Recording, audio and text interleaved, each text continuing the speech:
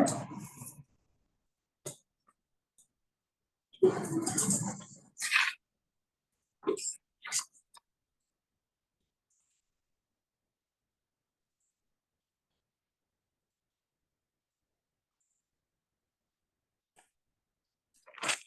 Welcome, everybody. We're just having the attendees are filtering in still, so give us a couple minutes.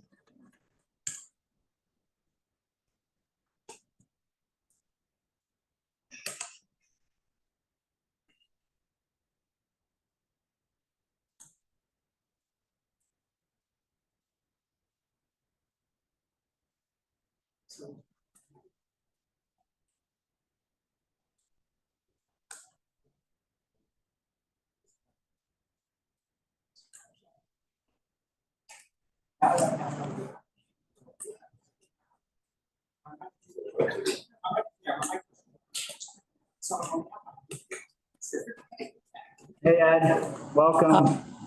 Hi. I don't know if Michael's joining. Let me just try. Can you just mute it really quick? Sorry.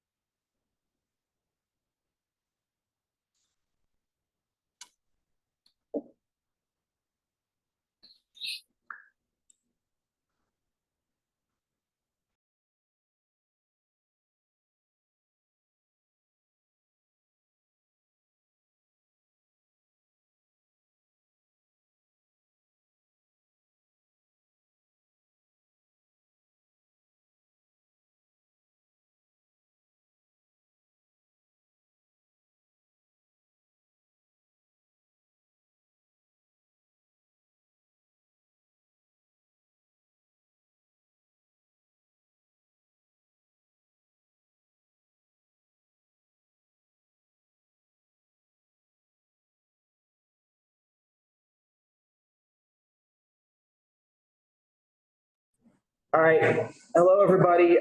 Welcome to the August meeting of CB2's Street Activity and Resiliency Committee.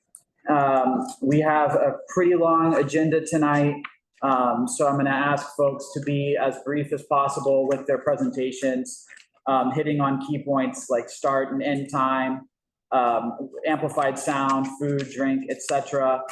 Number of attendees, all that kind of stuff. Let's try to run through. Obviously, we want to hear about it, and we want to hear what the event is. But we do have 30 plus items, I believe, on the agenda. So in any case, I'm going to call folks in the order that they're on the agenda. Please do your brief presentation, and then we'll open it up for questions and comment from the board and then from the public. So without further ado, we will get started. The first is Tony Molicart. And again, please just raise your hand on the Zoom if I call your event, and we'll promote you. Oh, and I guess I should introduce ourselves really quickly. So I'm Will Benish, I'm the committee chair. We have Brian Pape and Erica Olson here in person. We have Rocio Sands and Ed Ma on the line, and I believe Michael Levine will be joining on the Zoom as well.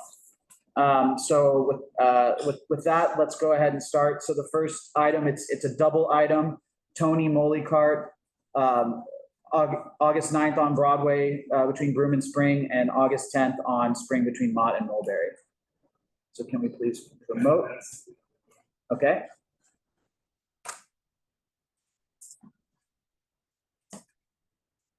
Okay.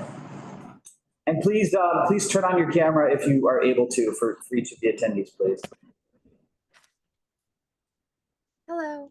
Hello. I am McKenna on behalf of Food Truck Promotions and Tony Malloy. We are activating on Friday and Saturday in Soho, 2 different locations. I am going to share my screen. And sorry. So sorry about this. And so we are going to be utilizing one of our food trucks or food carts, and we will be passing out about 500 servings with us. I'm so sorry, for whatever reason, will not let me share my screen. It is pretty straightforward with a typical New York food cart. For the activation hours, both days, our team will arrive at 10 a.m. Service begins at 12. Service ends at 5. We will be passing out cookies in a prepackaged cookies, and we will have line control with stanchions. We will have garbage bin for the trash. All the trash will be removed when our team loads out at 5:15. And we will bring it to our warehouse in Long Island City, and we will dispose of it at our warehouse. And then we will have stanchions for the line control, and we'll have EAs to manage any line and answer questions, and we'll have that 5 feet pedestrian egress.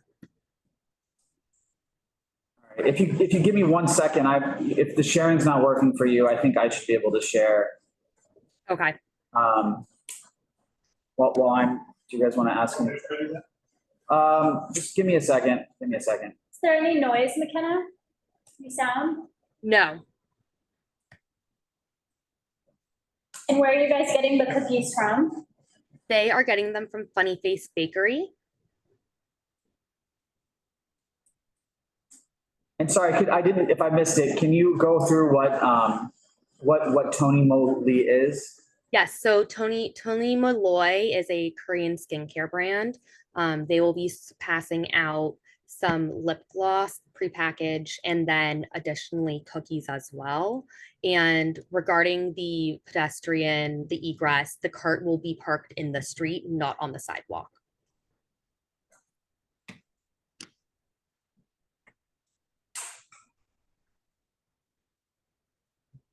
Okay, here we go. So can you see that?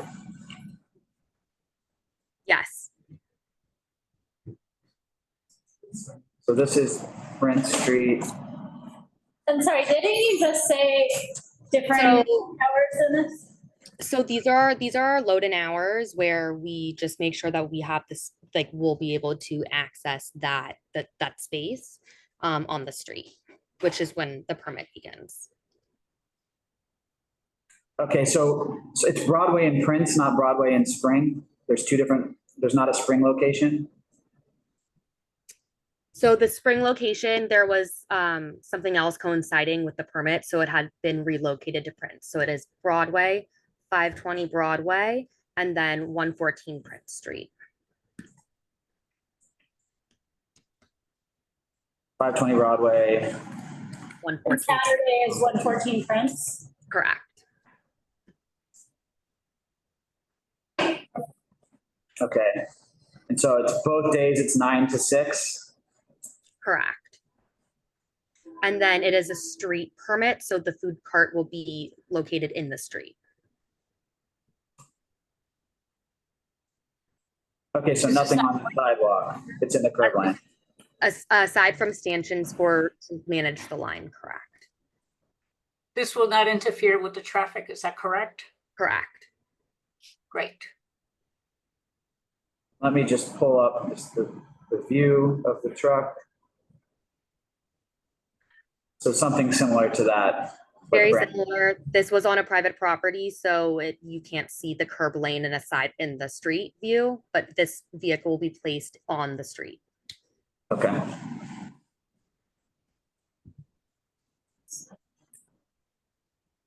And then, so our vehicle will be placed in the street. Behind it, we will have our support vehicle and then manage the line with stanchions.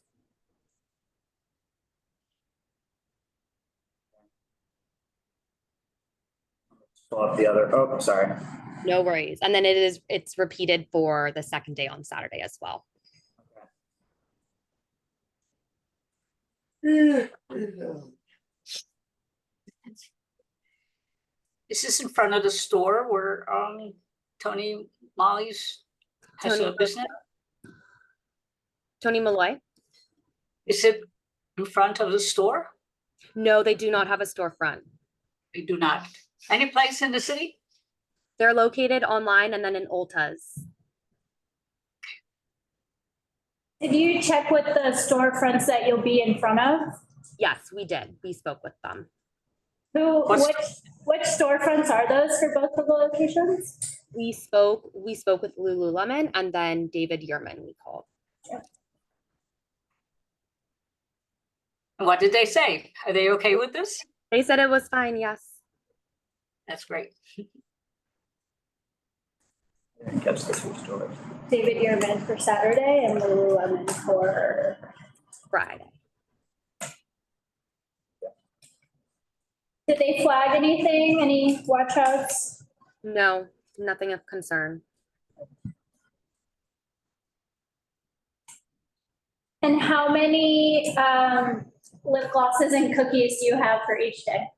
We're expecting about 500 guests throughout the day. Per day?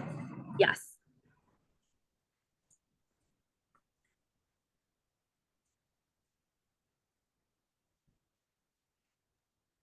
And in How terms of. often do you do this? Sorry, Will, how often does? Go ahead, sorry. Can you hear me? Yes. Yeah, go ahead. Go ahead. I asked, how often has this company done this before in different neighborhoods or in New York? They have promoted in Korea, their Korean skincare brand, but this is their first time with us here in New York City.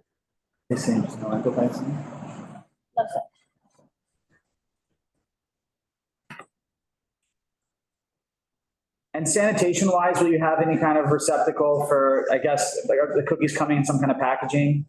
Yes, they will be coming in box packages, which we will store in our support vehicle. And then we will take the boxes with us back to our warehouse and dispose of the trash on site. We will also have a trash can on site for guests to dispose of the wrappers. Or any trash from any other pedestrians on the street. I don't know, I think that sidewalk on Prince is pretty, it's pretty narrow. I'm trying to look in the chat. Someone told us what the spring one was. Can you tell us?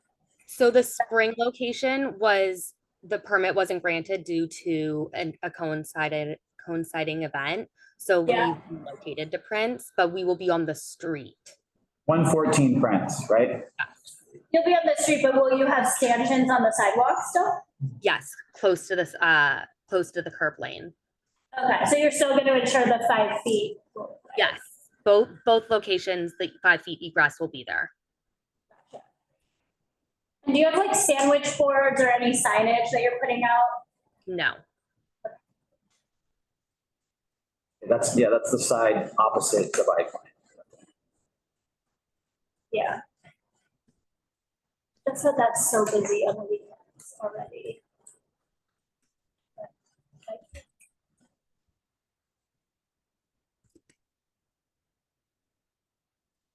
Is there still a scaffolding? Scaffolding? There's currently not any scaffolding at either location.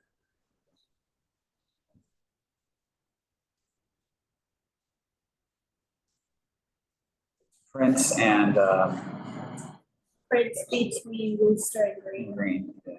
Darlene Lutz to everyone. There's the R train subway stop at Prince Street. Whoa. What was that? That was an automated chat. Was something turned on that's reading chats?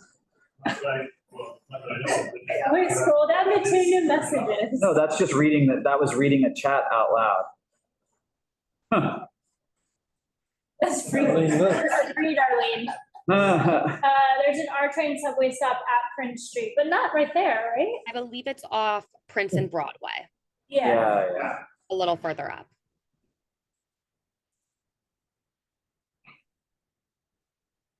All right. Is any other question or comment on this one?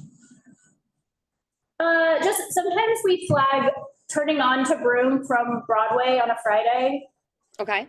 Where are you guys exactly? Sorry if I missed that. Prince Street off Green and Wooster. Oh, no. Sorry. Broadway. Oh, sorry. On Friday, there's just a lot of traffic there and it's already kind of a cluster. Are you guys, you turn right onto Broome, right? Do you know what curb lane you're on? We are on the east side curb lane. But they're close to Spring. They're not down by Spring. Closer to Spring. It's like it's right near Spring. And we'll be loading in early in the morning. Oh, so that's what Darlene is saying. So we just want to stay away from the subway. For that day for Broadway. Yes, we'll be diagonally across and a little further down. Thank you, Darlene. I see Pete has his hand raised. Can you promote him, please?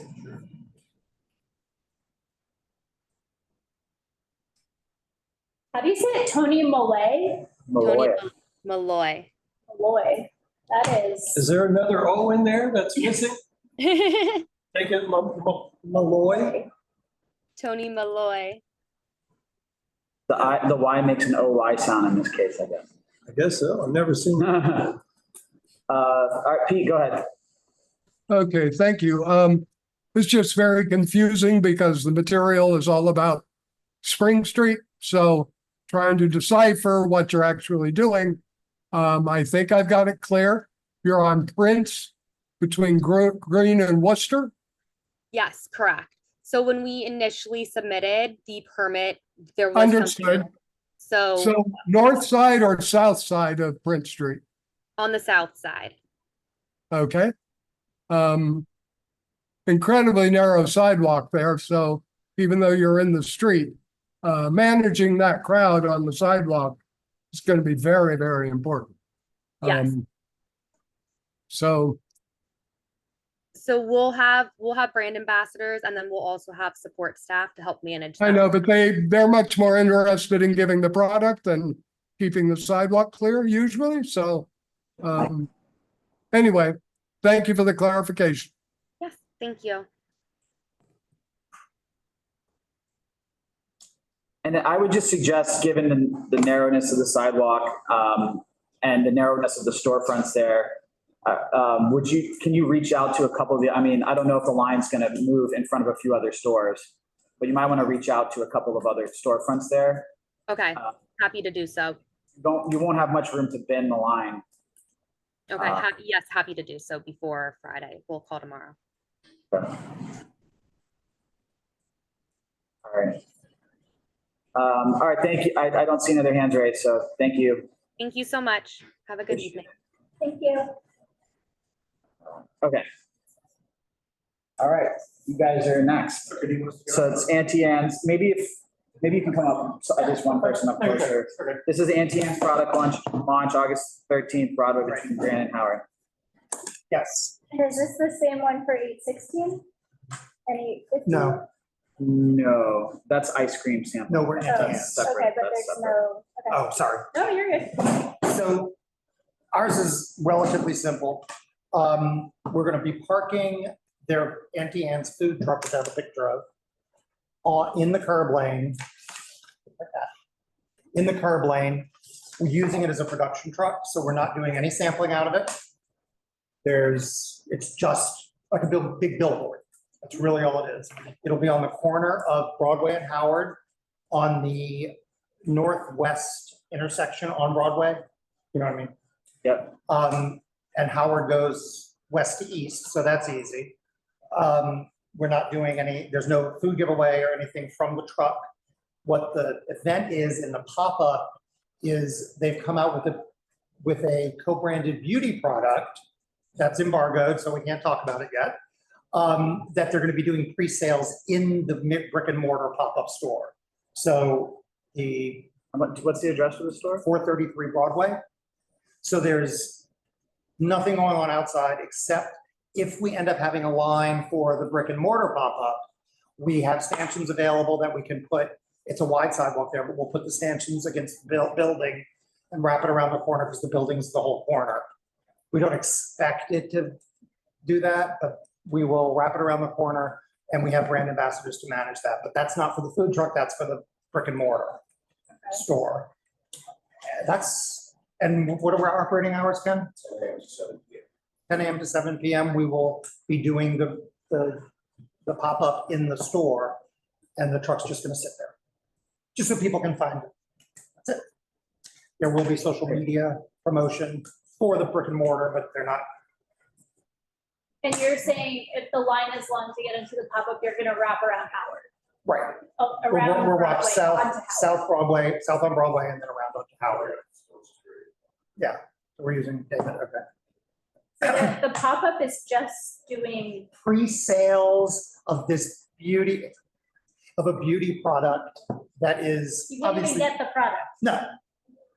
They will have swag, which is what we're storing in the truck if we need space, that we'll bring into the store, but we're not giving we're not giving it out. And you've never met me, but trust me, if somebody tries to take it, they will not get it from there. They have to go into the store to get it because they get the swag if they buy a product.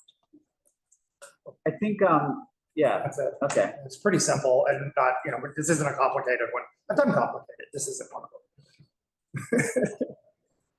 Yeah. And it comes in that morning, leaves that afternoon. There's no sound. No sound, no electric, no line for it, no signage for it. Generator. You basically just want a parking permit. Basically, Yeah. but it's a branded truck, so, Yeah, We like rule abiding. and because it's a food truck, it confuses everybody. Yep. But we're not doing anything from the truck. I think just one thing we like to make sure is that trucks parked far enough away from the corner that there's like a daylighting aspect and you aren't having people have to swerve around outside the truck. Because I think actually Howard goes east to west. So people will turn Yes, right people are gonna be turning right. on the Broadway. That's right. Yeah, That's fine. We can back the truck up as much as you think we can, 20 Yeah. feet or so. yeah, I think, because it's a pretty broad storefront, I think, right? It's a big Yeah. storefront and it's a huge We've sidewalk. had pop-ups here before. It's a Yeah. huge space. So I think that's what we would say is we could leave as Yeah, much space as just over possible. here. Yeah, we'll park it toward the north side of the Yeah. facade. Yeah, So there's plenty of room for cars to line up because it is a bus. Is that a turn lane or is that? well, It's there's, weird with those buses. no, it's a bit weird because it looks like there's a parking meter there and that's like a commercial parking zone. We so can't it's park not too an close to that explicit hydrant, obviously. turn, it's not an explicit turn No, lane. but that's at like 437. Yeah, You know There how is a people are. parking meter here. yeah. So we'll park up far enough away from the It's not a hydrant. no to be standing safe. or no parking, yeah, but people will be cutting over to turn. Right. Because even if I was in a car, I wouldn't know exactly where to pull to turn because you can't be in the bus lane. You gotta cross the bus lane. Yeah, basically if people are parked, then they go around the bus lane or into the bus lane. In the And bus if lane. people aren't parked, then they use it as a turn lane. I feel like that's We could also put our cars in the rest of it, so it's. the rules. I don't know. To make it easy. Yeah. So it's pretty simple. If anybody has questions, let me know, but that's what we're doing. Okay, and there's no sound or no giveaways actually from the truck. I mean, we will be pulling from the truck to bring into the store, but everything happens at the store. Okay. One question on the chat, do you know what the capacity is for the occupancy for the pop-up? How many people can be in? We're not actually using that entire space, we're actually cutting it down and we're using some of it. But what- House. what are- 40, 30, 40. Okay, So if we get a line that, we'll do stanchions for the line to the store, because obviously we want to stay within fire code if we want to. Yeah. And it's a plenty wide sidewalk for a line and 5 feet. So we'll make sure that we do that. Not including the grade, right? No, not including, no. it looked, I mean, I can line them up on the grader. 30 to 40 It max. doesn't matter to me. that looks like a That's very not- wide sidewalk there. They're not allowed to line up on the grade, right? Those grates are so, Not allowed. But you're gonna be against the wall anyway, you well, said. I would, yeah, normally I would line up against. I think the that's wall, better. But we're gonna do a single line. We're not doing All a right. massively big line like Broadway does sometimes. You said it will be promoted on the. It will be but remember, it's not a free giveaway, it's a buy, Yeah. which also will help. That we will have people walking by to look. And this is a Tuesday? It's Tuesday. Right. You're there. Okay. This one's very straightforward, I think. I mean, it's just any questions? Nothing there. All right. Thank you very much, guys. Thank you so Much much for appreciated. coming. Y'all have a good night. Very Thanks. helpful. Thanks. Were you able to get a hold of Michael? I did, and, I sent him another link. All right. So I thought it was Oh, all right. Okay, so we have a number of, I think think it's just two now that are sampling event ice cream. One on Green between Prince and Houston and one on Perry between Greenwich and Hudson. Both curb lane closures. We have someone from the ice cream event permits LLC. Okay, let's promote them, please.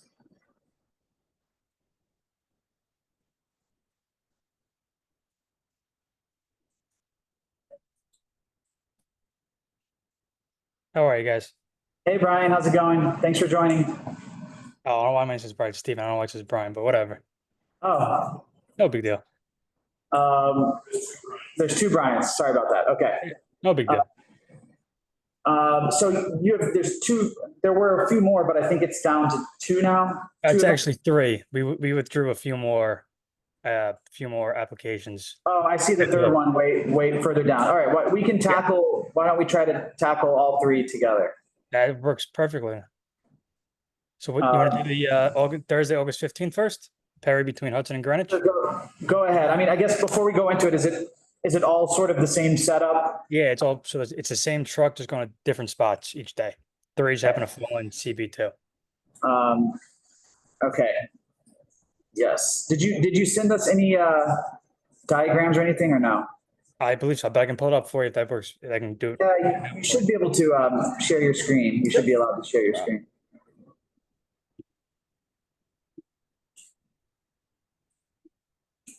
Great. You can see this? Yep, we can All see right, it. so Perry Street right here. So we adjacent to Dante's, right across. And I go to the next Oh, page. that's the green one, I think. Yeah. Oh, sorry. Which one?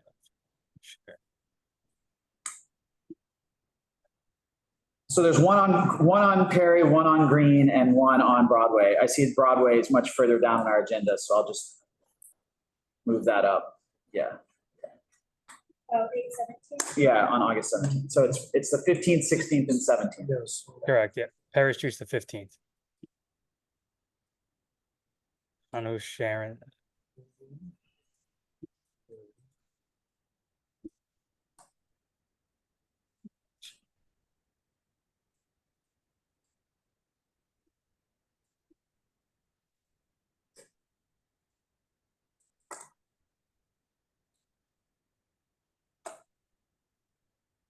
Brian, I think you're sharing the I screen. think the 15th, no, the 15th is. Can you hear me now? Green I'm Street. sorry. Oh, there's Tom. Hey, Tom.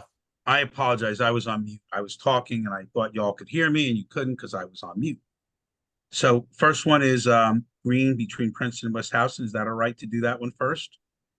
But I Well- think that's the second one. I mean, This it's already up on the screen. So I thought there was one on the 15th, but Maybe. There it is, right there. That There one. it is. Okay. let's start with that. All right. So there's this, so this is Perry Street. We're doing this in conjunction with Dante's, and we're close to the corner, as close as we can get. So this is just a rendering of what it might look like. So we're just trying to make it as pretty as possible, but it's right here. Dante's is right here on the corner of Perry and Hudson, and we're going to be parked on the north side of the block as shown.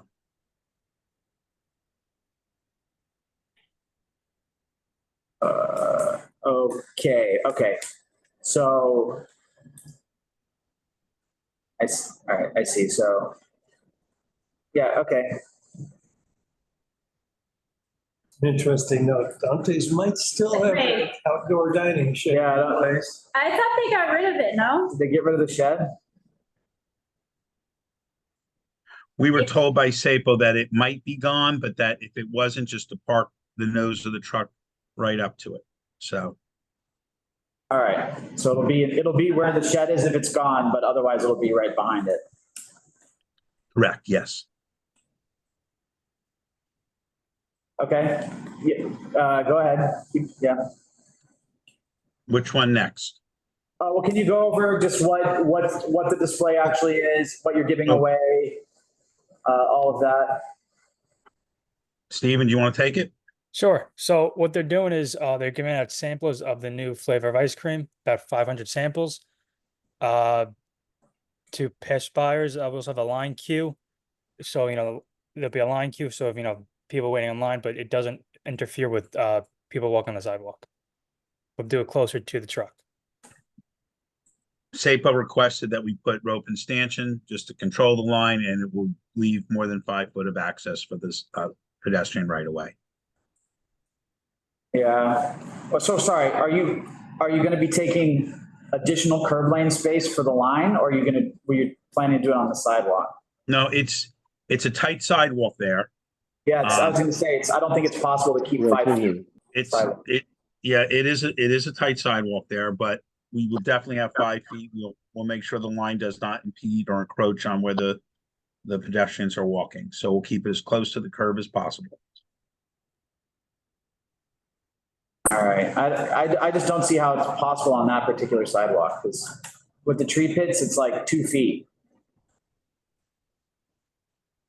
If we have to push the pedestrians into the curb lane, we will. We've done this in the past, not in your area, but we've had no problem controlling the lines. And if we had to push it into the street, we'll put it right behind the truck so the pedestrians will be safe. And that's what we've done in the past if it got to that. But we don't expect a large crowd for this. This is just really in conjunction with Dante. So this isn't one of the bigger events that they're doing. This is more of a personal thing that because Dante serves their ice cream. So we don't really anticipate a large crowd for this. And that area it's not a lot of passersby that's going to organically draw a large crowd, as you know. Can you tell me why the setup time is 12 midnight? I can absolutely tell you why. Because that's the first time to put it in there. We want to get the truck in there. So we're not really setting anything up other than trying to park the truck so we don't lose the space. That's it. There's no other reason. Nothing's happening then. It's just. Yeah. All right. I mean, if you're gonna use the curb lane, you definitely need to make sure you have solid barriers that you're putting out to block off the curb lane from traffic. I mean, we see like a million ice cream truck, like not ice cream trucks, but we see a ton of trucks like this every month. Right. And it's generally fine, but we don't usually see them in this location. And I think the reason why is you literally have tree pits where it's 2 feet of clearance. So I just don't see why I can go there. Yeah, it's not really one of our typical sampling events. This is more of a personal thing between the company and Dante's. So we're not privy to all the personal, but it's a thank you to them. So it's really promoted inside the store. We don't really see a big crowd growing here, nor were we told to expect one. We do have barricade ordered. We have 20 pieces of barricade ordered. So we have overkill on the barricade, I'm sure, but certainly if we need it, it's there for us. Yeah. So you're saying that Dante's serves that product, product inside the restaurant? Correct, yes. But they also have locations in the village. Well, sure. Yeah, they're around. All right, yeah, I mean, that's my big concern is just pedestrian egress, but anyway. And what way are you guys planning on if there's a lining up? We'll line up actually going towards Greenwich Street, and we'll try and stay as much on the sidewalk as possible. That's what we usually will do behind the truck. And then if we have to physically go behind the truck, we will have a little bit of space behind the truck blocked off for that. But I don't really think that it's going to happen. I don't expect we're going to get a long line. I think they'll be sending people out to sample different flavors that they'll have. And I don't see there's any chance for a long line. But if there is, we have barricade control. This is not one of the highly promoted locations. It's more of a personal favor. Yeah. Did you say there's stanchions or just barricades? There's stanchion on the sidewalk. Okay, but you'll put barricades in the street. SAPO asked for that. And then we have barricade to block off the area for the truck. And we can obviously use that same exact barricade to provide a safety buffer for the pedestrians or consumers, I should say. Yeah, all right. I mean, look, I'm a big fan of Van Leeuwen ice cream. I get it a lot, and there's always lines at every single store. So it's extremely popular. So I have a hard time believing there's not going to be a line, but anyway. We hope to have lines at the other two. What it is. Well, I also know Brian and I know that shed in particular where you're gonna park your truck is a huge issue for the community on that street. It's been like singled out as problematic, I think, because the street is narrow, the sidewalks are narrow, there's tree pits, there's just not enough room for everything going on. Right. So I would be prepared for tight squeezing and diligent line management. Yeah. I mean, I would recommend honestly moving this location. I mean, there's better places nearby probably. I just think they want it to be outside Dante's. Dante's wanted it there, so that's the reason that we were asked to put it there. They wanted it in close, they wanted it right outside Dante's. And do you guys have trash or? So yes, we have a trash bag that attaches to the truck because the only trash that we're going to generate will be the napkins from the from the cone. So that's it. Oh, it's on a cone. Yeah. And is there any amplified sound? No, none.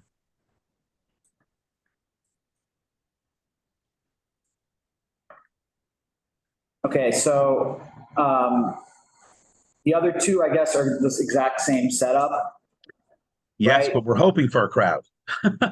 Hoping for more of a crowd. Okay. Yes.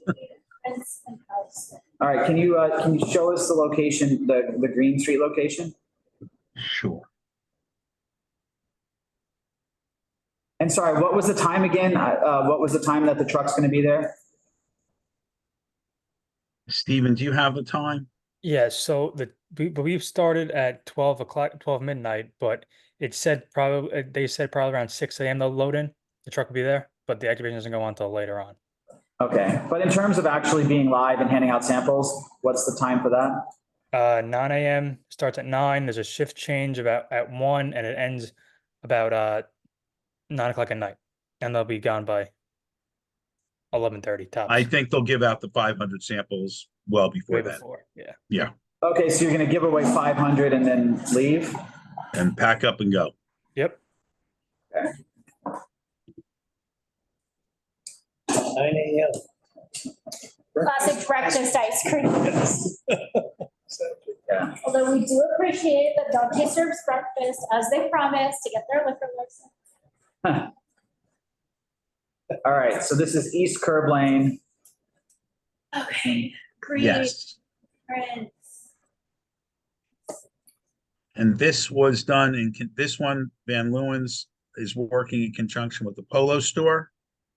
And in the past, we've placed vehicles on Green Street on the west side of the street. This is the east side, but now city bikes are there. So it got pushed to this side of the street.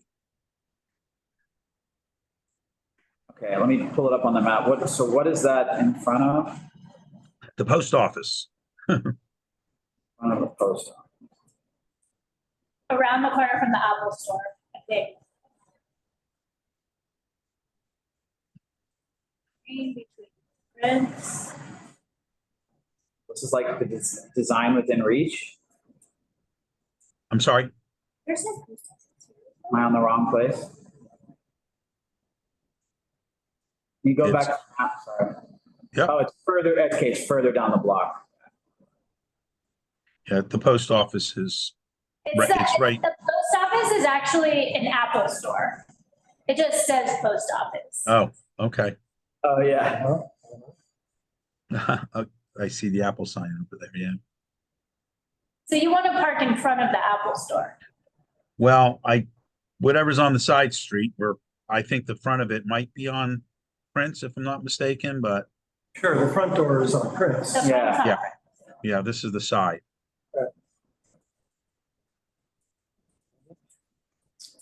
And the Polo store is here.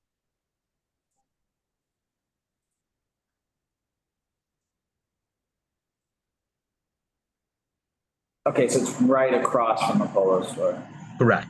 That's the nexus for why Van Leeuwen's wanted to be here. They're working with the Polo store on this one. This is moved to Friday, the 16th. Friday the 16th, yes. And which way are you going to run the line? This one, the line would run towards the front of the truck. It would run the opposite the way we usually run it, because there wouldn't be enough room back this way. So we'd run it down towards West Houston, going towards West Houston. Okay.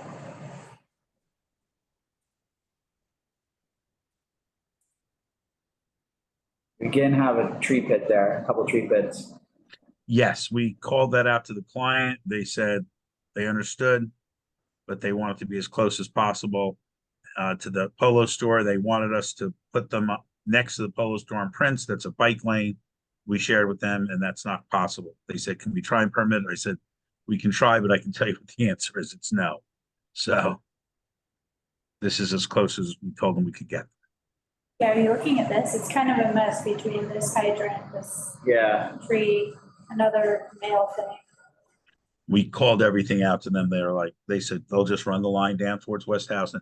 After the tree pit, there's a long length of space. But I think there's those like permanent mail drop things. Yes, but they'll work around that. They'll just walk around those green mailboxes are there. Yeah. Yeah, but we still want 5 feet even with those. Yeah, it's plenty of room to do that. We'll just walk the people around the mailboxes. It's a pretty wide sidewalk over there, even with the tree pit. I mean, why couldn't you just do it a little bit further down the street? You wouldn't have any of these issues. Like past that garage. Yeah, I guess, I mean, they want to be, obviously the foot traffic, there's not a lot of foot traffic on Green Street right here at all. The foot traffic's on Prince, and they would like to be as close to Prince in the front door of the Polo store as possible. And there's no other reason other than that. It's down here, they get lost. Yeah. And Pete's pointing out that garage is actually a loading dock, which you probably cannot block with a line. I would have no issue with that. We'll have 2 security guards there. So it's not, line control has never been, we've been doing this for 30 years. I've never had an issue with line control. We're actually very proactive with regard to that with our clients. Our clients don't always like us, but on the front end, but we make sure that we get the job done for them. So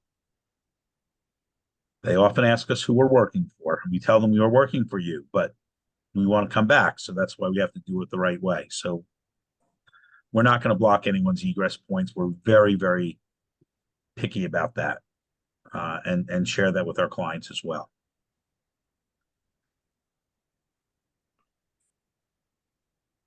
And this again is just giving away ice cream on cones. Yes. Mm-hmm.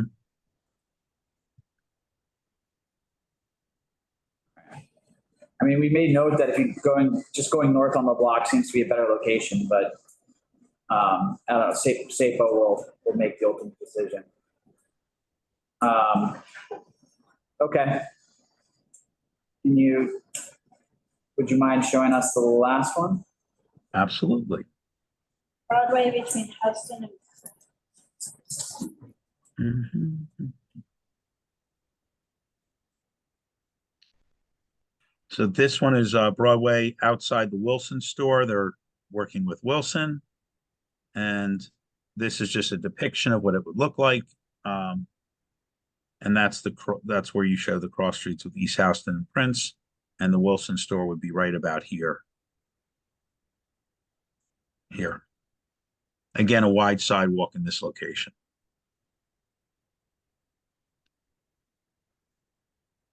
Is this the collaboration with Wilson? This is a collaboration. Yeah, so Van Leeuwen, this is not part of what our job is with Van Leeuwen. It's just the permitting. but they are working with some luxury brands, and they're in their portfolio. One of their partners is Wilson. So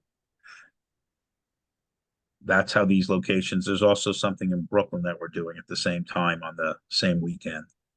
But this is geared towards their luxury brand partners. I'm not going to argue with my client about whether or not Wilson's a luxury brand or not. So How big are the cones? how big are just your standard off the shelf variety cones. They're not baby cones. They're just regular cones. Then a little, I don't know, weirdly, I feel like one of the biggest issues is like melted ice cream all over the street in the summer. And like, could you guys put out trash receptacles if people don't finish their cone or it's melting too much and they want to throw it away? Like, well, I would be hard pressed to say no to you on that, but the thing is, we actually do have a trash bag attached to the truck that will continuously be taken off and replaced with a new one. But typically, I don't think that once they get the cone, they're going to hang out at the truck. I think they'll walk away with it. That's just my. No, that's fair. I hear you. Yeah, I don't see them. I feel like they're going to throw all their ice creams in the street in the corner trashes. And it's... Yeah, but do people do that? They don't finish the cone and throw it? No, when it's full size and it's like the summer and it's melting and a little kid got it and they're like, you're done. Throw it away. It's free, so they're just gonna grab it and like sample it. So, all right, so each one is 500 samples and you're gonna get there at 9 a.m. for each of the three and then leave when you give away 500.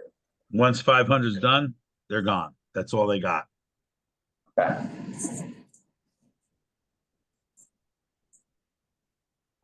All right.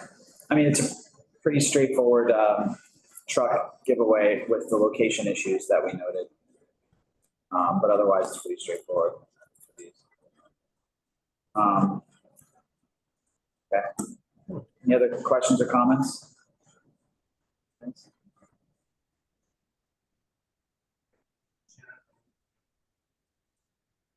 Oh yeah, Pete raised his hand. Pete. Pete, go ahead. Pete, you're on mute. Yeah, I just have a concern about the trash. I would hope, because there's no garbage cans except at the corner of Houston and at the corner of Prince. So this entire block front has no garbage cans. And you'll probably be giving napkins, whatever. So it would be great if Van Leeuwen at the end of their day, and maybe a couple of times during the day, would do a walk of the block and clear out their trash that's been generated by this truck. Otherwise, who's going to do it? Right, Pete, I have no problem with that. We can tell the client that that's a stipulation. That's an easy ask on our part. But I do want to note that we do have a trash can attached or trash bag attached to the truck. That's worked for us in the past, and that will be constantly emptied throughout the day. And that stays on the back of the truck and goes away with the truck. Understood. But like you said, people grab it and they walk away. Once they're 20 feet away, they're not coming back to your truck. We agree with you. Also, this is for 2 days, correct? Nope, this is just the 1 day. Okay, because your paperwork says set up 8/16, start 8/16, and 8/17. Right, but it was adjusted. That's the one that got withdrawn, I think, Pete. If you go further down, it's 8/17, the new one. Okay, so it's 1 day. Yes, sir. And which day is it? Saturday, August 17th, sir. Okay, so Saturday, it's going to be double the people. You know, it's a lot of people. And like you just told us, you want a line here. You're praying for a line of people. So this is not going to be some small little thing. So I really, if my prayers are answered, for Pete, those yeah. of us who live on these blocks, we would really appreciate if you're coming to our neighborhood and giving stuff away, that you clean it up before you go. Thank you very much. Thank you, Pete. Stephen, Brian, can we just make a note to that to the client, please? Will do. And it's a very valid concern that Pete has. And it's something that it's Pete's pet peeve of mine too. So, we've been doing this in the city. Pete, I've been doing this older than dirt for 30 years, and I like being welcomed back and to be able to eat at the table that you've set. So I respect very much what you're saying, sir. Okay, I've been living here for 45 years, so I've been seeing what You had happens. to top me on that one, didn't Anyway, you? I appreciate it. I hope you take care of it. Thank you. Thank you, Pete. All right. Thanks, guys. Thank you for having us. We appreciate the time.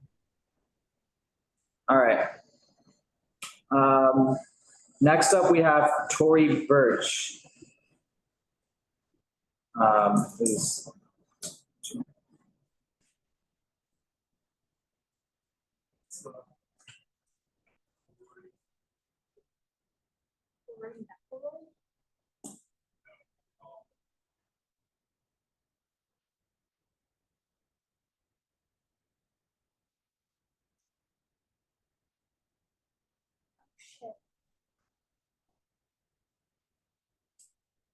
Hi, everybody. I'm Roy McAvoy with Scenester Projects, and I'm presenting for Tory Birch two separate applications that are interrelated.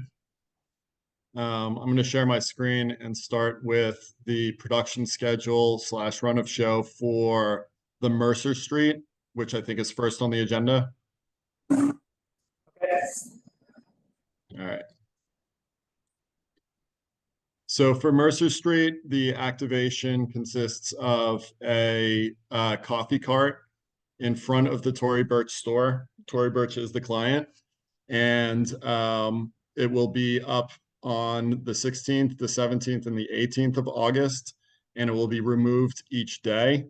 So aside from the coffee cart and the stanchioning and production personnel, there isn't any other setup. Are there any questions on the production schedule run a show? Okay, one sec. Okay, it's 10 to 5 each day, right in front of the store. And is there any amplified sound? There's no amplified sound. And are you giving away anything else other than coffee? Just iced coffee in 12-ounce containers. And the cart is in the curb lane? The cart is on the sidewalk. I can move over to the site plan to discuss the. Sure. Let me see if I can make this. Can everybody see this? Yes. Okay, so the coffee cart is 5 foot wide by 10 foot long. It's a Deploy coffee cart. This is a New York City vendor. Can you see this, the renderings? Yep.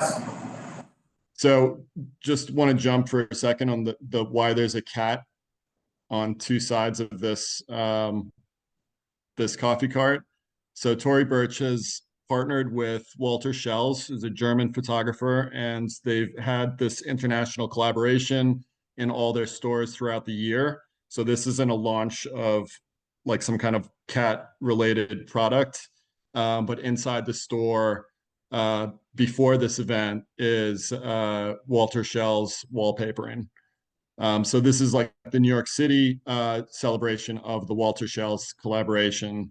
And it's meant to drive traffic to the store, but also raise awareness for this collaboration, which has been ongoing. But back to the site plan. So that's the coffee cart.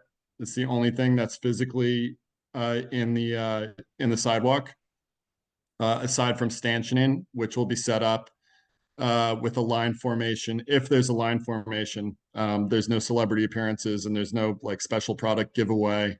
Aside from iced coffee, we will have a line formation that goes north on the west side of Mercer Street to the coffee. Can you guys see my cursor? Yeah. Okay.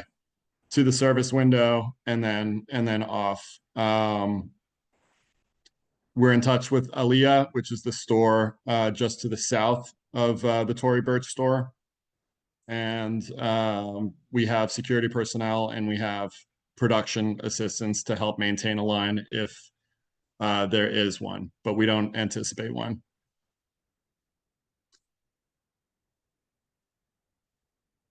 Do you have trash receptacles? We do not currently have trash receptacles. The plan of action for trash is the store will take any trash inside. I can discuss adding trash receptacles if you think that's important. I think it's important. Yeah, I think so. Especially in this area on a weekend, like even without this, trash is an issue, so I don't think people are gonna go into. Okay. I mean, maybe, but. No, I think we definitely need them. Yeah. Okay, we can add that in easily.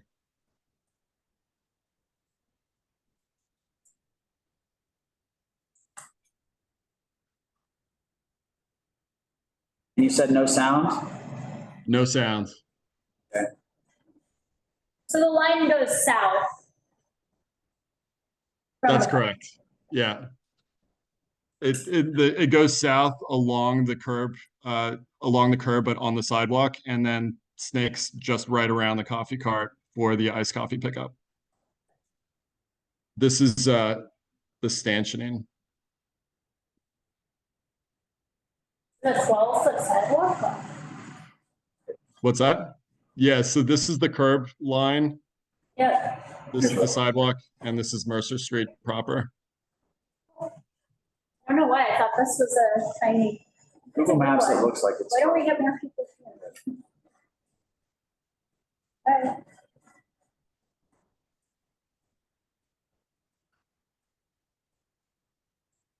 Okay. All right, why don't we talk about the next one? Sure.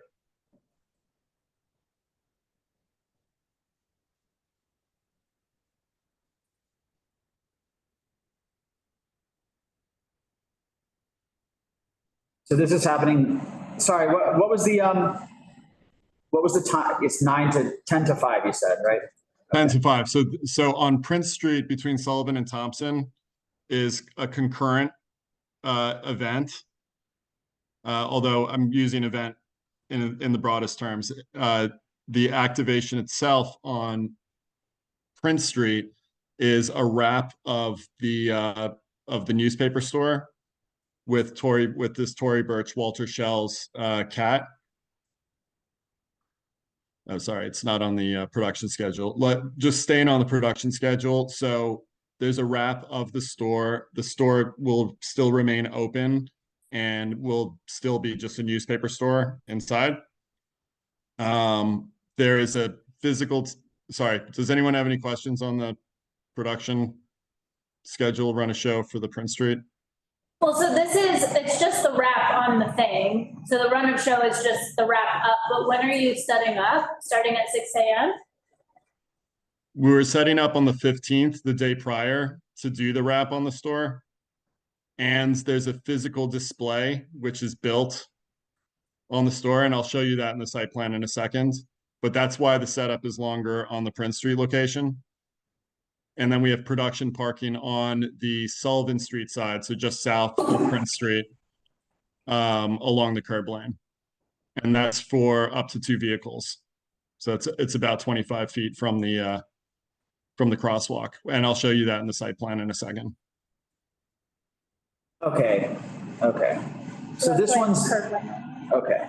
So this So one's parking, plus you're just wrapping this, you're not, what is there? No, there is a component that relates the two events. So, and let me just move over to the site plan. And what's the address of the store that you're wrapping? 186 Prince Street. Okay.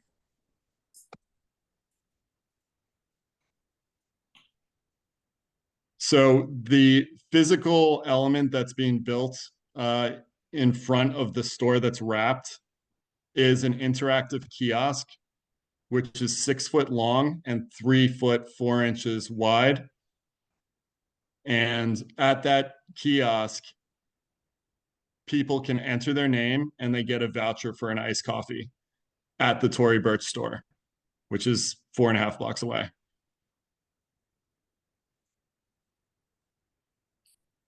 And so similar to the coffee cart, we have a line formation, this time going from west to east.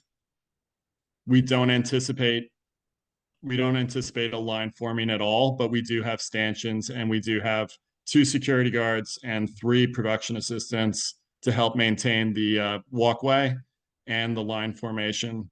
And then when the activation is over each day at 5 p.m., the security stays to make sure there's no graffiti on the storefront. And you can see here. There you go. Sorry, I'm just to finish this off. So I'm gonna go back to the site plan. This pink box is the interactive display. And currently there's an ATM where this box will be built. And the rest is just the store route.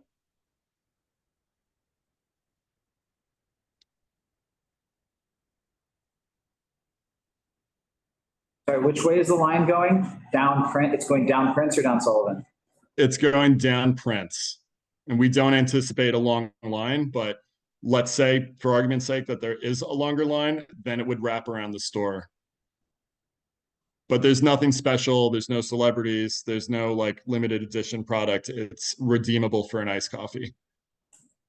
At the store? At the other location. So on Mercer Street, the other site plan that I showed you. So you don't really need a voucher, you just go. Yes, you can with the voucher, you can go and get the iced coffee at the Mercer Street location. Oh, okay, but you're not just giving the iced coffee out. That's correct. Oh, That's strange. so you have to go do this kiosk thing to get the voucher to get the iced coffee. I apologize. You can get the iced coffee without the voucher. So this is just a trick. Yeah, I guess you could call it a trick, but it's an interactive display.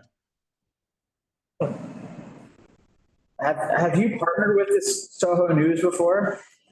I have not. No, I have not. Although with working with the store, they were concerned about previous activations, and we've built this into, this is not a store takeover like has previously been done. This is literally just a wrap. So what did they previously do? They closed the store and had something totally different inside? I have no idea, but the manager was concerned about past things that they've done.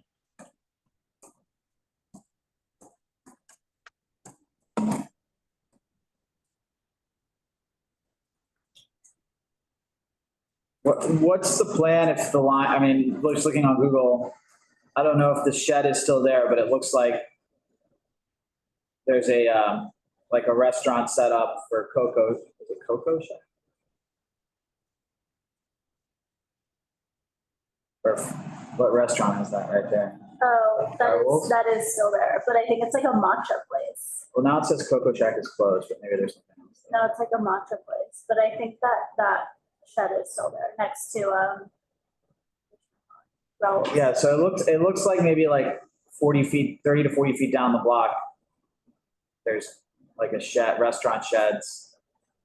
There's a door into a residential building there too. To the east on Prince Street? Yeah.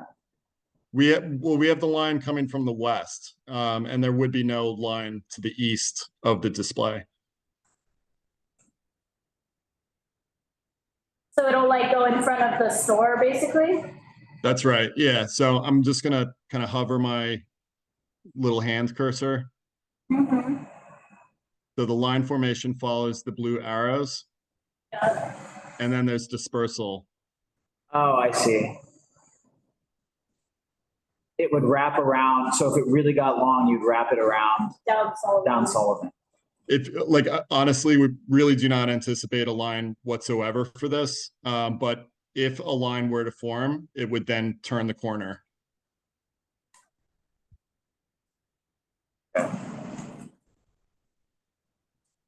How long does the interaction at the display take?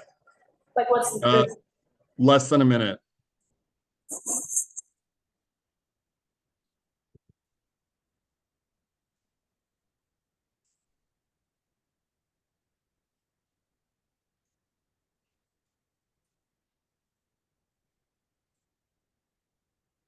they need, I mean, they just have curb lane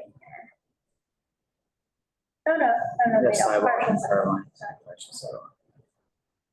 They have curb lane on Spring. For partial for sidewalk. parking. For parking. So yeah, the Sullivan, so as you know, the SAPO permits go between intersections. So it's Sullivan Street technically between Prince and Spring. But as you can see in the site plan, it's in action, it's two vehicles. Up to two vehicles. And in fact, this is. That one is where you want curb lane and the other one is where you want partial sidewalk. I got it. That's right. Yeah.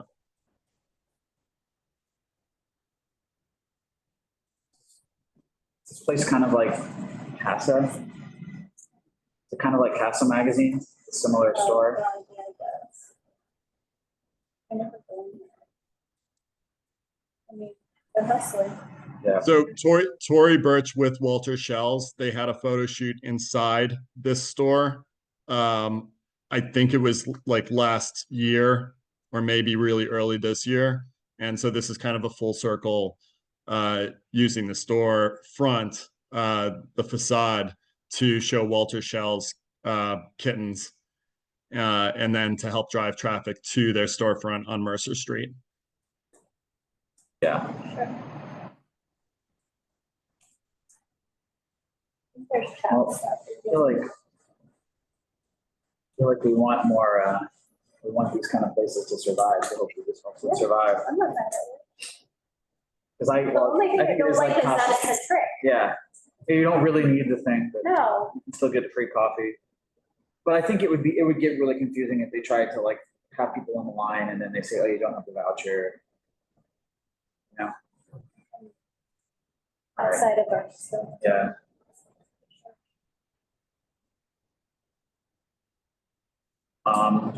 Keith, do you guys have anything? Does Yeah. it noise, the thing? I'm sorry?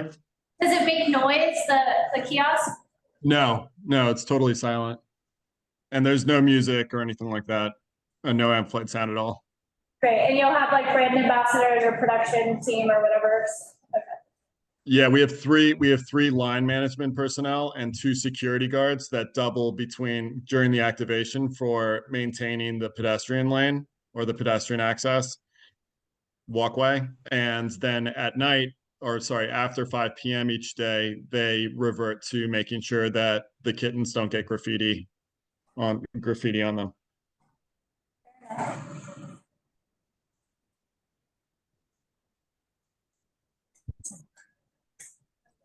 Pete, go ahead.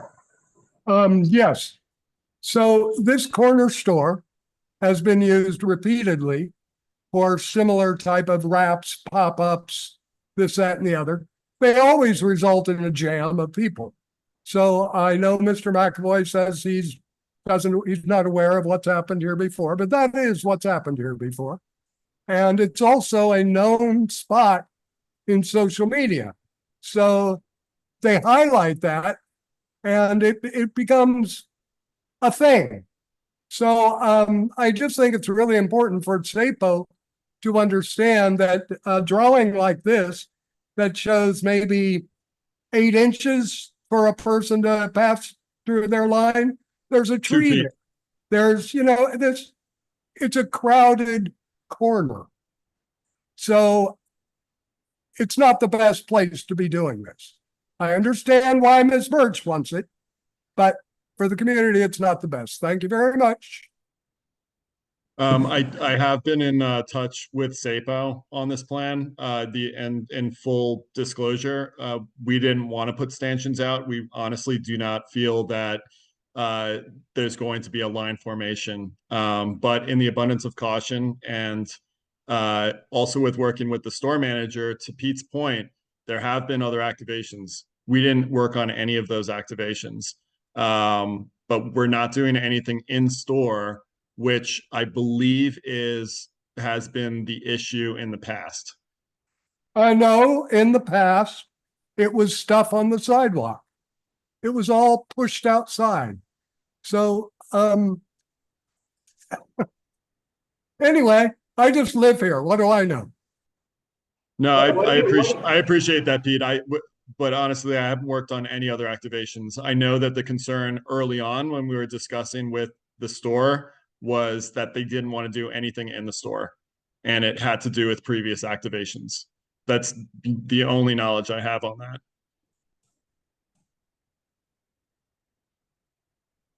Okay.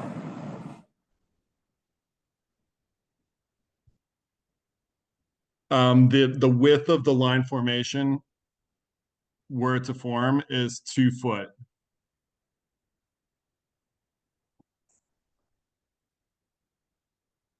All right. Okay, I don't see anything else, so I think we'll move on. Thank you very much. Thank you very much, everyone. All right.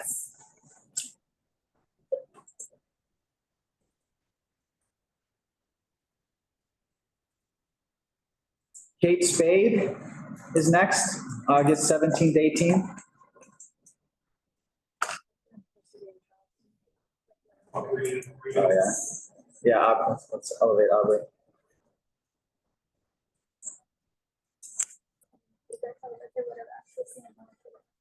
What's that? Tell me more. Hi, everyone. Can you hear me okay? Hi. Hi. I'm Aubrey. I'm from Deco Productions. I'm here to present on the Kate Spade. It's a Kate Spade curb lane activation. Hold on one second. I will share my presentation.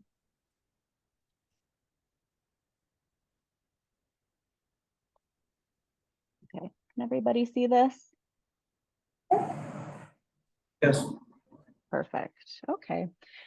So this activation is for Kate Spade. It's actually on Broome, right in front of the store on the Broome side, not the Mercer side.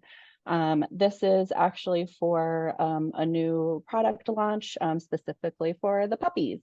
So she's celebrating this new pet collection. It's a 2-day event with a little bit of fun and activities for the pups. It is free and open to the public, and individuals will be encouraged to bring their pups to be able to enjoy the event for a complimentary photo, and also a little pup cup, which is a little bit of like safe whipped cream, no sugar added. I'm not really sure the recipe, but it's for the pups. It is Saturday and Sunday, the 17th and 18th. The time of the activation will be about 11 a.m. to about 5:30. And it will be in the curb lane there at the 454 Broome Street, and it is between Mercer and Green on the north side. So we are looking only to take over the space right in front of the store itself, nothing further down the block at all. There will be one security guard during the activation, and then there also will be one security guard overnight, because there will be a couple of pieces left over in the curb lane for the overnight, so we don't have to reset the next day. There is giveaways. They're not like real giveaways in a sense that it literally is a photo taken of your pup in front of a cute backdrop, and then a pup cup for them as well. The photo is free, and I think all it is digital. You just give your email to have it emailed to you. And then also there will be an ask if they can use some of the photos for some of their online campaign. Again, it is literally just in front of the store itself. So I think it's about 50 feet of curb lane, and nothing will be set up on the sidewalk itself. There are no celebrities, no influencers, no VIPs, no sound, no food and beverage will be provided for people, just the pups. There is no generator, and the trash there will be bins actually set up in the space itself. And there also will be brand ambassadors surrounding the area, as well as some of the production team, to help clear any sort of throwaways during the event as well as after the event. And they will do a walk down the block a little bit to ensure that anything else that was thrown away that is part of their event that's on the street as litter will be picked up and disposed of appropriately. The run of show, it's Saturday. It'll be scenic load in about 7 a.m., taking over that little portion of the curb lane. 10 a.m. is when the dog whipped cream cart arrives. The activation begins at 11, and then it'll end about 5:30, 6 o'clock. And then same with Sunday. The dog whipped cream cart will come back. The activation will begin at 11, and the activation will end at about that 5:30, 6 p.m. time. And then it will be cleaned up around that area, and then everything will be taken out of the curb lane. They put down about 12 that night, but I'm anticipating actually the cleanup will be a lot quicker than they anticipate. They just wanted to ensure that they had enough time to be able to clean it up. So I actually do think that it'll be more towards about 8 or 9 p.m. that evening that will actually, everything will be removed from that curb lane space. This is a floor plan of the space itself. As you can see, this fits directly in the curb lane. There is a little pet whipped cream cart on the right-hand side, and then a photo moment on the left-hand side, and then little cafe tables, umbrellas, kind of set up to look like a pet cafe in the curb lane itself. There will be a hedge line surrounding the area as well, not only for safety, but also to designate the spot just for the pets. It is sort of a safety fencing of sort, just in case a pet does get away from an owner. We don't want it running around in the street. So hopefully the little hedge line will help kind of control and make sure that there is safety to pets and every individual that's part of this as well. They're allowing probably about 15 people within the space with their pets at any given time. There is no anticipated queue line actually on the sidewalk. We're trying to avoid that. What will be asked of people if they are waiting to kind of get into the space is to go inside the store, kind of check out the new product, and then we'll be asked to come back once there is more room within the space in the curb lane. This is a picture of where it actually sits on Broome. As you can see, it is kind of close to that Mercer side, and it fits within the curb lane right there in front of the store. And again, we're not necessarily taking over anywhere else on Broome in any other storefront area. This is sort of the look of what it would look like with the umbrellas, the little whipped cream cart, and then also the photo moment as well. And as you can see, there will also be branding within the windows of the store itself. And that is it. Okay, thank you. And so nothing's happening on Mercer Street, right? This is all just in that little area on Broome? Correct, just Broome. But people will be turning right, because Mercer goes south, right? So people will be turning right. So I think we would ask that you push it down a bit so they can, they can see, right? Yeah, and it needs to be distance from the hydrant a bit as well. Oh, yeah. Yes, it is. That as actually, thank you so much. It is actually captured that there is a hydrant right there. It is a DEP hydrant that we will be moving about 5 feet down. I do apologize that I don't have the updated site plan to show the additional 5-foot placement a little bit down the street. This is nice. Can I take a Yeah, this is, I think we're gonna take your format of it.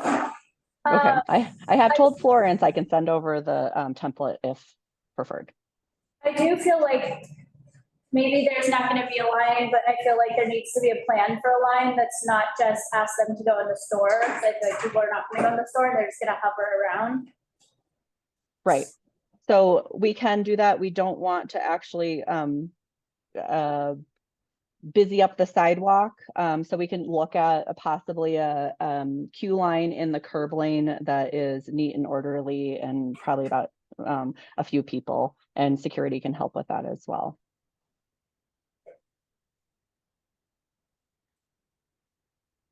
There's a hydrant on the corner right there, yeah. But I think Pete says that needs to be 15 feet, which sounds right to me because it needs to fit a fire truck. I don't think 5 will be enough, but yeah, whatever the rule is. It's 5 feet for clearance on the curb lane. It's 15 feet for a fire lane down a street, like an actual lane. You are on top of it. I used to work for CECM. Great.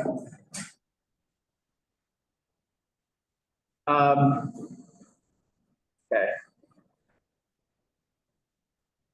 Can you talk about cars turning? I think we talked about that a bit. There's a question in the chat.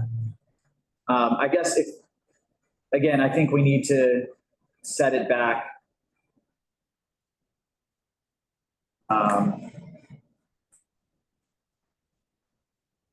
So we have some daylighting there. I mean, I think that's all you can do. Okay, we can look at a placement a little bit further down, but we don't want to necessarily be in another storefront area. I think there is a little bit of space, a little movement in front of the Kate Spade store. So I will work with the production team to see if we can kind of adjust it a little further down west. Great.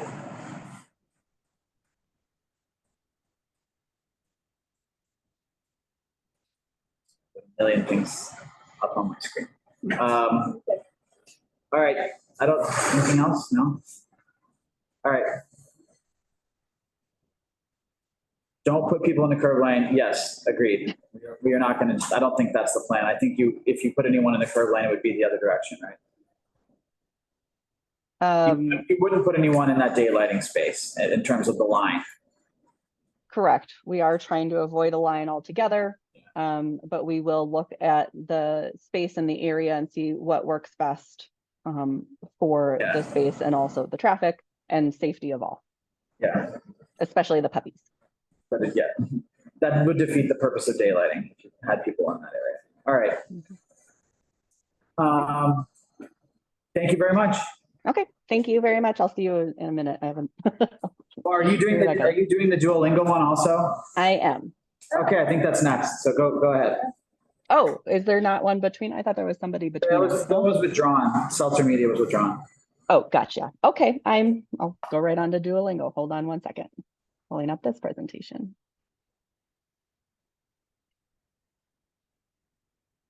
Okay, sharing my screen now. Okay, can everybody see this screen? Yeah. Okay, perfect. Okay, so Duolingo is an app. It's a language app. They are doing a brick and mortar sort of to try a new avenue of getting people signed up and involved. So they are actually doing a brick and mortar, which is over on Grand Street between West Broadway and Thompson. It is an empty storefront that they're actually taking over for the venue for this time period between the 23rd and 25th. So that's a Friday, Saturday, and Sunday of August. It is launching their very first pop-up.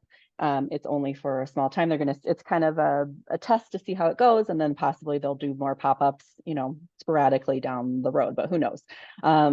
So it is a learning app. It does 40 languages, music and math, and they're just really trying to get their name out there for more people to be able to utilize their services. So I think there is a little bit of swag with this one, but all of that will be kept within the storefront itself.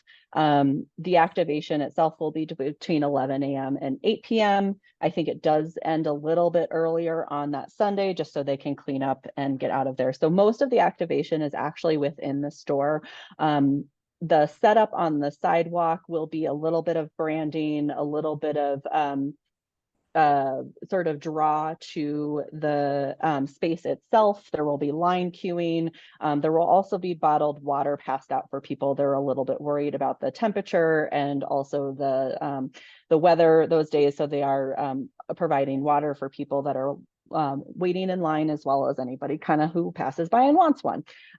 It's not necessarily going to be advertised that there's free water passed out. It's just basically to make sure that there isn't going to be people waiting in line and then all of a sudden they pass out or whatever. So there is one security guard during the activation hours that will be set outside. There is also another one inside, and then there is one overnight just in case they need additional security overnight. And then also it'll also be for the store itself that there is security. There are no giveaways on the external piece of this. It'll only be within the actual venue itself.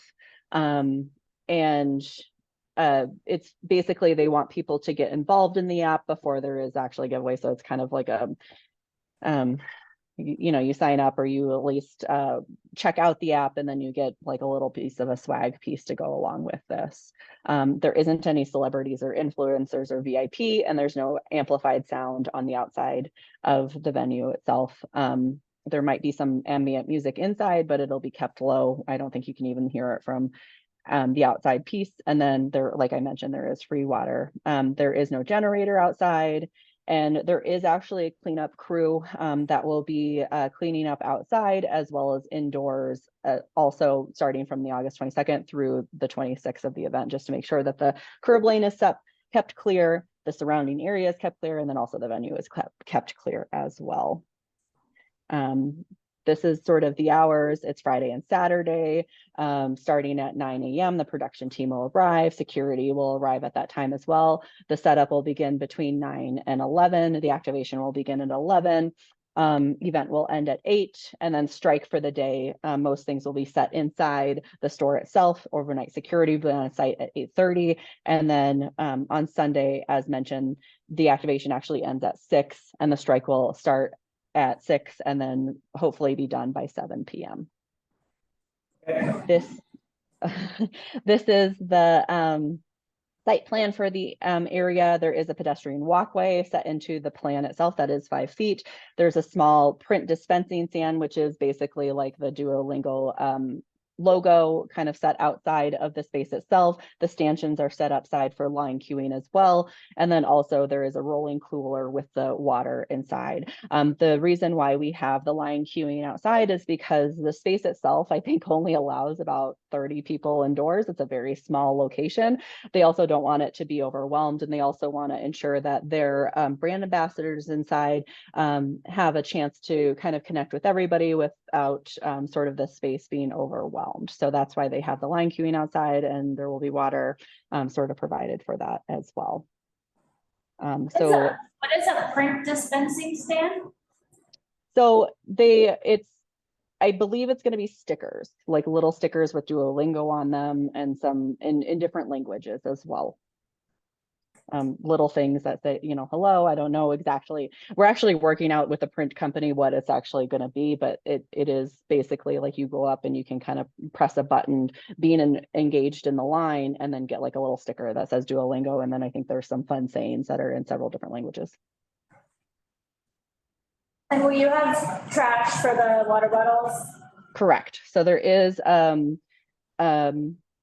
cleanup crew that will be available and on site. There will also be trash receptacles inside. There will also be a team sort of surveying the area, making sure that, any of the little stickers and then also any of the water bottles are not thrown away on the ground. They're actually picked up and disposed of appropriately.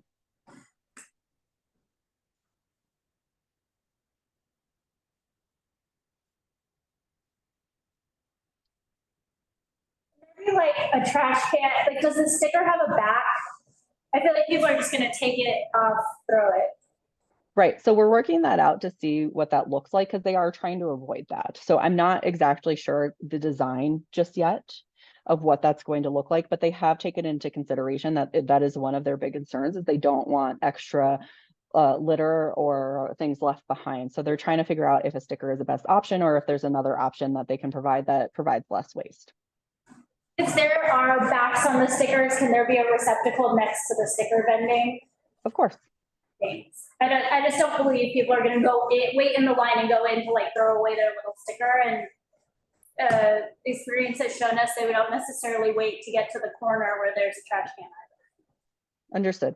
Thank you.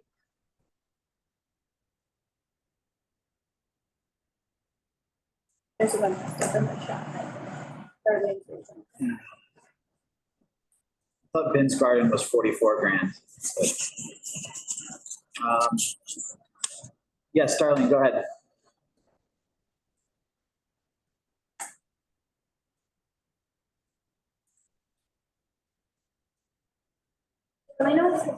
Yeah. It says you're muted. Oh, there we go.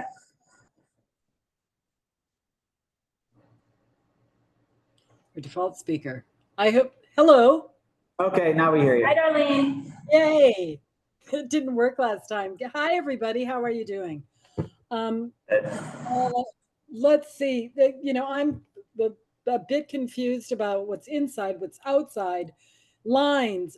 This sidewalk is so narrow. If there is, you know, this is at 42 Grand Street. There are two Correct. stairwells that go into the space. Are you using both? Just one. Just one. The one to the one on the left or the right? Let me double check. Because the sidewalk itself, because I just measured it, because of a coffee store down the block that is putting outdoor seating on it. I mean, there's no way to maneuver around there on that sidewalk, which I walk every day. You know, Grand Street is just a, you know, a village style, has village style sidewalk space. So bringing more foot traffic there is especially problematic, having people line up. There is no way to have anything out there and have people lined up. There just isn't. There's nowhere for people to pass. Grand Street has a bike lane. Let me pull up a Google map. Has a bike lane on the south side. It had a protected one. It has one lane of traffic. It has parking. So we're talking about really, really tight area. And you're talking about bringing a lot of people to come on the sidewalk. It's one thing to go in the space or where they line up. I don't get the whole thing, but we're tired of having to manage living in crowds being brought in, temporarily, because, you're a pop-up. So we're not, the residents who use this neighborhood because it's our neighborhood are not temporary. Is that shed still there, Darlene, for Crispy Heaven? Yes. And, it's on my list of things to do, but I'm working, I'm working on all of them in the area at this point. And it's like whack-a-mole, because it's, everybody's like, the DOT has been here. It's fine. And the DOT keeps changing the rules or the timing or something, or I don't know at this point. But yes, Crispy Heaven is still there. Crispy Heaven still has their shed there. Yeah, okay. And it's a mess, just visually, just junk on the streets. I am all about getting the junk off the streets, because, this neighborhood can look pretty good without all the junk on the streets. So how many, sorry. I wonder if this is a safer flag. Sorry, are we saying something else or no? No, I'm as crabby as Pete is tonight. All right. We can flag it for sure, but Darlene, I wonder if you're feeling like a bunch of stuff is there. I mean, when SAPO came, they said one of the things they monitor is how many pop-ups and events and whatnot are getting approved on any one block. So I wonder if it's, because our flag will only stay within this application, but I wonder if it's worth flagging to them. Yeah, I get what SAPO is trying to do. That it has been so intense here, because especially on that block, because of the work that's been going on with Con Ed on Grand Street. And it's just been exhausting. And that project that Con Ed has been doing relates to the MTA substation project, which has been delayed because of a power connection that appears to all be resolved in the last week. So everything's back on schedule, but it just feels like there's no place to, there's like, you can't sidewalks. This crosses over the, it's You not just. can't walk on one sidewalk because of the street work, and on the other side where the businesses are trying to do business and set up, now more retail is setting up stuff outside because, we know why, because nobody is complaining because everything is legal in New York City until someone complains. All right. It sounds like this is one of, SAPO events is one of a few issues. Sorry, something in my throat. Laura, did you have something?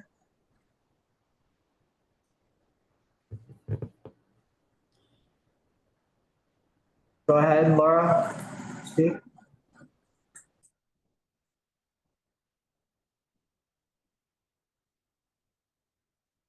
Sorry, I think we're promoting you. Okay, now, can you hear me now? Yes. Oh, great. I just wanted to reiterate that you can even see it on Google Maps. It's a very, very narrow sidewalk. It cannot handle any crowd. It's hard enough to handle just the people walking by. You can't walk side by side as a family walking down that street as it is. It's just, honestly, it's just a totally inappropriate location. And it's unfortunate that it's being rented out for that. Thank you. Thank you. All right, I think we're gonna move on. I don't see any other hands. And we have many more of these. But those are all great points. Okay, thank you. Thank you very much. Thanks. All right. So next we have Tumbados. Yeah. Oh, that's great. So we wanted to also share images. Is that okay? Yeah, did you send them to the office? Did you log into Zoom? No, we probably would. Oh, I think I have them on. I might have them on here. Okay. Is this the one, run of show and opening program? Those are the two that we submitted for the application. We have the two share. So log into Zoom.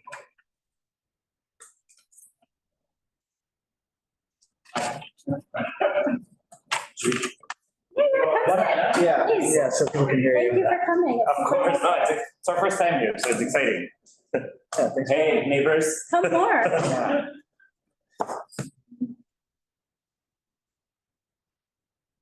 Well, maybe if you want to start talking about the run of show or something, I can share that. Yeah, That works. and maybe introduce ourselves. Yeah, please go ahead. My name is Jose Esparza and this is Eduardo Meneses. We both work at Storefront for Art and Architecture. We're a cultural center that's at the corner of Kenmare and Lafayette. It's been around since 1982. I'm also a neighbor. I live at the corner of Spring and Elizabeth, so I know the neighborhood very well. I've been working and living in the neighborhood since 2007, so almost 20 years. I know the traffic and the street scene quite well there. I now work as director at Storefront. It's a nonprofit organization that organizes exhibitions. We work with artists, and it has a focus and a mission to kind of chronicle the changes in the built environment. So we chronicle kind of like changes that happen in the city through artistic practice. So the artists usually kind of interpret these changes, and we provide a space. Typically, it's been indoors to present their ideas and their work. You might know our building. We're now in the Fargo. I know exactly. I've always wondered like what the deal is. I live right in that area too. So we're in there now. Go in. Maybe we can share our When you open the screen. doors, I like see everything. Yeah, exactly. So you're welcome anytime. We're open. We're open Wednesday through Saturday from noon to 6 p.m. and all of our events are free. We do typically around 4 exhibitions a year indoors with a bunch of sort of like events from like lectures and conversations and other type of events. Since 2021, with the pandemic, we started inviting artists to do a mural in our long facade. It's how many? 95 feet. So it's 95 feet wide. And we've only done one so far. Can you share the screen? We're still waiting to be able to. Oh, Mark? Why don't I at least, I think we still need to promote Eduardo. Sure. Thank you. So we've invited artists to do kind of a mural in our facade, because basically we were closed for over a year.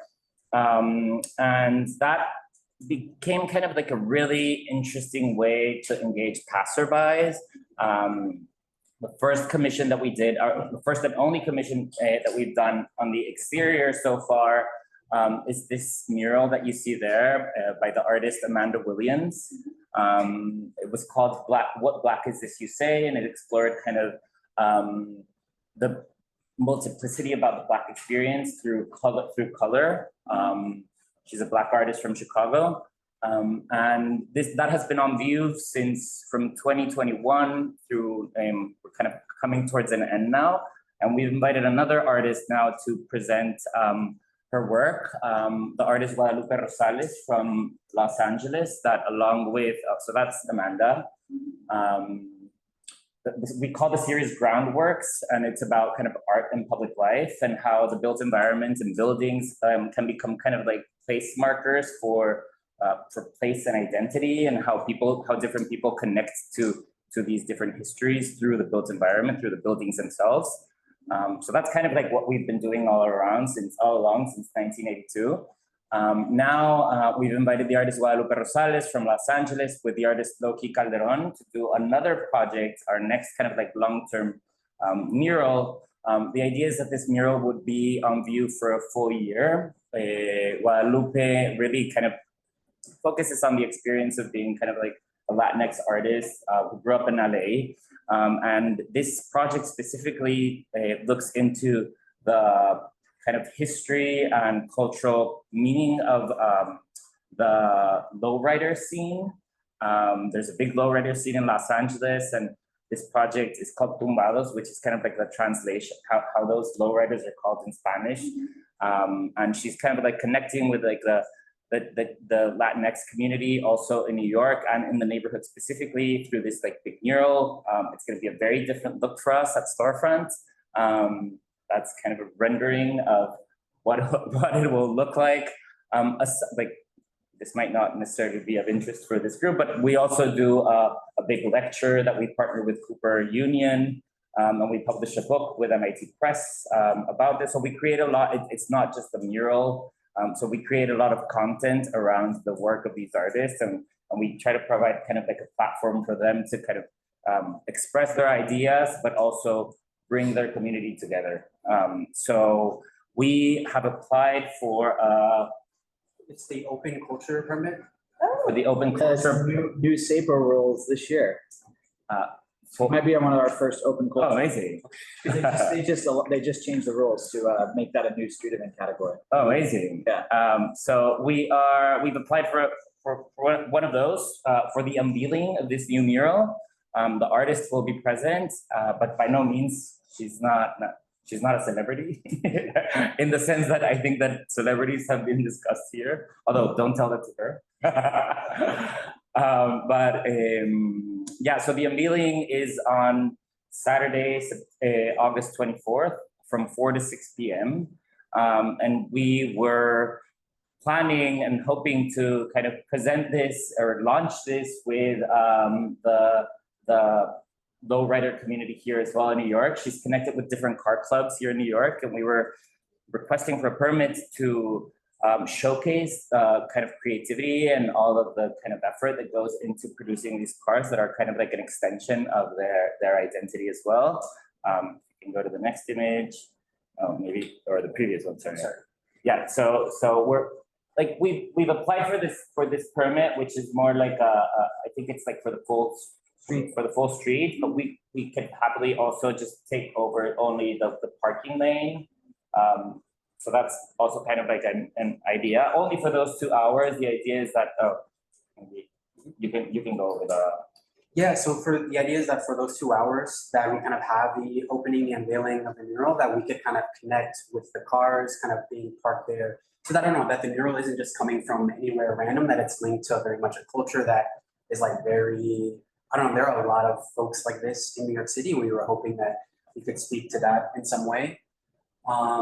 So that's kind of the bulk of it. We would love to be able to like have them there and like be able to sit for the kind of duration of the opening.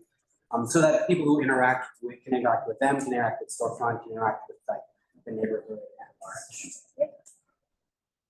And what time will you need? I see opening remarks start at 4, but what time will you need like that area? And do you have like a lot to set up or?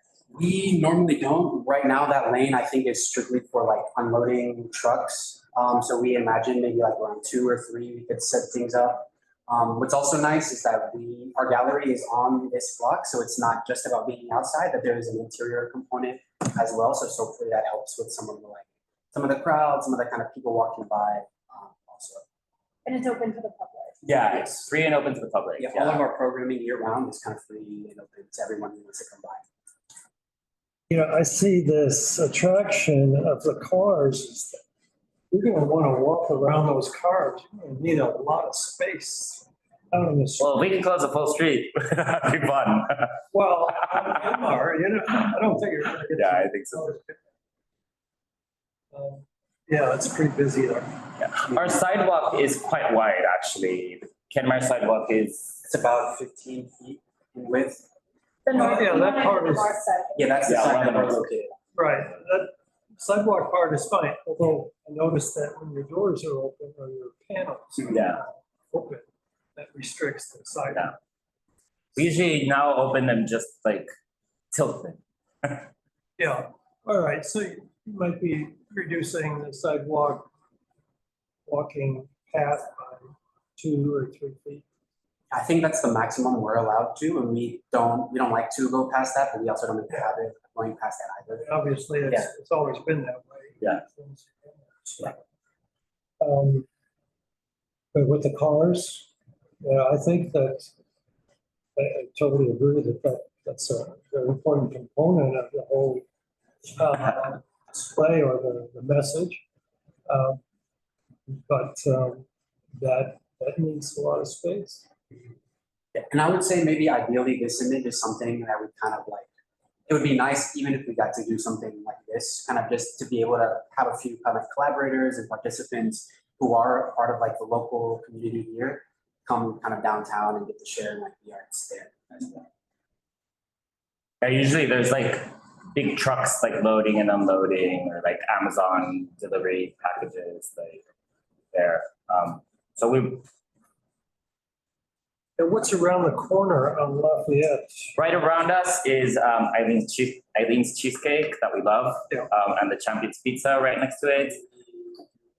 Maybe is it possible that there's a parking lane there?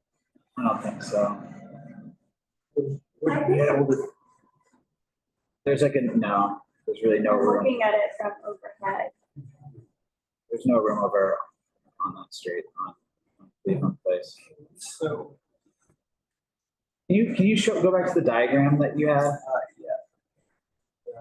This one here.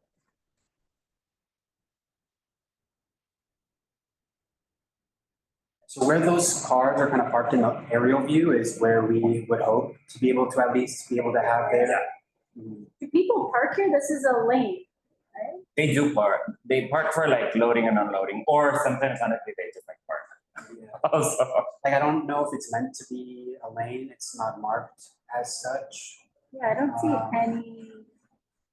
And the signage kind of limits you to only unloading during kind of like. I think it's a no. Yeah, it's like a no standing. Which is that one of those categories that we have been told that's allowed to be permitted or used in this way? It's going to be a tougher one, just the location.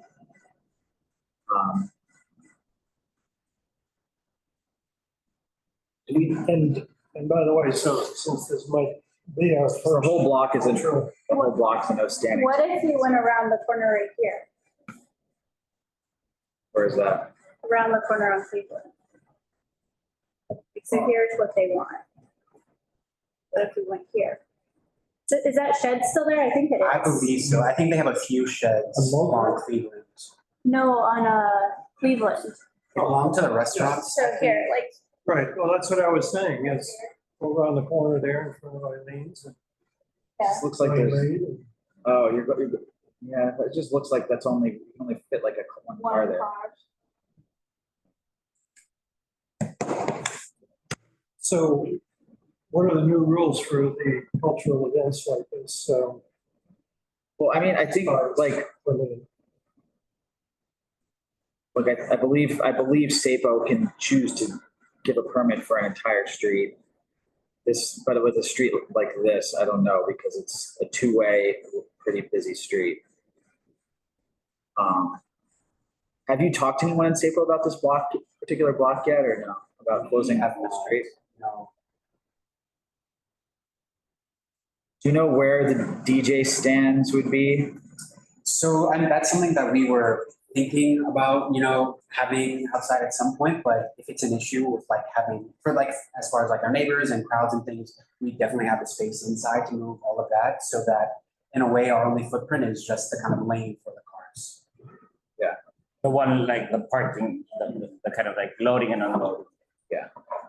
I mean, I think like this is like exactly, like we actually had a resolution from the end of last year, start of this year, that like this is exactly the kind of events that we want.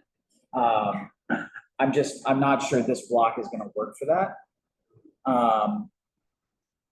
So I think it needs to be brainstormed a little, if there's maybe like I think we would love to help try to find. Well, that part of Lafayette, that's not on Cleveland, but the next one over to Lafayette. Mulberry. No, towards the west, on the other side of Petrosino's. Oh, which is, that's Lafayette. That's basically that's Lafayette. That's basically one of those open streets. It's cool. It's but that's pretty much pedestrian there. Yeah. So that one's very jammed with people all the time. There's some stickers or. That would be That could be place for cool. cars. Yeah, that could be cool. And although you have to then. Like between, yeah. But, there's a crosswalk at Cleveland, Kenmare, so it would be safe to cross over, and then you're in the park and pedestrian street. But that would be, maybe one or two cars in front of the store, just to let them know that the main attraction of cars might be over there. And I know in my mind, when I've gone to any kind of car shows or car displays, city street, that's really neat pedestrian mall. Yeah. So that seems like a possibility. I think what I would suggest is I think we should brainstorm this and connect you with someone from SAPO. And maybe Mark in the office can help do that. Because I think again, I mean, we can have a chat with them, but I think with the traffic on the street and the signage, it's going to be a tougher one to get them to approve. So I don't know. I mean, it's less than 3 weeks away. Yes.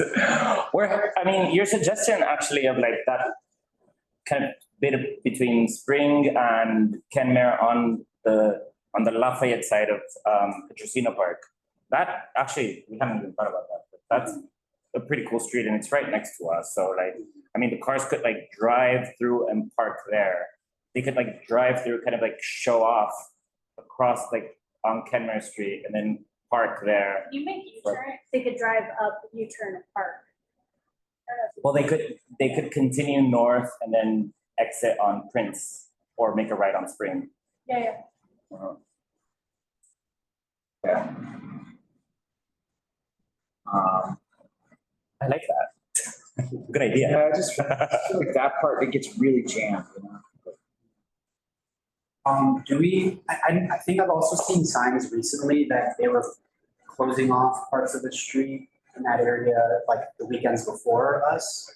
Is that? That's right, for the open streets, that's what we're talking about, yeah. Well, open streets meaning they close the street. Open streets meaning to pedestrians. Because I believe the 3 weekends like before. Yeah. That we're applying for. Oh, and also, because no, it's the summer streets. That runs right through there. I think it's the next 2 weekends. I don't think it's that week. I think it's only the next 2 weekends.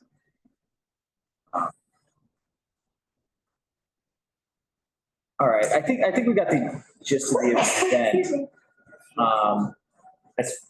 Yeah, I just think we need to do a little more digging and planning on that location. But I think in general, like, I want to see you guys have a very successful. Thank you. We're excited. I mean, and maybe, yeah. So I don't know. I want to do a little more thinking on that, and I want to get you guys in touch with SACO, and maybe they can recommend a couple other locations. I don't think I've ever seen that block closed off, and I think it's probably because of the traffic.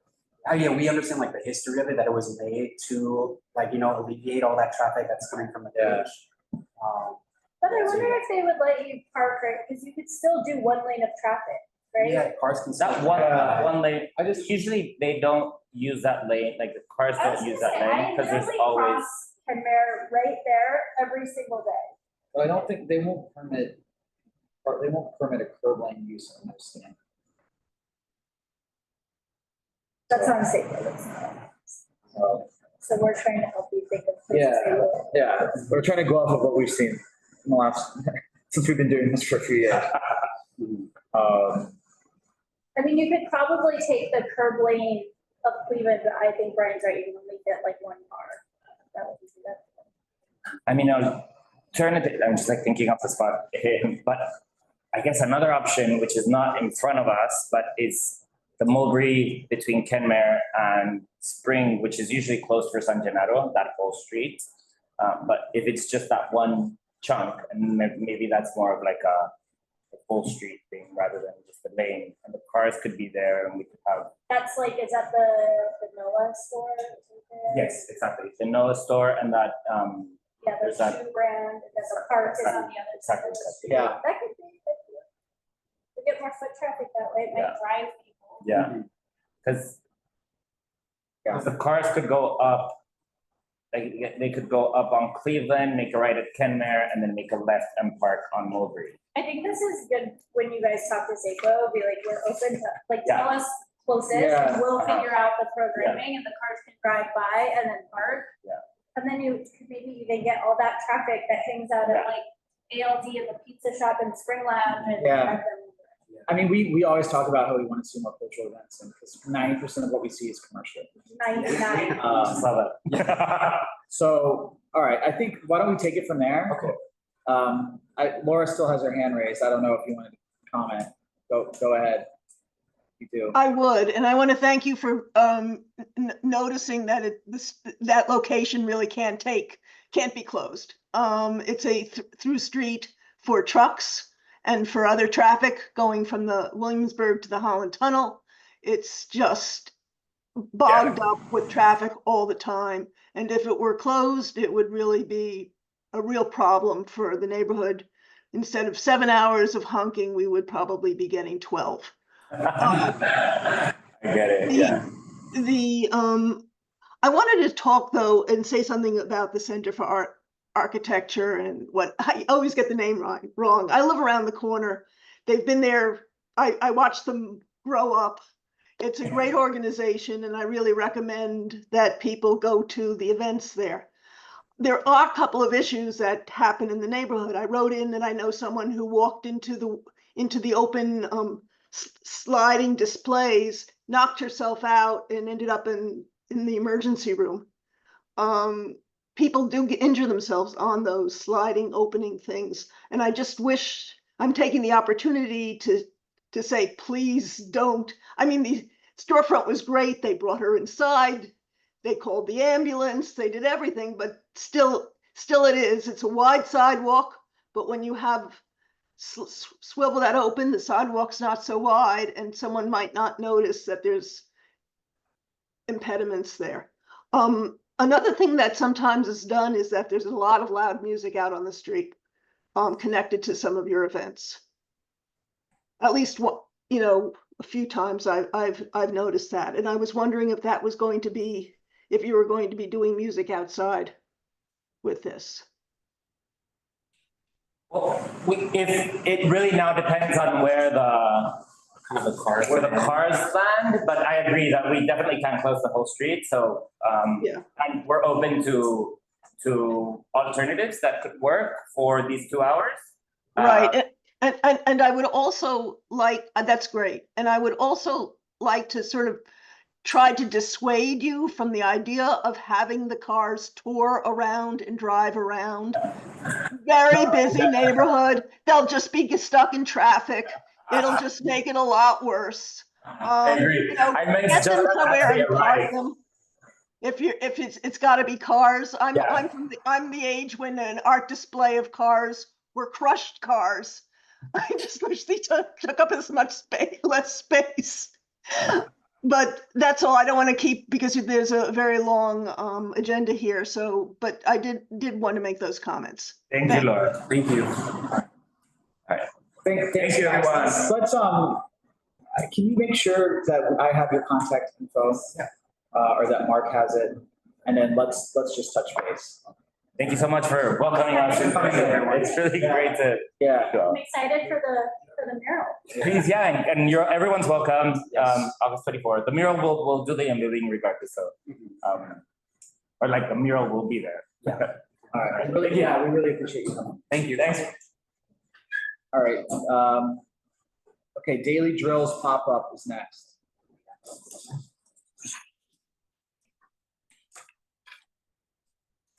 I want to take over my whole neighborhood for all of the weekend.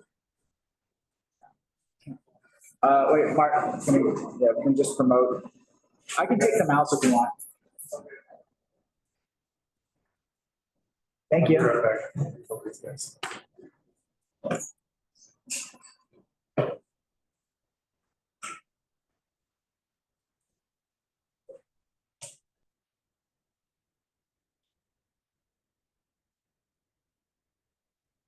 Okay.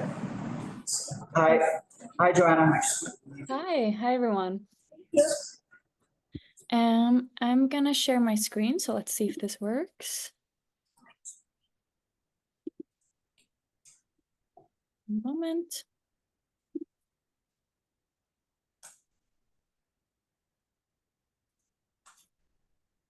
Here we go.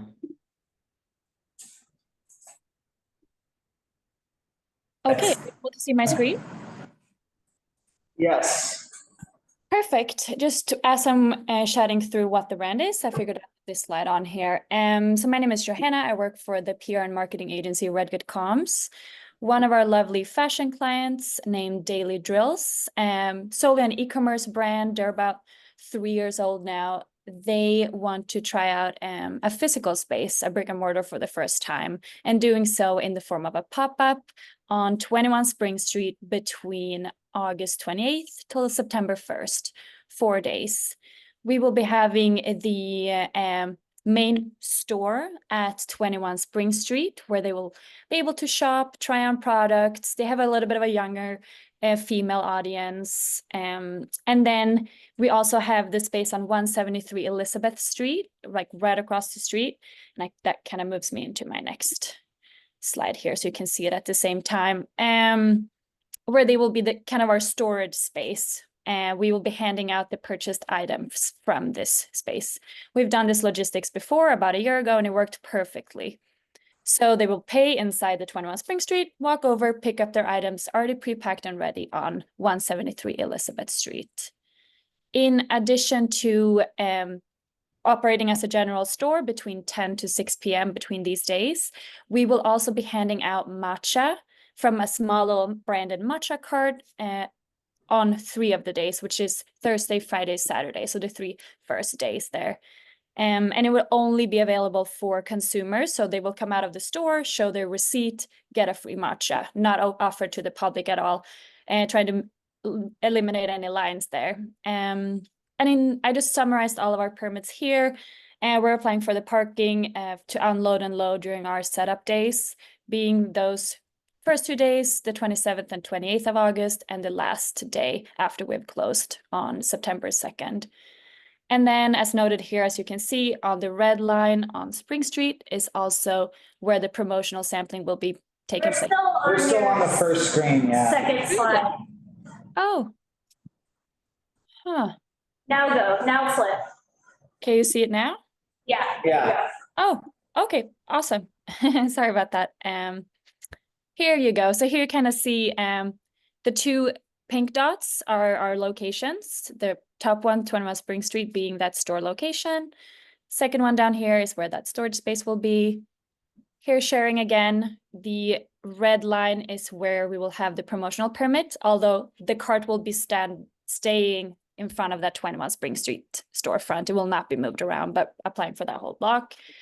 And then in terms of line permits, we want to cover Spring Street and Mott Street. We don't think it's at all gonna go over to Mott Street, but just to be safe in case of overflow, we wanted to apply for that block as well. And then, as I mentioned, after they've purchased their item on 21 Spring Street, they'll quickly walk over to Elizabeth Street where they pick up their item. So also applying for the line permits there, but it's a pretty easy and quick process. We'll just be handing out the correct order to the person purchased. So yeah, pretty straightforward. We are having security throughout the line. We'll also be having trash bins along Spring Street here for any matcha cans. We have security outside of the pop-up. We have security at nights. So we'll also have barricades, of course, to keep everyone in the line safe. And I can also share here what that little matcha cart looks like. So it'll be placed right out. This is the corner of Spring Street and Elizabeth Street. So it'll probably be placed pretty close to the storefront there, making sure everybody can walk past it easily, but really nice and easy, just handing out the matcha from there. And the next slide here also shows a mock-up of that matcha cart. Are you having any celebrities or influencers? No, the founders themselves are not big influencers at all, but they're stemming from that world, but not expecting any fanness or hype around it from that sense, and no celebrities coming.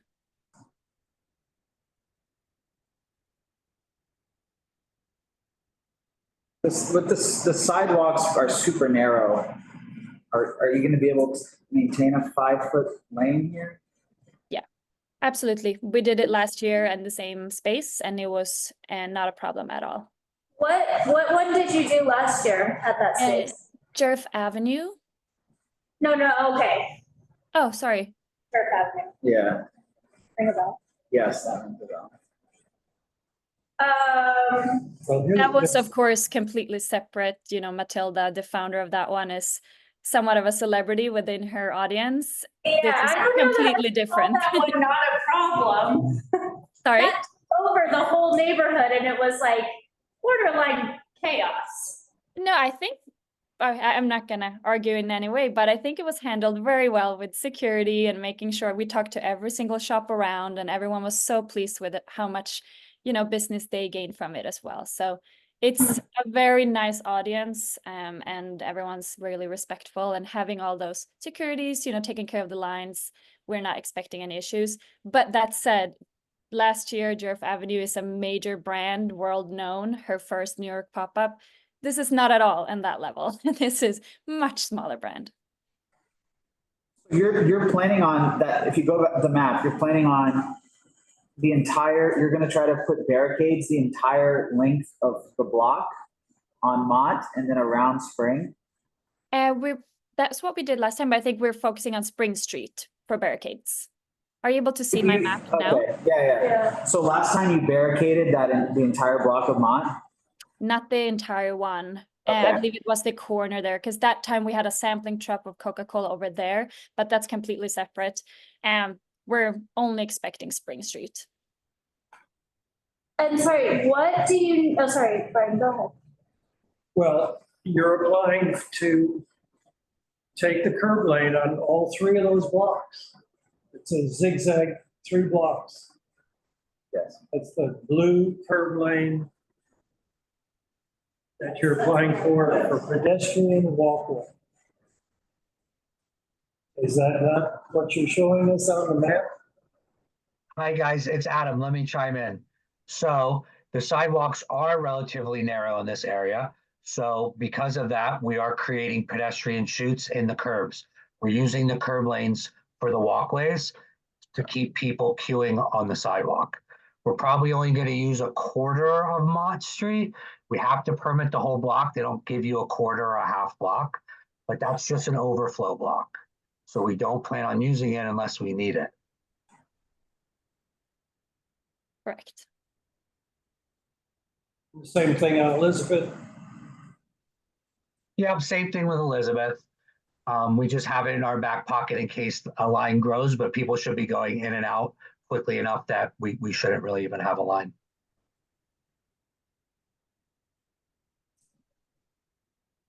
Yeah, I mean, like that block of Elizabeth, it's like, Well, you you have have, sheds where there's like maybe you have 10 feet. Rintinton has outdoor dining, questionable if they go over, i.e. they definitely do, but that's out of our purview. It's already like, there's a tree pit there between the outdoor dining on Elizabeth from Rintinton, and then there's a tree pit, like, Yeah, can I'm you on Google see? Maps. It's like, And then there's the shed. if that's, it's like 10 feet in between the two sheds. This block is ridiculous. And I'm worried because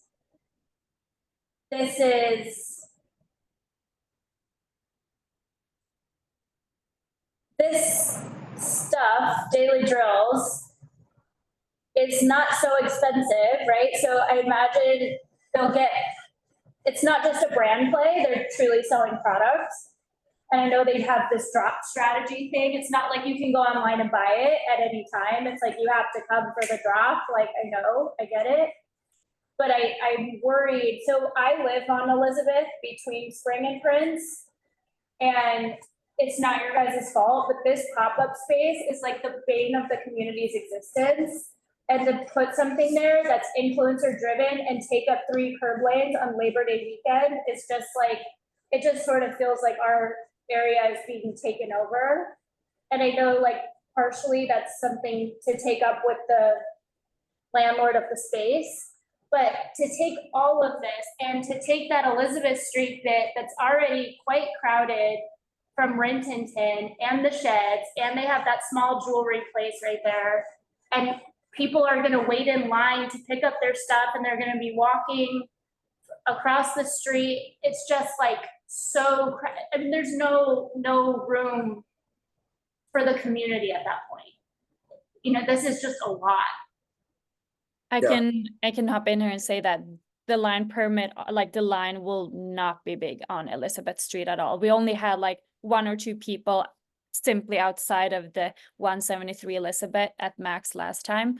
It's just like Adam mentioned, if you need to permit the whole place, but we're not going to put any line where that, I know where the Rintinton shed is, and like absolutely not going that way. They'll stand really close to just the storefront there. And it wasn't a problem last time. We worked very closely with Rintinton as well, and they were very pleased how everything was organized and making Well, sure. I'm sure they were, because you probably put the line down, right? There was barely any line at all. It was like I mentioned, 2 or 3 people at max at times, but we're very respectful and want to make sure, of course, any storefront are not blocked, and we were in close communication with all shops around. So they pick out the clothes that they want in the pop-up, and then they go get, and you fulfill the order really fast, like on the back end. So it's like just a showrooming operation. And then exactly. So it's already packed and ready. We get the order the same time it's placed in 21 Spring. It's getting packed in 173 Elizabeth, and then it's just directly handed out. So it's a super easy process. Get the item in the store. They probably want to use all the square footage to show the product and for the influencer down. Is there a reason why people can't just buy the item in the store? It's just a matter of storage. There's not a back stock or back room in 21 Spring Street.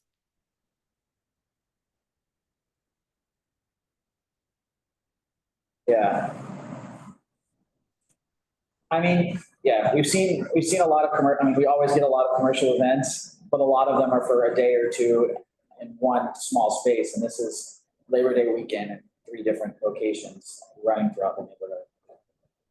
And there, I mean, I like Laura's point, if you like none of this benefits the community. There's no community element. Like the matcha is not free. It's like, it's sort of, you know, I know that the community gets in some way, shape or form the money that you guys pay to do it, but it's kind of taking a lot of space in Nolita, which is already, you know, infamously tiny and overrun. And again, I know partially you guys, like, there's a pop-up space here and we're applying and you're doing the right things, but it's just like, it's really tough. Oh, sorry, I didn't mean to cut you off. I think that we're more than happy to, if like give back to the community. That's not all. We were just trying to avoid any extra line, but you know, it's not a matter of not letting them have any of the matcha. We're more than happy to hand out to bypassers, you know, as long as it's not going to generate any line in that sense. So that's, yeah, more than happy to do that. And we're trying to partner with different stores around, you know, really trying to generate business throughout the area overall, not at all trying to come in here and take over your neighborhood at all. Yeah. I don't think business for the surrounding places is the issue. It's a lot of business. I mean, sorry, can you pull that up? Oh, I was just saying, driving is from business. Holiday weekends can require that. No, yeah, I appreciate the offer, but I agree with Pete, like handing out is just gonna crowd it even more. Like it's already, like Mother's Ruin is across the street and everybody hangs out outside there. They have a shed. It's a bar area. People hang out outside Brintonton. Like I get it. It's a great place for a pop-up, but it's like, you know, it's very, very, very crowded already. I mean, I don't know. Yeah. I mean, I think if it's like, again, like commercial events happen everywhere. Like I think if it's like one day, it's like, okay, you suck it up. But like this is 4 days. All right, well, I think we should keep moving. I think if you guys can think of something, like I know like part of this is SAPO rules, right? It's not subjective to some degree. And we appreciate you guys coming and being honest and showing all of it.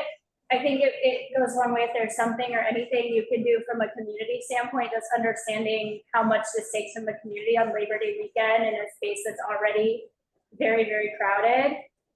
I mean, I don't know what it is. It's not creating more crowding. I appreciate that, but I don't think that would solve the main issue. And I'll definitely bring it up with my team too. Oh, sorry, to see how we can, you know, just really make sure we're giving back to the community as well. So thank you. Absolutely. And I think the brand would love to do that as well. All right. Thank you. Thanks for coming. Thank you. All right. Next, we have Broadway Village Fair Core, August 31st.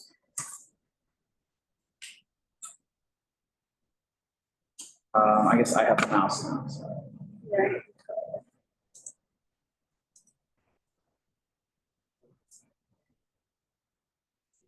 Yeah, I just promoted.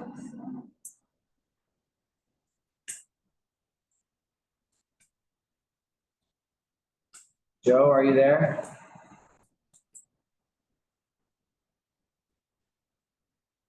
I thought I promoted him.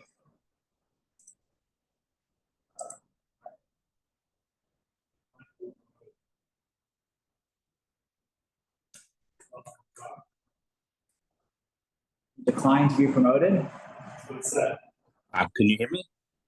Oh, yeah. Okay, sorry about that. No problem. I didn't see the little mute button. Oh, no worries. I just texted Connie Miranda from CORE. She's been here with me through until about 8:30 or so, but got called into they're actually at a convention. But in any event, I could start this off. Hopefully she'll be joining soon. Okay, go ahead. So This is the annual Broadway Village Fair sponsored by CORE, the Congress of Racial Equality. This is a 20 2-year-old event, 10 of it being on Broadway from 14th. I do want to make a correction. I know the permitting says Waverly, but it hasn't been Waverly in several years. We made an agreement with DOT and the MTA that it does not go past 8th Street, does not go lower than 8th Street. So that doesn't affect the bus routing from Waverly and so forth. So I want to make that clear. I thought we corrected that last year with SAPO, but apparently it didn't go through their computer system. But nonetheless, it will only go from 8th to 14th Street, and that is again on the 31st. From the street closes from 8 p.m. The event starts at 8 a.m. I'm sorry, 10 a.m. Open to the public. 6 p.m. closes. By 7 p.m. It should be all wrapped up and cleaned.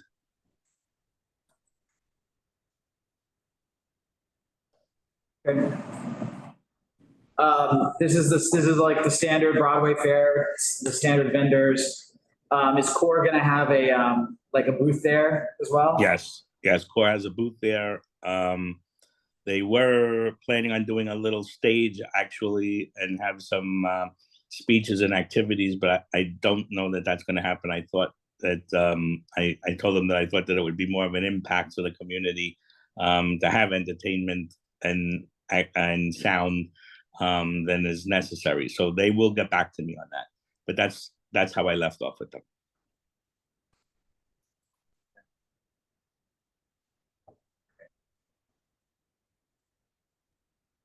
Joe, how do you feel about closing Broadway? What do you think that's going to do to the neighborhood? What is the impact of the neighborhood and traffic on that neighborhood because you decide you want to close Broadway's? Well, we've been doing this event for about 9 years now there. So, and that's not the only event, obviously, including your own community board's event that closes Broadway. So Can you imagine for 9 years? Every major avenue or thoroughfare obviously has an impact. Years ago, it was moved.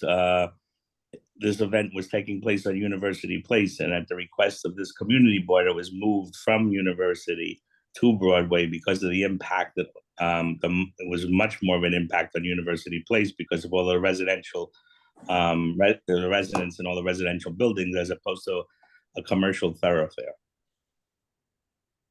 Joe, I'm not going to argue with you, but I would think that our community board did not specifically say, do it on Broadway because Broadway is not going to have an impact. But maybe that's what was chosen, but not, I don't know if it was chosen because community board requested that. I'm not going to, I agree with you. I'm not going to say that was happening, but it had to go to a like avenue. So I think SAPO decided that closing Lower Broadway as opposed to an Avenue of the Americas, which would be a similar venue, would be much more of an impact than Broadway. What about a street, side streets? Why not on a side street? The side street was also very impactful. You have to understand that most of the side streets have residential entrances, parking garages. I mean, I don't have to tell you. You guys live in the community. I'm familiar with the. I don't live in the community, but I'm definitely familiar with Board 2 in the village. For 40 years of doing this, and I just know that the impact is much greater when you close side streets in that particular neighborhood. Whoa, sorry about that. I unmuted my own computer. All right, I think we should move on. We still have a long way to go. Thank you, Joe, for coming. You're welcome. Thank you. So next we have the Breitling Bark Block Party. Oh, it's Aubrey. You're still here. Okay. Hello. Hello again. Hi, it's me again. I promise this is my last one for this evening, although I do love these. And there's some good events today. So I'm going to share my screen. Hopefully I can make this quick. Okay. So this is for Brightling, which is on Washington between 14th and 13th in the meatpacking district. So they are having a new watch collection launch in the beginning of September. This goes along with the start of the NFL football season. So yay. So they are doing a little bit of a community event on the block to try to promote, start of fall, start of football, the watch collection, just have a really fun, community event that is football oriented and themed. It is the night of September 5th. It is a Thursday, and they will have a little bit of interaction and some very football themed items for the event itself. It's a tailgate, basically. I don't know if anybody's been to a tailgate, but they're kind of fun.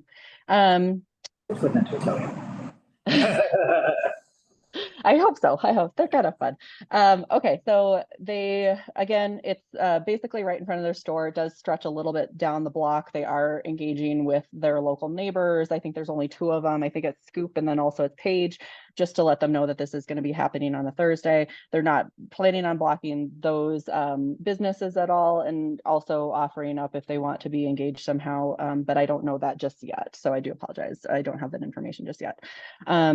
Again, this is on Washington between 14th and 13th. It is mostly in the north side curb lane, or I'm sorry, drive lane.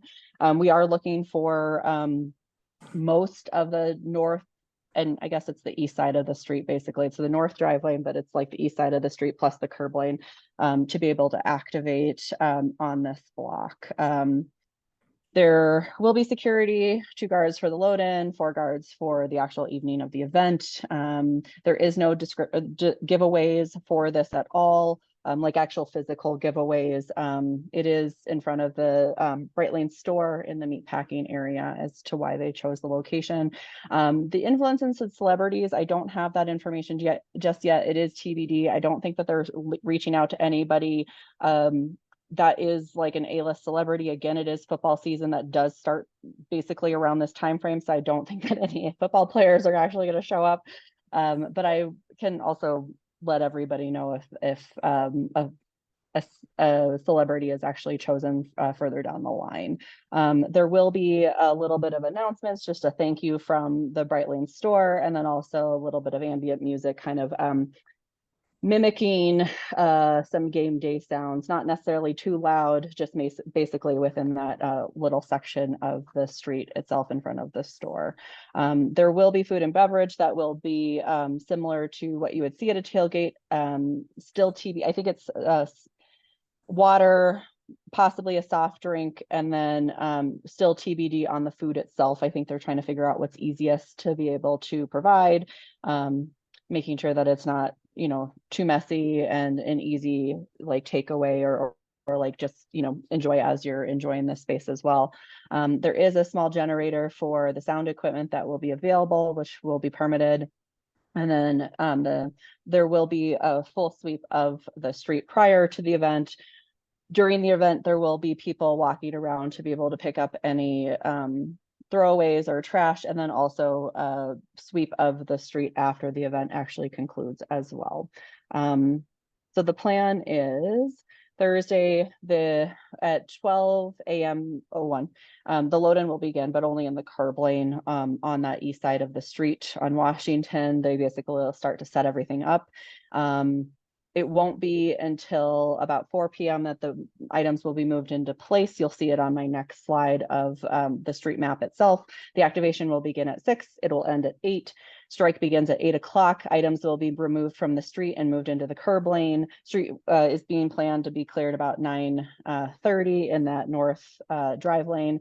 And then the curb lane will be completely cleared, as well as the sweep of the street will happen at 11:59 p.m. and will be gone, or the event will be gone. This is the site plan. As you can see, it's the Brightling Boutique that's on the corner there. It'll have a build out in that north lane. There is a 15-foot fire lane, the pedestrian walkway, and then little pieces set up as well. And again, we're mostly in the curb lane until about 4 p.m. and then they'll build out these pieces. We are in connection with the Standard Hotel, which we know is a block down, making sure that we can work with their drop-offs or pickups and not necessarily impacting their business as well. So Have you that coordinated is, with the meatpacking bid as well? Are they yes, aware? we, of this? Okay. yes, I have been in touch with the meatpacking bid. I do owe them information, but we have connected with them about this event, and we have I'm working on scheduling time to actually review the event details in more, giving them more information as we move along towards the event date. Okay.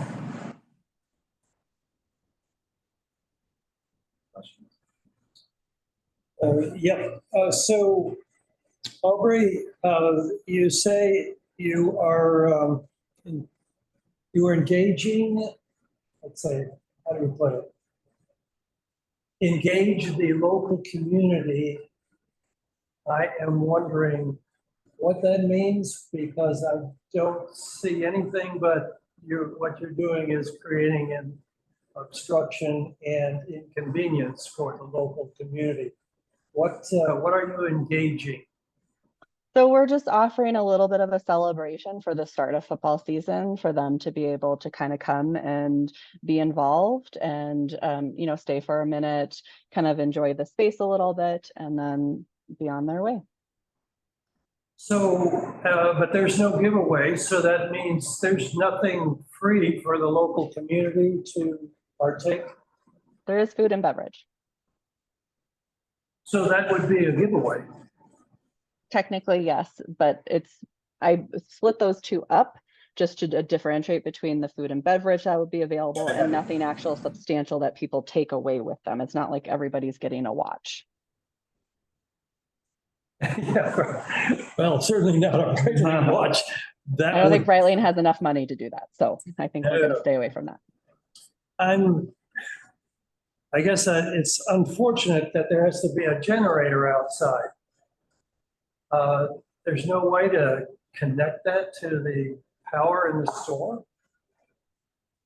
How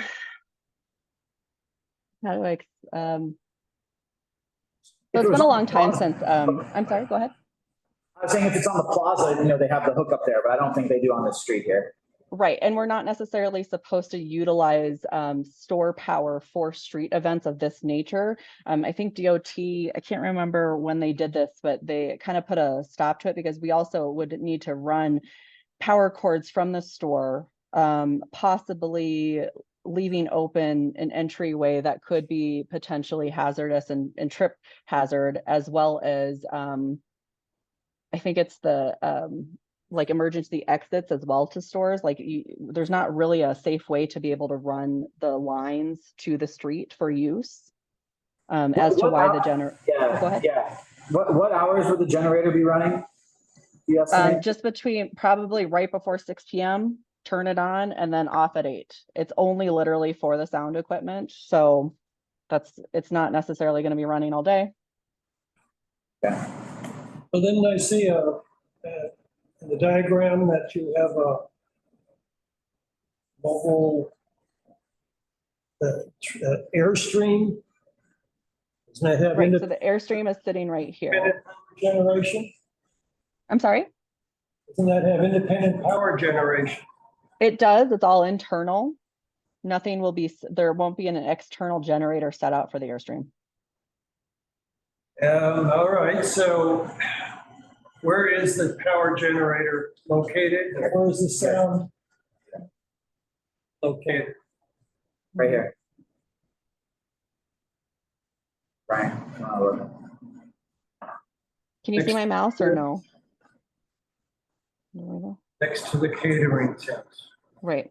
It's the only place that we could put it because these, there's like little hedge walls kind of hiding the generator on the street without blocking the pedestrian pathway or potentially the curb lane, and it'll be set there and then taken away as soon as the event is done.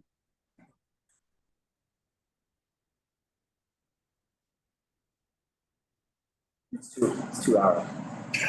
There's a lot that run generators overnight. Yeah, it's 2 hours, but a full day of closure. A full day of what? I'm sorry, I missed that. It's a full day of a closure for the street. Are you saying that the generator will only operate for 2 hours? Correct. We only need it for the 2 hours. Okay.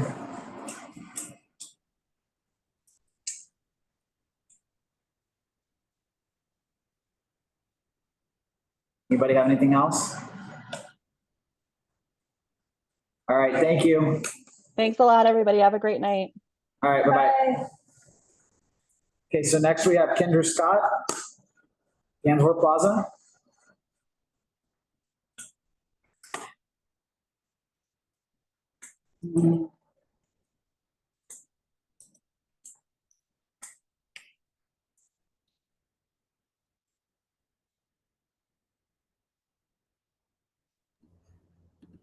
Hello. Hi, good evening. Well, welcome back. Thank you. I'm just going to share my screen. One sec. Oh.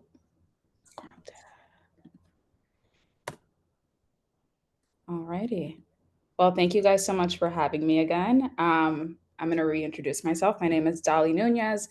I am on the experiential team at Vector Media, and I'm back tonight to share an event for Kendra Scott around New York Fashion Week on September 6th through September 7th. I know that the application says Gansworth Plaza. However, we were told that there is a conflict on the plaza. So since then, within the SAPO portal, we've updated it for a curb lane permit. We are now looking to be on 14th Street between Washington Street and 10th Avenue on the south curb lane. As of right now, SAPO has let us know that there is no conflict for that location. So we're just going to move forward there. Originally, the client just wanted to be on a plaza where it was super visible, but they are okay with being in a curb lane over here on 14th Street. Right now, the times and locations for, let me take a step back. Kendra Scott is releasing yet another jewelry collection around Fashion Week or the week after Fashion Week. So this event is just really about building buzz and awareness around the collection. They're looking to activate on Friday, September 6th from 10 a.m. to 6 p.m.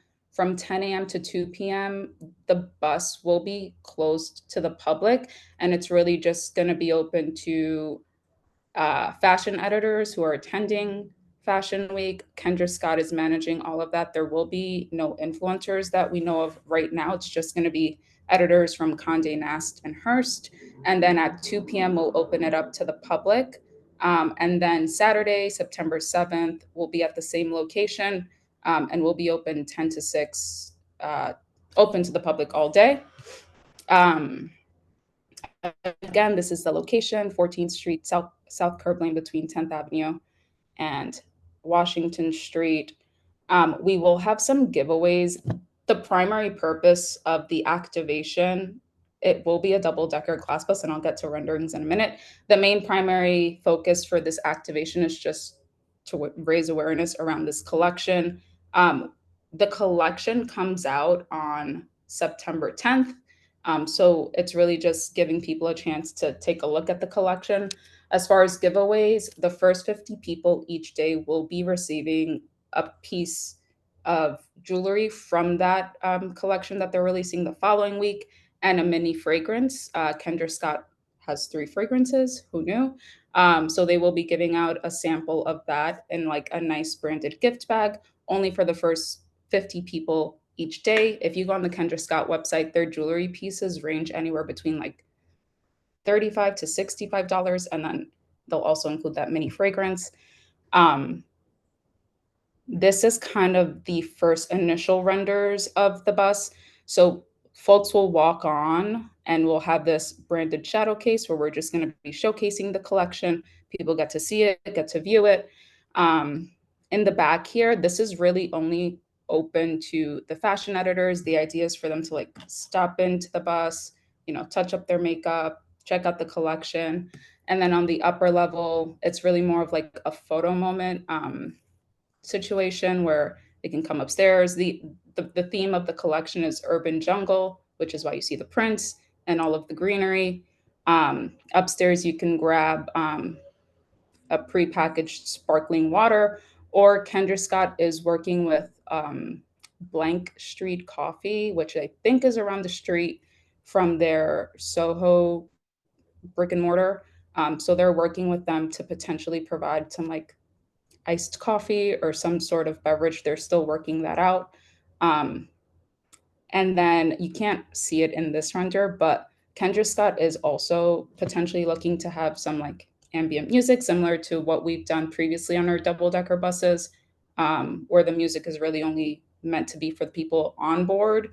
Sometimes people consider that amplified sound, so I did put that in the application, but it's not going to be blasted, and we adhere to the decibel levels.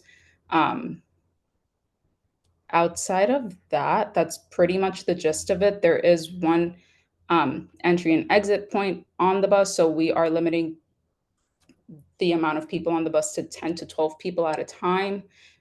For the private part of the day, we're only anticipating 25 editors at the moment. Will be coming in and out within those 4 hours, so it'll be pretty light. We'll have a security and a staff member out front of the bus, kind of like managing the lines. We'll have stanchions out front also so that people can line up. We're likely going to line people up like in the direction of 10th Avenue. We don't anticipate it. Well, we also will not be pre-promoting this at all. It'll also be a surprise and delight similar to their ice cream truck from last month. So we're not necessarily anticipating huge lines, but if for whatever reason they do build, our idea is to circle it around 10th Avenue. I don't foresee that happening, but that is what we're planning for. As far as trash, we'll have trash receptacles up top. The idea is to catch anybody with garbage before they head downstairs. So we'll have a garbage receptacle by this bar area, and then one before they head downstairs, just to eliminate any garbage out front. And that's the gist of our event. Who else did you do the double-decker bus for in the past? Valentino Beauty. We partnered with Sephora. I thought Sephora. Yeah. Okay. You're the masters of the double-decker bus. Yes. Yeah. And what are the activation hours again, please? Yes. Each day will be from 10 a.m. to 6 p.m. However, on the first day, it'll be 10 a.m. to 2 p.m. will be for like a public closed off event just for the editors. And then we open up at 2 to the public. So the first 50 people would be 10 a.m. on one day and 2 p.m. on the other day? So on Friday, those first 50 giveaways will begin at 2 p.m. The VIP editor block, that's a separate, everyone there is going to get a bag. So the 50 giveaways on Friday start at 2 p.m. Okay.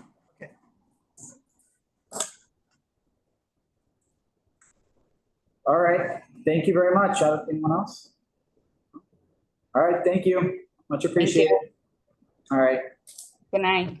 Night. So now we have Game Show 2, Gansevoort. I was wondering how they were both. This is, I guess, the conflicting event.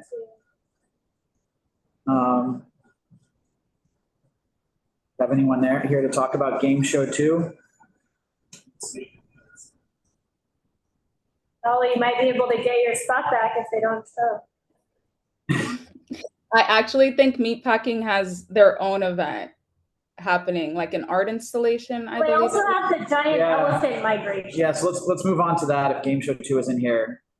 I see Evan is here. Evan, do you want to go? Let's see if I can promote you. This is the elephant migration. 1029. Yeah, it must be some kind of art installation.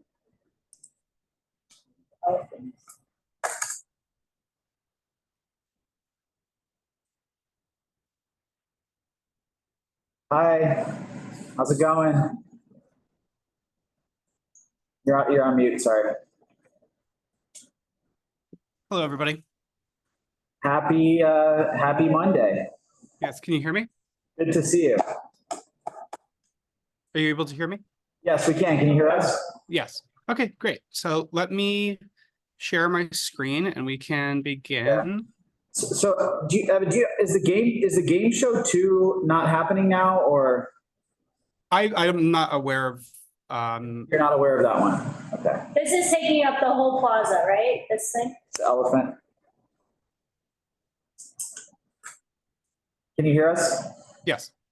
Yeah, so there was another application called Game Show 2, which also applied for the plaza starting on the 6th. So that one you're not aware of? I'm not aware of that, no. Okay, thank you. All right, go ahead. Great. Thank you all very much for having me tonight. Again, my name is Evan Sweet. I'm the Director of Operations and Neighborhood Planning for the Meatpacking Business Improvement District. Tonight, I'm here to present a really exciting installation called the Great Elephant Migration, which is going to take place across the Meatpacking District, primarily on our public plazas from immediately after Labor Day through to the end of October. The project itself is quite a undertaking, and the specifics of what the Meatpacking District is doing for this event I'll go into as well. But first, to provide a bit of an overview, the Great Elephant Migration is actually a really amazing project that's been put together by Coexistence and Elephant Family, two charitable organizations that focus on kind of the coexistence and the living between, with animals and humans, the urban-rural interface around the world. And they're actually an organization that then provides support to a range of charities around the world to do conservation efforts and other projects around coexistence. The migration itself is a kind of a year-long tour of these sculptures, which started in Newport, Rhode Island in July of this year. Will come to Meatpacking for the fall, and then continues across the country all the way to California, and I think at some point next year. So as I say, for us, we're hosting it for 2 months from September through October. So here's a bit more information about the project and the sculptures themselves. In 2001, they were located in London, where it was quite a large and impactful event. And so we're really excited. And we think this is probably one of the largest public art installations in New York City since the Gates back in the early 2000s, which were in Central Park. So we can kind of get into literally what they are. It is 80 to 100 life-size sculptures of Indian elephants. They're made by indigenous communities in southern India, in Tamil Nadu. They've been brought over here.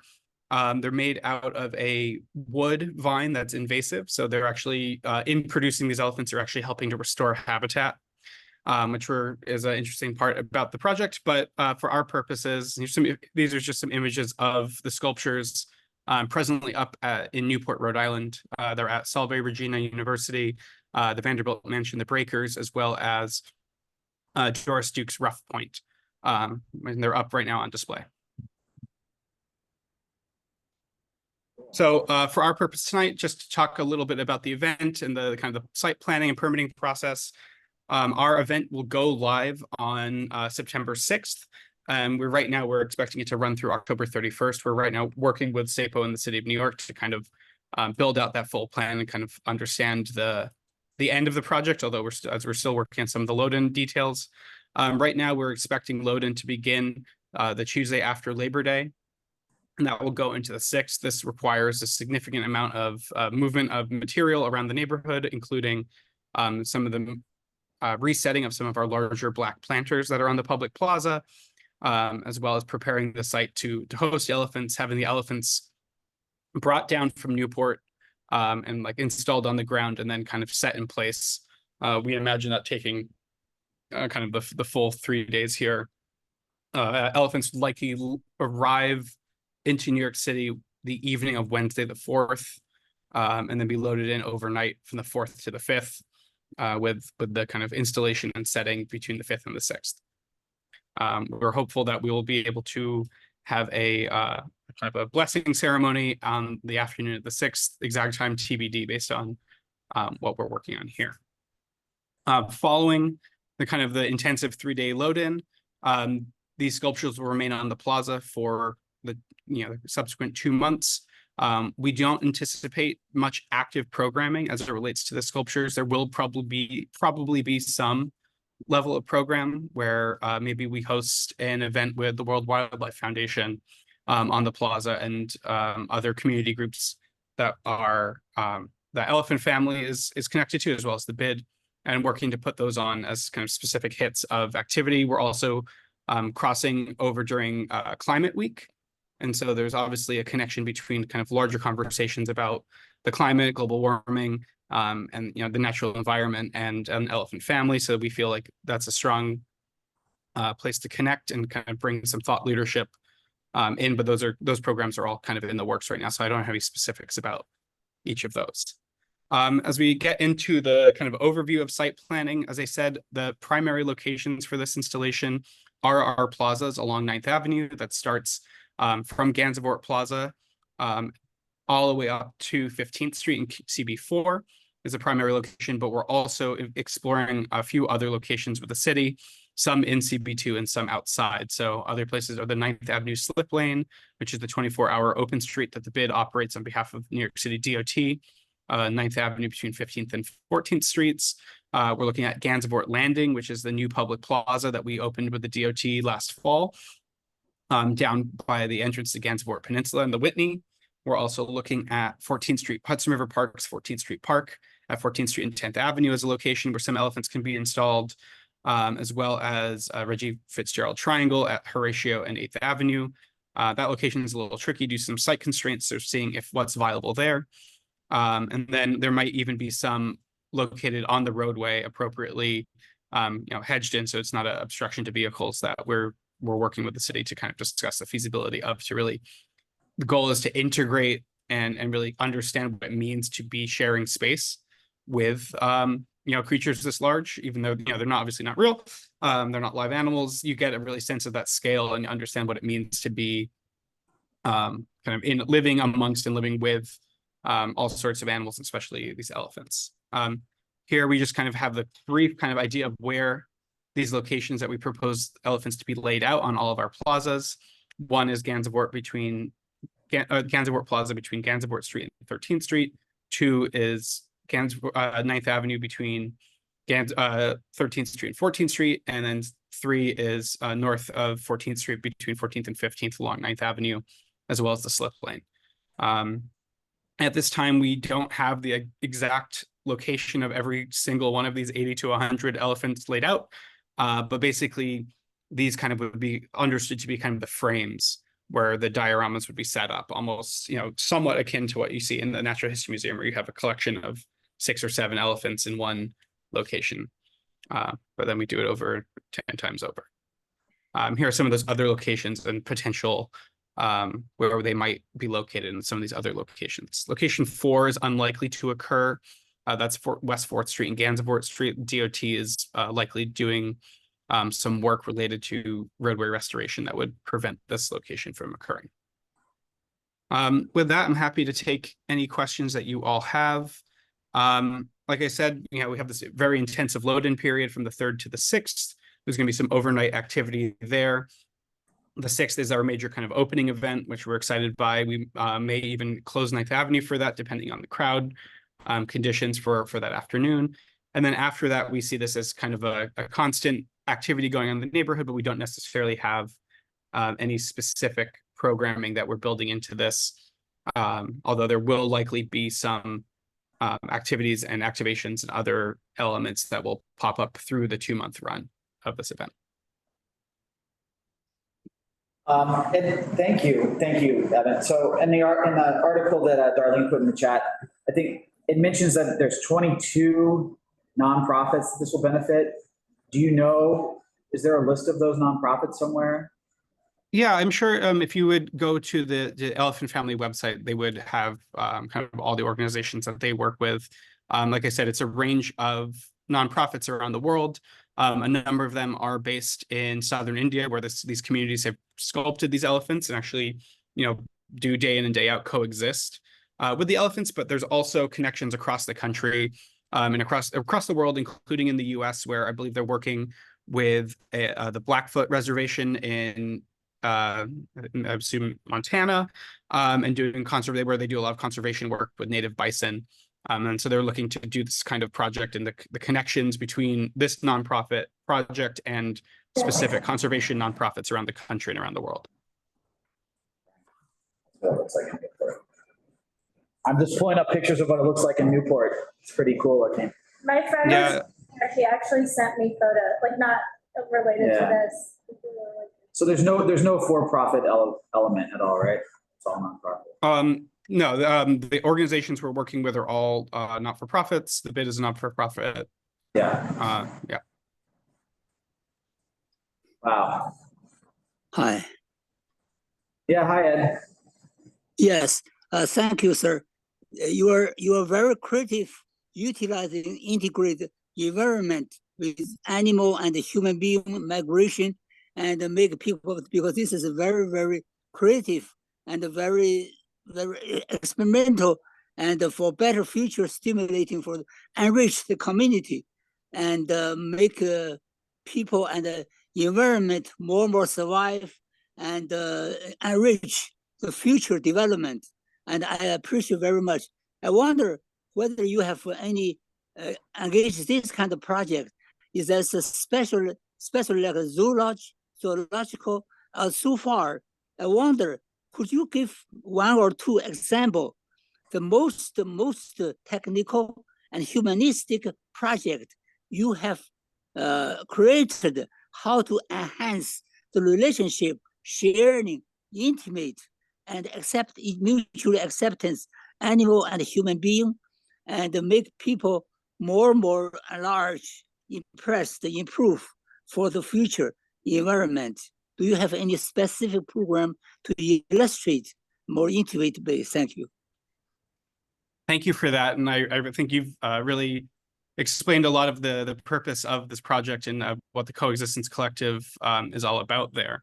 As it relates to some of the groups that we're working with directly in New York, we're already in touch with the Wild Bird Fund based in New York, as well as the Wildlife Conservation Society, about some specific projects that we can help bring the New York element out as part of this project as well. Because while it is touring across the country, every location is different. Every location has some unique considerations and kind of unique character that will lend itself to this project. Thank you. Evan, this is quite an undertaking. I think at this point you all know that if I'm here, it's something substantial. This is overwhelming, but I think it's going to be beautiful, and I think it will be a great teaching experience for all of us. And I would especially look forward to bringing my grandchildren to see this, because I appreciate this more than anything that I've seen yet. Thank you. Yes. Thank you. Yeah, thanks. I think, having this for 2 months instead of having commercial promotions on the plaza is awesome. And it saves us probably a lot of applications. Yeah. Well, Evan, it seems like you're keeping the plaza free of elephants, though. I saw no elephant laid out on the plaza. Yeah, as of right now, we are not contemplating use of the kind of main portion of Gansevoort Plaza for elephants. So you can see here in plot 1, you have A, B, and C. These are all north of Little West 12th Street, so north of the main portion of the plaza, and up. So that was intentional with the plan for that area to remain somewhat permittable, somewhat always open as seating. So we're working with SAPO to kind of strike that balance, but we wanted to keep that open and not use that fully for this project. Is it's open? Yeah. Get those elephants in there. Yeah, we'd like to see the elephants everywhere. I love the idea of them being spread out.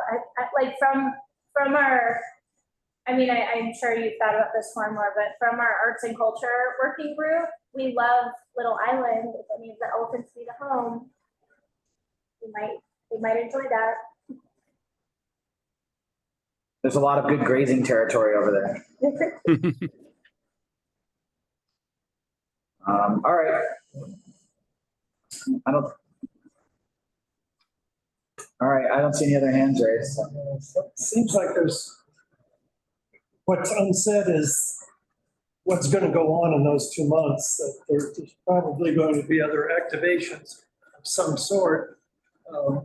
And so might you be coming back to let us know what particular events might be scheduled? Yeah, I believe we're working on a public kind of schedule of events for this activation overall. So the public is aware of things going on, especially tied into other programming the bid has. As it relates to specific street activity permits that we might need, I don't believe we would be applying for anything of this, other than this as it relates to what we would need to get a permit for. So I don't believe we'd be coming back for a specific permit presentation as part of this. How do they keep the elephants safe? Like from, graffiti or... So can you repeat that question again? I don't know. How do you keep the elephants safe from like graffiti or, whatever? Yeah, we find that projects and large scale public art installations that we put up are very well taken care of and respected. There's going to be a team on the ground all day, all days monitoring the elephants, both from the Coexistence Collective and Elephant Family, who are there actually managing and maintaining the sculptures, to the bid teams who are there, ensuring that the area is cleaned and, well maintained and well managed. And so, we have pretty strong confidence that this will be taken care of in a responsible way by our community. But we're also watching on vigilant for any issues and concerns. Evan, I'm also curious, thanks for putting that map up again. What are the blue dots on the map? Those are fire hydrants. Okay. I think there's some road. All right, should we, keep it going? All right, thanks a lot for coming, Evan, and presenting that. Very interesting. All right, absolutely. Thank you for your time. Thank you. Thank you. All right, yeah, go ahead. I'll go with the next one, which is Steve Madden, Mr. Softy Truck. I'm gonna just look at the chart. Oh, sorry.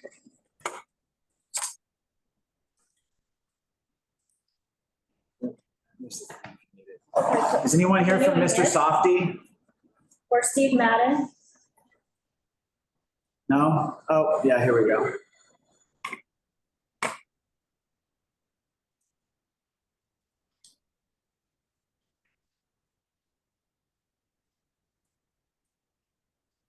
Hi, I think we promoted Nicole. Oh, Nicole, you have to accept. And Robin Singer. Robin as well. Here we go. Hi, Nicole. Hi, how are you? Well, how are you? Thank you for waiting. Good. Robin Singer should also be promoted as a panelist for this one. Got it. Doing it right now.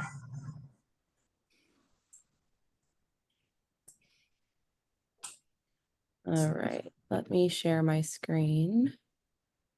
Robin.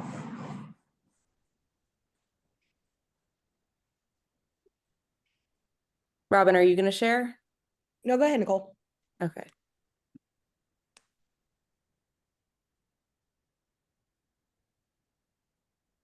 Can you guys see that? Okay, so this is Pivot X, and we are presenting the Steve Madden Mr. Softy ice cream truck. So this is a visual of what it's going to look like. It's a regular Mr. Softy truck with Steve Madden vinyl wrapping on all four sides. And we are requesting the curb lane outside the Steve Madden store in Soho, which is right outside the store where they're going to be having an interior event as well. It's on Broadway between Spring and Broome at 494 Broadway.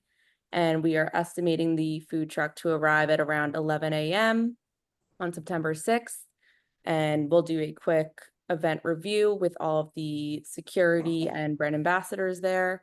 And we will open the food truck to the public at around noon. and estimate to hand out around 950 ice cream cones with branded sleeves. And we estimate to be done at 6:00 p.m. And from there, the truck will leave at 6:15.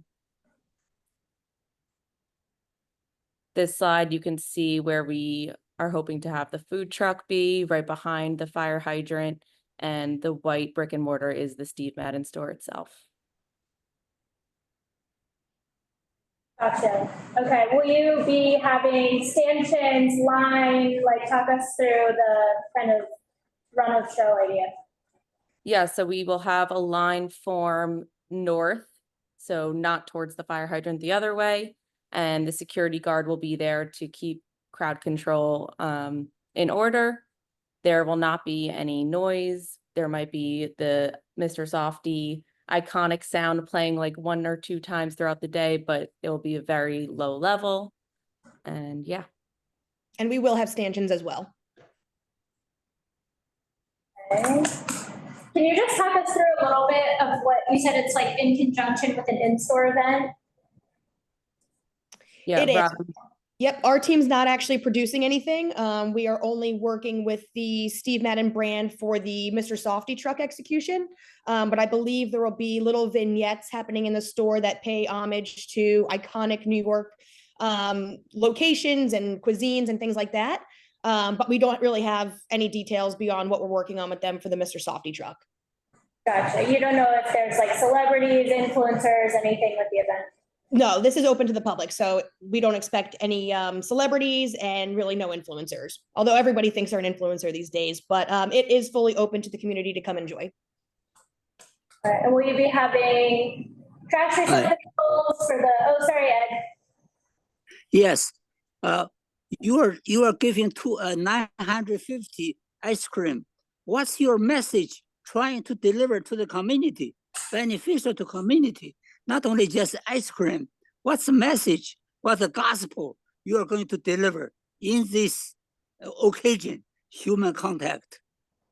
Yeah, it's really just a celebration of New York. Steve Madden was a brand born in New York. They will also be releasing a commercial that again pays homage and highlights, the vibrant community of New York City and all the various different people and things that we get to experience here that are unlike any place else. So the reason they wanted to do the Mr. Softy truck was to really align with that. So it's really just a celebration of New York and the people that come and claw their way up and, get to say that they started a brand that has become really resonant with the New York audience. But what you're saying is still not very concrete or your message. Most intimate to the human being, you're talking still abstract purpose. Can you be more practical, more deliverable, more people can? Sure. I mean, I think more can feel. I think it's more or less to bring New Yorkers together in a celebration of our city. I mean, that really is the crux of it. You mean you are trying to make people more getting together to know each other, and I think it's because this is very important. You spend money, and you have to improve the humanistic touch. Think hard how to, such like so many robberies, insecurity, or something special, more sensitive to the community. Sensitize. Use ice cream to stimulate, to sensitize the community. Because that's a very important message, gospel. I hope you can think hard. You want to use your money more beneficial, really stimulate and make the community more heartening. Their feeling make people feel they are proud to live in this environment. Yeah, I mean, that's really what the brand is striving to do, to bring the community together and celebrate the city, and that we welcome everybody. And just what it takes, again, to have the grit and attitude to be a lifelong New Yorker like Steve Madden is, and to have built his brand here. And that's really just a celebration of our city and everybody in it. Okay, thank you. And will you be having trash receptacles? I know you're doing cones with branded sleeves. I imagine there's napkins. Yes, we will have one outside the truck, and then there will also be, plenty of garbage cans inside throughout, whatever's happening in there. Can you, at 9:50 on a Friday on Broadway is a lot. Do you think you guys could have more than one outside the truck, maybe one on either side? Or trash is like an issue, and with ice cream, they throw them in the trashes are open, and we get melted ice cream everywhere, and you guys are probably one of like 5 ice cream trucks in this neighborhood on this day. Any more trash you can provide to just keep it from becoming a mess on the corners would be very appreciated. Absolutely. We'll make note of that, and we'll plan to have more than one outside. Great. And then have you guys spoken to the neighbors, especially the ones that your line will be in front of? We have not yet, no. Okay, we recommend reaching out to those businesses as well. Any sound you mentioned, I think we got it all, but I think there's some hand raised. Yeah, Laura has her hand raised. Laura, go ahead.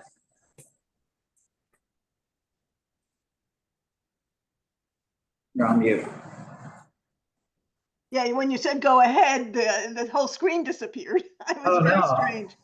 I'm here. I just wanted to point out that this community, one of the things that has really been a real issue with the residential community, as you well know, are the illegal ice cream trucks that park there. It's not a park. Ice cream trucks are actually not wanted by the people who live there. And it would be, I think it's a mistake to allow it for that. We've been trying so hard to keep these kind of food trucks off of Broadway and out of our neighborhood. The other thing is the Mr. Softy tune. I'm sorry, no matter how softly you play it, it carries. And it's not only the stores next door. There are people, there are people who live above. There are people who work above. Please, no Mr. Softy. I speak from my heart on that one. It is one of those tunes that I know drives me nuts, partially because I took a high school physics course listening to it playing during the whole course. And I will never forget that, even though it was more than 50 years ago. But please, no truck, no ice cream truck, no Mr. Softy playing. Inside, I have no problem. They can do what they want, but please not that. Thank you. We will make note of that and update the client, because it was a very specific request of theirs, that it play at least twice during the event. So we will speak with them about that. Thank you. It really does carry. I mean, and the cast iron buildings are pervious to noise. You just can't keep it out. It comes right into our homes, and it is infuriating. Thank you. Okay, thank you. All right, thanks everybody. Thanks for joining. We'll move on to the next one. Thank you. Thank you. Do we have UGG AUW 24? UGG Autumn Winter 24. Anyone here from UGG / Deckers Brands? No? Okay.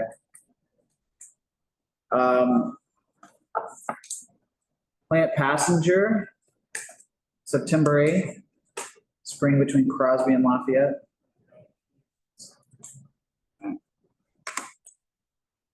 Okay.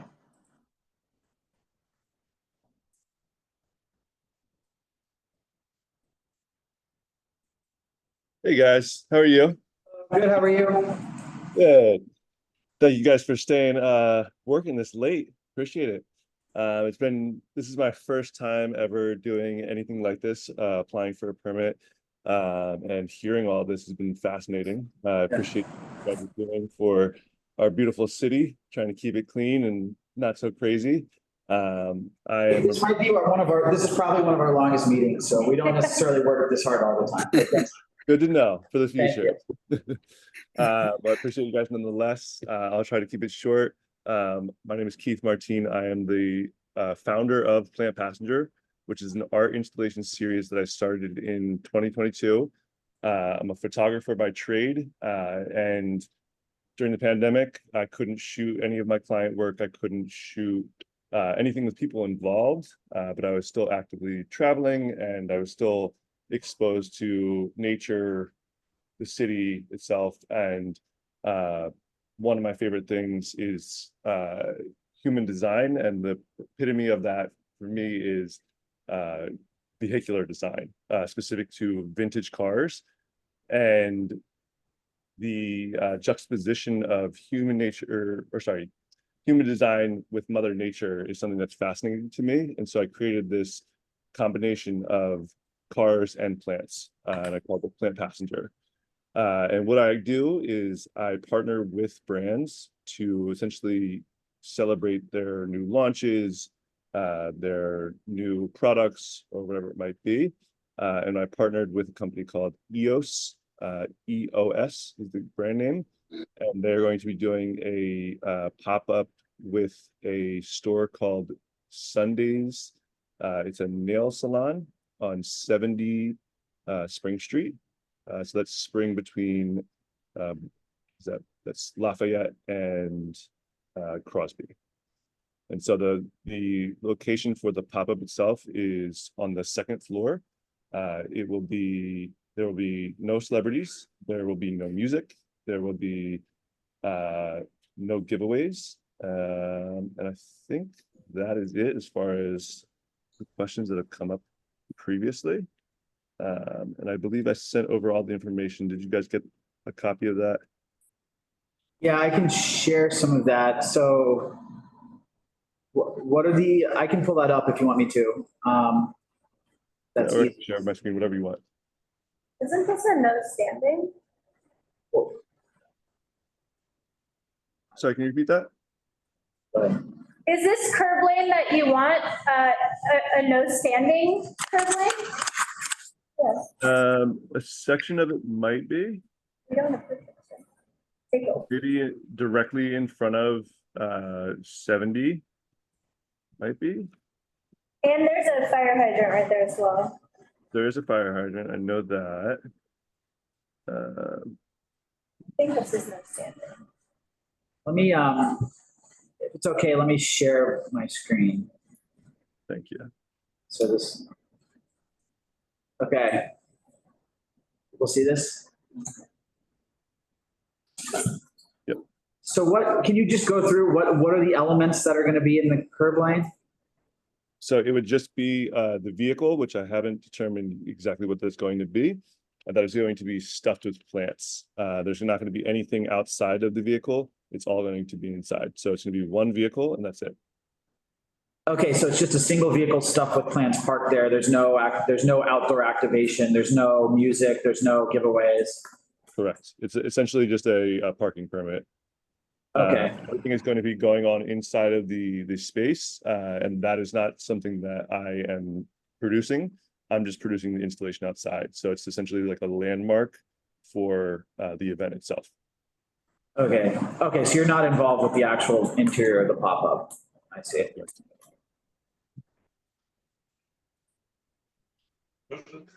okay.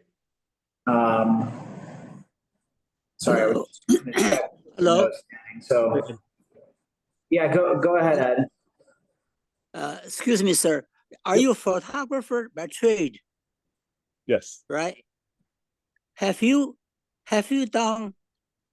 been, how every day you spent on the street trying to catch up the humanistic approach, the very momentary, moment, very humanistic moment, very warming, very, in such a very brutal killing, murdering, gunshotted, all this kind of thing, humanist approach, something, or you feel pride, your prize picture demonstrate what you have been doing for the community to promote humanistic, the very, very enriched momentary performance, you catch up momentary.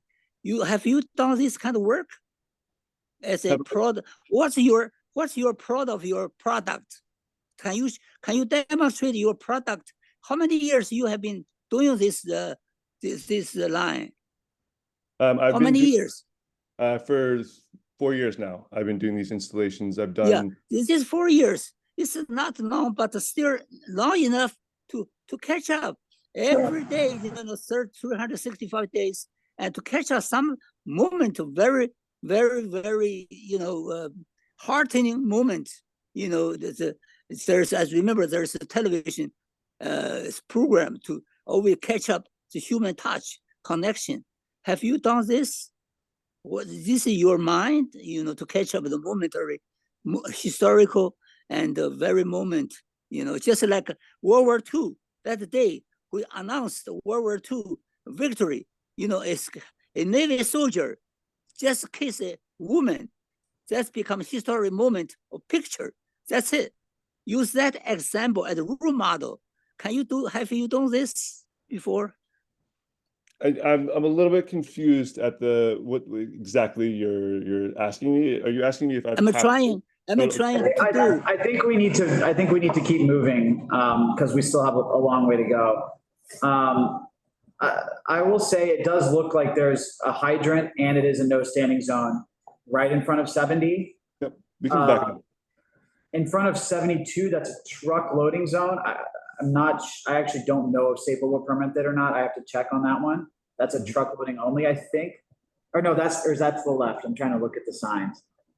So there's yeah. Closer to Crosby, I believe, is where there's a bit of an open space. Yeah, I think that probably works, especially if there's no actual element of activation. I just know Staple won't permit a no standing. Mm-hmm. So just keep that in mind. Because that would be directly in front of the store is where you won't have, there's a no standing. Yeah, that the client would be completely fine with that. And so that would also give you a good clearance of that subway stop. Mm-hmm. If you're more in front of 72. Yep. So, Laura, do you want to go? Your hand is raised. Yes, I was pretty much going to say what you've pointed out. I just wanted to also bring up the fact that there's a subway entrance there, which offloads a lot of people. It's a very, very busy corner. Plus, closer to Crosby Street, we have Glacier, which always has people online. And so it's a busy street. Years ago, the community board asked that side of the street, all up and down Spring, be no standing anytime. And it was that way for a while until the DOT suddenly changed it and put up some parking. But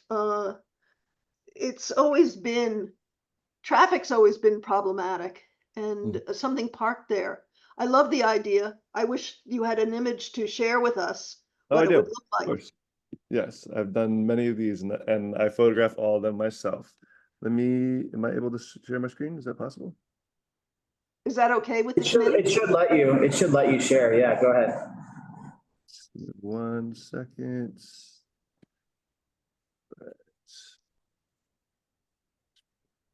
Can you guys see the screen right now? Yeah, we see it. Thank you, Laura Tannenbaum. Welcome, Ed. Oh, cool. Very good. You're very articulate.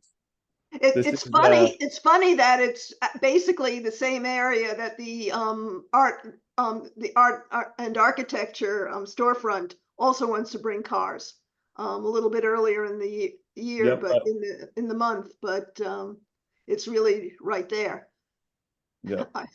But yeah, that was thank a cool you. sounding event as well. But Yeah. that street, you can't close off that street. Yeah. So this is what the installation looks like. I just did this one in Italy in a small village in Puglia, the southern region of Italy. So you can kind of get an idea of the scale with the people in the background. But it's just a normal sized vehicle and then stuff with plants. Is this in a partnership with the brand, or this is just a public art? This is in partnership with a brand called EOS. EOS is the brand. That's the same. Will there be a sign on the car? Not that I know of. I don't usually put any branding on the car, as you can tell. It's just to like bring people over. Yeah, and then they'll see the pop-up. Yeah, so it's actually not even a public pop-up, like the second floor thing. It's a appointment only with the people that are putting together the event itself upstairs. So there's not going to be any line. It's all appointment only. I think they're doing 100 appointments in the entire day. They're starting at 9 a.m. and I think they're going till 9 p.m. And this is like a beauty company? Like they make those egg things? Okay. Yep, makeup company. Will you have someone there to protect the plants from being borrowed? Always. The plant and the cars, always protecting them. Myself, I will always be there, and then at least one or two other people. Thank you. Pete, go ahead. Yeah, so it seems that the intention is to identify the location of the pop-up, whether that's stated or not. But it also seems that this is an attraction for selfies. Whether or not that is the stated goal, that will be the result. So even though you're saying there is no interaction created on this very busy sidewalk, it does seem that this runs the risk of creating a bottleneck on that very busy sidewalk. So just wanted to point that out. Absolutely. I mean, we've never had very large crowds, but this is a very busy area. I've walked through almost every day, and I get pretty frustrated just walking through it, with or without events going on. So definitely something to be cognizant of. And I think hearing all of these conversations throughout the night has really just reminded me of all the times that I've walked through when events are going on. And so I think that'll be something that myself and two of my team members will be cognizant of, is just making sure that people who are taking photos and stuff like that are kind of moving along throughout the day, so that we can keep the streets clear for everyone to pass through easily. Pete, you are right. Every district, there's a Times Square, interesting conflict and eye tracking. Thank you, Pete. You are creative. Thank you. Do you live in CB2, Pete? Say again? Do you live in Community Board 2? Does that include Astor Place? It does. Yes. Yep. I'm right over here. You have the benefit of being a local artist to our community. Yeah, there we go. Yeah. And my other business is called Link to Art, and what we do is create a system for artists to essentially manage their whole business practice. So it's something I do every day, is to not only promote my art, but also promote all the artists that I appreciate and love, specifically in New York. I humbly suggest you get in touch later about our Arts and Culture Committee, where we are trying to work with people who do exactly that. Yeah, seriously. Amazing. We're recruiting you now for CB2. Please, I would love that. We are very, very involved in the community, and we do a lot of events, mostly inside. But if we can do them easily outside, it makes it all better, unless it's hot. So, what was the name of your other business? The Link to Art. LINK space TO space ART. And the website is link to art. Sorry, link to .art. I'll send it in the chat. Make it easy. Thank you. All right, you can stop sharing. I think we'll move on. Awesome. Thank you guys. Yeah. Okay. Do we have Bank Street potluck? Potluck? Bank Street potluck. No?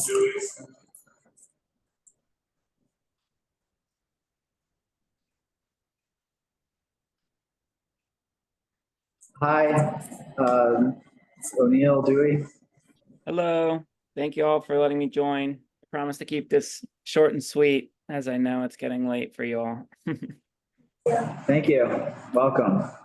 Yeah, thank you all. So my name is O'Neill, and I live on Bank Street. I've lived here for in the neighborhood for about 6 or 7 years now, but on Bank Street for 3 or 4, and have met a lot of great people here, but I've realized also that there are a ton of neighbors that, you know, would love to meet more casually as well.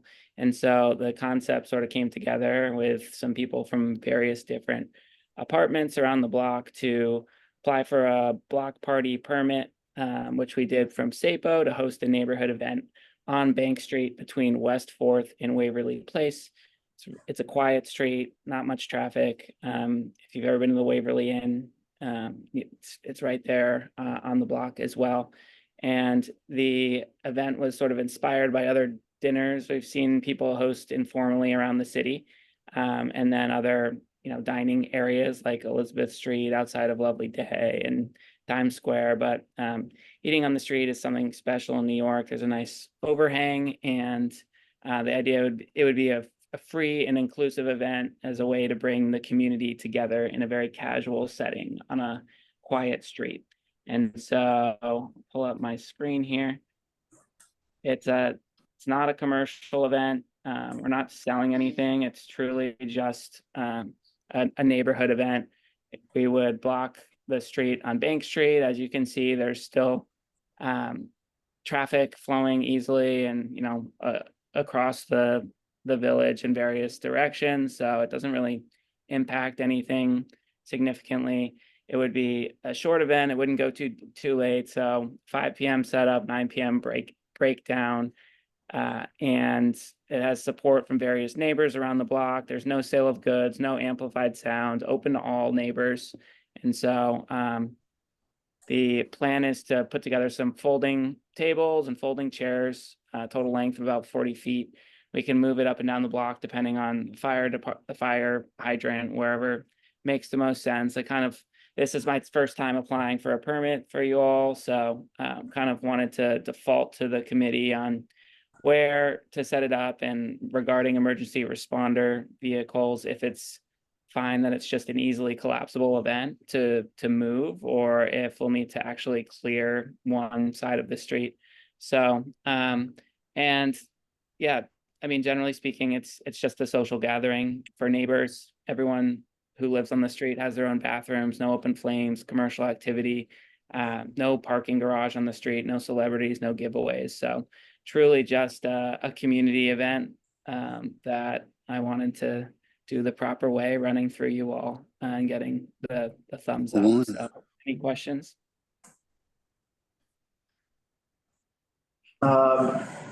Yes. So people are just, sorry, can you go down to the next slide? Yep. So it's basically literally just folding chairs and tables. People are bringing their own food out and sort of hanging out on the street. There's no other elements to it. That's it. No amplified sound. No amplified sound. I mean, yeah, and if a neighbor brought out a guitar or something, that's fine, but we would not be there'd be no generators, no, loud noise. And again, it's an early event. It ends by 9.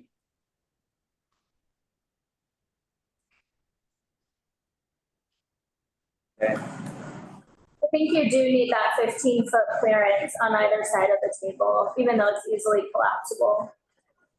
Up to you on what side. Okay, so we can just post notes. We'll get the clearance on one side, and whatever street sweeping is that day, I guess. It's a Tuesday event. Yes, may I? Yeah, I think you are very quiet community harmony promoter yourself, promotion. This is a big job for you to do, to create harmony, human contact with, otherwise it would be too quiet. So wonderful. Thank you very much for doing the work for the community, strengthen and enrich the community, and the neighborhood, make people neighbor to neighbor and relationship. Thank you, especially for elderly people. Yeah, it'll be fun for people of all generations. Thank you. Well said. Ed. It is good to foster community. All right. Thanks a lot for showing up and sticking around. Yeah, thank you. All right. So next we have Maria Nila Hair Care, Broadway between Prince and Houston.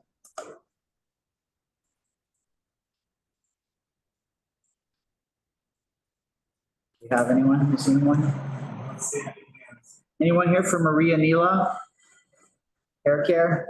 There we go. There we go.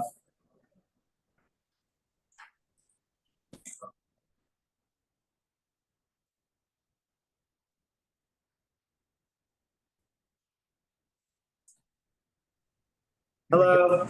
Hi, good evening. Evening. Heard a lot of great events tonight, and I'll keep this one short and sweet as well.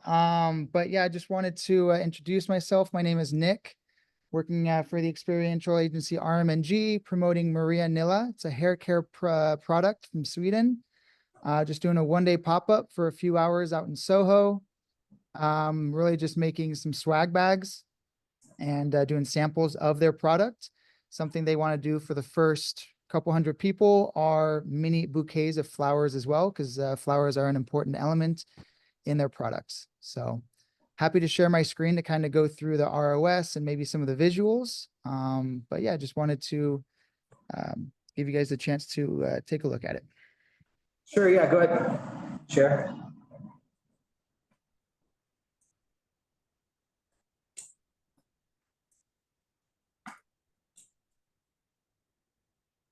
All right, you guys can see this? Yep. Perfect. All right, so our ideal location, we're trying to get as close as possible to Broadway and Prince. Ideal location is 575 Broadway. I had a site person go out the other day. There's a little bit of construction going on in the curb lane, which is where we would love to be. It's a very small truck, and you'll see the template shortly. But construction on that particular area should be wrapping up in the coming days, we were told. But that's where we're trying to go. We're going to be utilizing ideally 2 parking spaces, one for the actual small truck, and then one for our van that's really going to be housing a lot of the flowers for our florist. On site. Yeah. Did you apply for a curb lane as well? Because we see applications partial sidewalk. Not even partial. I did. The primary is the curb, right? The only reason I did a partial sidewalk as well is in case we want to put, originally they were thinking when I first submitted this, that they'd want to do some life-size bottles of the actual product because they're doing this in another country as well. However, since that has been scrapped. So we definitely need the curb lane, which is what I had originally applied for in addition to a partial sidewalk. Okay, maybe we're only seeing, maybe we missed a second application. Were there 2 different SAFE applications? No, my initial application was strictly for the curb lane, and then I noted that we're trying to do a portion of the sidewalk as well. However, the primary application is strictly for the curb lane. Okay. You might want to just double check with SAFE because the one that we see only says sidewalk, but you can keep going, but you want to make sure that that's correct in the system. Yeah, not a problem. I'll reach out to my correspondent, Chris, and get that all cleared up. But so you guys we're on the same page, occupying 2 parking spaces, curb lane. One of which will be for an actual branded vehicle, not doing any food or anything like that. Again, just passing out pre-packaged bags of the hair care product. And then some of the bouquets that we're going to be doing for the first 500 people. Inspo, trying to do something soft, delicate, light colors. Again, flowers play a very important part in this particular brand's ingredients. And our bags, so you guys have an idea. First 100 that come up, They're going to be getting kind of the complete package, mini samples of the head and hair healer, the flower bouquet itself, the serum, and then a little flyer. And then the first 500 are going to be getting one less item, which I think is the serum itself. And then the rest are going to get everything but the bouquet and the serum. And these are all going to be being passed out from a branded non-food truck, a branded truck with the branded bag. That's it. We're not doing mini waters. We're not doing food. We're not doing anything like that. Just trying to promote this hair care line. We're doing this in multiple cities across the country. And New York is going to be our second stop in all this. So we're going to have, ideally on the sidewalk, 24 or 31 by 24 almost A-frame. We're going to have 2 of those. And then our truck, it's a cute little guy. It's going to look just like this, obviously fully branded. And we are trying to go for these particular hours. No VIPs, no influencers, no amplified music. Just passing out to consumers or pedestrians on the sidewalk. It's a little hard to read, Nick. Could you just summarize your hours of activation? You got it. So ideally, and I know this is more of just a fail safe, but we'll have spot savers arrive out there as well, probably around 6. Ideally, our vehicle arrives around 8 a.m., which is, we'd love to have signage up starting around that time. Our EM is going to be on site an hour after that at 9. And it's a very, very, very simple setup, literally just doing A-frames outside there, making sure our florist is good to go. We're going to have a couple of BAs outside as well. They'll arrive at 9:30, setup complete around 9:45. And then from 10 a.m. till about 6 is what we're trying to do, just passing out.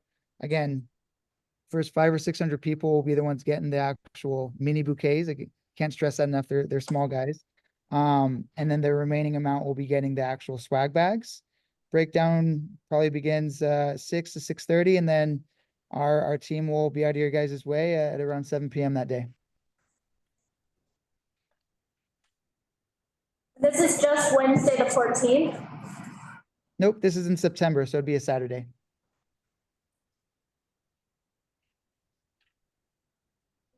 Looking at August. Hello, sorry. You had me scared there for a second because I thought was like, Wednesday, why would you do this on a Wednesday? No, September 14th. So this should move pretty fast if you're only just giving away a pre-made bag with no food, right? That's what we're expecting. We're going to have a complete team outside of the truck as well, obviously with those 2 BAs and the EM, excuse me, just making sure we keep everything orderly. But yes, we are expecting, it's a pretty well-known brand, apparently, from what I've heard and from what people around the office are saying. So we're expecting a decent amount of people, but also we're expecting a very quick line. So we're not expecting too much condensing. There's no like photo moments or anything? No, like I said originally, which is why the confusion with Sapo is they were going to have some life-size bottles out there as well, but we don't have a photo wall or nothing like that. Now, if someone wants to take their photo, maybe kind of off with some of the truck as the backdrop, we can do that quickly with the EM or one of our BAs, but it's not going to be a quote unquote photo moment. And they don't have to give information or sign up or it's just literally like walk up, hand the bag, walk away. Yeah, just, hey, have you guys tried this product before? Welcome type of thing. Give it a try. That's really it. It's very, very simple compared to some of the other ones that I'm sure you guys hear quite frequently. And one of the simplest ones I've ever done, but.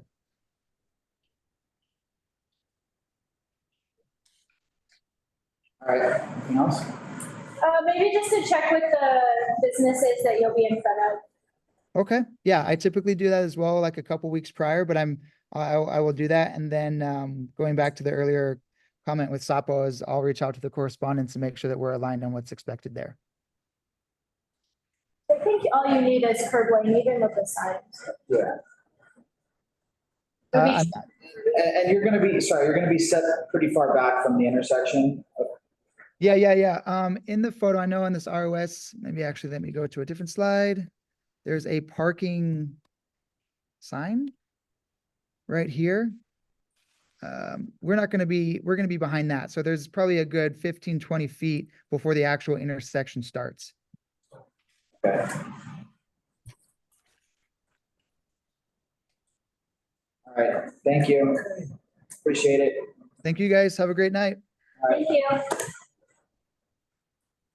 Okay. We have a village trip here.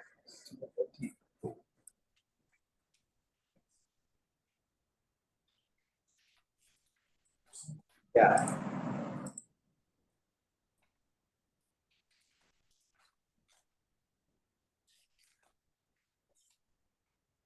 Hi, Cliff. Hey there, let me just get my video going. Hey. Anyway, thanks everybody for staying so late. I really appreciate you guys doing this. I'm Cliff Pearson. I'm with the Village Trip. The Village Trip is an annual festival that celebrates arts and activism in Greenwich Village. So this will be the 6th year that we've done it. It's throughout the village, but this particular event will be our opening event on West 4th Street. So we've applied for a permit to close traffic on West 4th between 6th Avenue and Barrow Street. We're working with the West Village bid, so they're on board. They're working with us. They're in contact with all the businesses. We're working in particular with the Music Inn, which has been there for like 70 years, and it's a musical instrument store. And what we're going to do is we're going to have a small stage set up at the intersection of West 4th and Jones Street. And we're going to have live music. It will be amplified, but it's mostly jazz and world music. So it's mostly stringed instruments. I don't believe there'll be any brass or anything. The headline act is David Amram. I don't know if any of you know him. He's 93 years old. He's been working with everyone from Leonard Bernstein to Joe Papp. He played with Charles Mingus. He was a good friend of Jack Kerouac. Anyway, he's amazing. He's 93 going on 94. He'll be performing with about 4 or 5 other musicians. Then we're going to have a husband-wife band called Our Band. And they do, again, mostly strings, guitar, mostly acoustic. And then we're working with the Music Inn, and they've organized a few acts that will be doing world music. So it's going to be an event that will be open to the public. It's free. The goal of the village trip is to activate Greenwich Village and reconnect people to the history of the village as a place of creativity, where music happened, where activism happened. We're a nonprofit, we're a 501c3. The organizers, we don't make any money. We do pay all of the performers, not very well, but we do pay them. And we've done this for the past 3 years on 8th Street. So we had worked with the Village Alliance on 8th Street. They wanted to move the dates earlier in the month, and that didn't work for us. So we're working with West 4th Street and the West Village bid to do our opening event on West 4th. But it's basically, it's an event that we've done for the last 3 years. So we're using the same professional technology, audio visual tech company to produce it, the sound company. So they did it for the last 3 years at West 8th Street. So they know exactly what to do and how to do it. And great. And what are the hours for the closure? Yeah, so we'll do setup at 11 a.m. and we'll have everything ready by 2 p.m. And then we'll probably have some announcements. Eric Botcher has come the last couple of years, and actually 1 year he played his guitar. So we've gotten Mark Levine has also been a real supporter of the village trip. So we've gotten government officials involved. And then at 2:15, the music will start. We'll have one set and then probably another. And then we'll wrap up all the music by 7 p.m. break everything down, and hopefully have everything cleaned up by 8 p.m.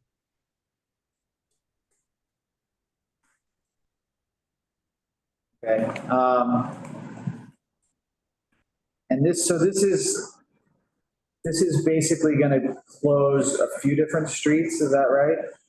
So I'll be closing West 4th between 6th Avenue and Barrow Street. Right. There'll be 2 blocks basically. But then Jones is going to be closed too, right? As well. I mean, people I think will be able to, we won't be closing Jones itself, just the area, right, the intersection of Jones and West 4th. So people will be able to drive on Jones Street. Obviously, they'll have to turn around. It's a one-way street, so you can't. You're right. It's a one-way street. Yeah. Mr. Cliff Pearson? Cliff. Yeah. I have a business on that street, and I hate to say it, but I have not been contacted regarding this, number one. Number two, when you spoke, you made it sound as if this had happened on the street, and I've been on the street for 53 years, and I've never seen that happen on this street. No, this is the first year we've done it. I understand that. Yeah, from Barrow all the way to 6th Avenue, there were a lot of streets. You have to close Cornelia, you have to close Jones, you have to close Barrow, you have to close West 4th. It's a lot happening. And I understand that you want to do this for the inn. Music Inn. The Music Inn. I understand that, but I don't know if this is the best street to do this on. Because traffic will be closed, and besides, so will you have some kind of seating, or how is the public going to be able to enjoy the music that's going to be played? Most people stand. I mean, a lot of people walk through. Last year at the West 8th Street, we had carpeting for one area. So we may do that again this year. So in the past, it's happened on 8th Street, West 8th, between 6th and 5th. So this is the first time we're doing it on West 4th. Barrow Street will not need to be closed. Obviously, Jones will need to be closed. Cornelia Street will be. So we're working with Zach Owens at the bid. So he will be getting in contact with you very shortly. And we would love to talk with you. I know Liz Thompson, who founded the Village Trip, has talked to you in the past, not about this event, but we would love to get the businesses involved. We think it's a great opportunity for places like Tio Pepe to have people come in. I mean, we'll be generating traffic, and we're not having any food vendors, or we won't be selling anything. So we're hoping that the people who come, if they want to relax, they'll be able to come into the bars and the restaurants that are on the street. Okay. Well, yeah, I was just concerned because unfortunately, whenever there's an event such as the Village Parade, the traffic, the fact that the streets get closed and all the businesses suffer immensely because there's no traffic available to come on the streets. So just when we think that we're going to be having a good business day, it's actually reversed because they close the street and therefore people cannot come down to the street and the traffic can't come down to the street. So it's difficult. But I hope that it does bring people, because we desperately need more people to come to the village, more people to come to West 4th Street, and hopefully it'll be a good thing. But I will tell you next time I see you how it goes. Okay. Well, I mean, we're going to be promoting this, and we're hoping to generate foot traffic. And, you know, the idea is, you know, we didn't want any vendors because we didn't want anyone competing with the businesses that are on the street. And hopefully if it's nice weather, we'll be getting people who will want to have a beer or a taco at one of the restaurants and the bars on the block. So that's our goal, is to generate foot traffic. And those are often the people who will then stick around and grab a beer. Yeah, I think obviously this is the kind of event that all of us like to support and showcasing arts in the village and all that. I do think you should just be aware of, it is Barrow Street, I am pretty sure actually has to be closed too. I think you can get away without closing Cornelia, maybe. Barrow has to be closed all the way through because that's a one-way turn onto West Fourth. So it's actually like, you should definitely be coordinating with NYPD because it's going to be a pretty intense street closure. It's at this location. You may want to ask about visual message boards, perhaps on 7th Avenue, informing people on 7th Avenue, and maybe turning onto Bleecker, informing people of the closures, which is what the meatpacking bid has done in the past when they've had extensive multi-street closures. Because if it might, if someone turns off of 7th Ave, if they make a left turn onto Bleecker going south, they realize that they can't turn onto Jones, I guess then you could just say, well, you turn on Cornelia or take it all the way to 6. But anyway, having signs and coordinating with kind of the traffic experts in this case when there's multiple blocks closed is very important. Yeah, well, we'll definitely coordinate with the 6th precinct. So we'll be working with them very closely. Okay. But we think, this is the sort of event that the village is all about. It's celebrating music, and celebrating, the artistic legacy of Greenwich Village. And hopefully it also will be good for the businesses on those blocks. Yeah, agreed. It sounds, it should be a great event. I agree. Anything else in the room? Online? All right, thank you, Cliff, appreciate it. Okay, great, thanks, Scott. Thanks so much. Appreciate your time. All right. I think we got two more. NYC votes, do we have anyone here from the campaign finance board? Yes.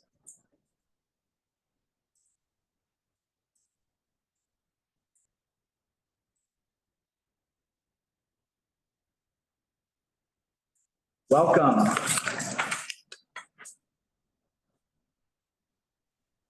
There we go. Can you also, Sequoia's on there, include Lucy Beach? She should be presenting as well with me if possible. At LB, it's probably LB. That'd be great. Just in case I forget anything here. How's it going, everybody? Thank you for your time. I know it's late. I really appreciate you staying on to hear us all out. I prepared more of a formal introduction, but I know we're running late, so I can cut to this chase. Whatever you prefer, I can start. Yeah, I'll jump in with just a quick introduction of the New York City Campaign Finance Board. We're a city agency charter mandated to provide voter education and assistance. Right now, over 1 million New Yorkers are unregistered, and it's a presidential election year. And for National Voter Registration Day, we've partnered with Headcount to offer voter education and assistance to the residents and visitors of New York City within your community board. Particularly, we're focused on those 18 to 29 because we see only 26% of them participate in elections, and we assist them with voter registration as well as signing them up for election reminders. So for this event, we partnered with the amazing team at Headcount, who's going to kind of walk us through the day and our site plan. Headcount's a national nonprofit organization that works with musicians to promote participation in democracy throughout the United States, and they have a track record of registering over 1 million voters. So with that, I know it's late, so I'm going to pass it over to Tim. Thank you, Sequoia. My name is Tim Brown. I'm with Headcount. We're a nonpartisan nonprofit organization based out of New York City. As mentioned, we've already registered 1.5 million voters in our time as a nonprofit, and we have been partnering with the National Voter Registration Day campaign for 12 years now, and our home office is in New York City. And 3 years ago, we started working with the city directly to do sidewalk permits. And now we are applying to have a full street closure near NYU on Tuesday, September 17th from 11 a.m. to 6 p.m. to provide voter registration services, not only for the students, but anybody in the park passing by. To date, the campaign for National Voter Registration Day has already surpassed 210,000 new voters. We do pop-ups all over the country, but New York City is our biggest. And so we're looking this year with all of our events around the country, New York City included, we will cross 250,000 new voters through the National Voter Registration Day campaign. I'll try to share my screen here. Let's see here.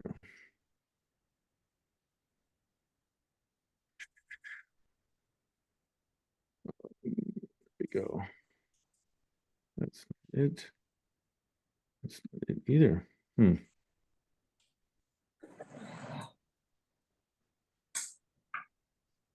Advanced. Let's see here. There we go. Let's see if that works. Can everybody see that okay? Yep. Okay, great. So you can see it's a national civic holiday celebrated by the city. Simply put, basically, I'll read this quick.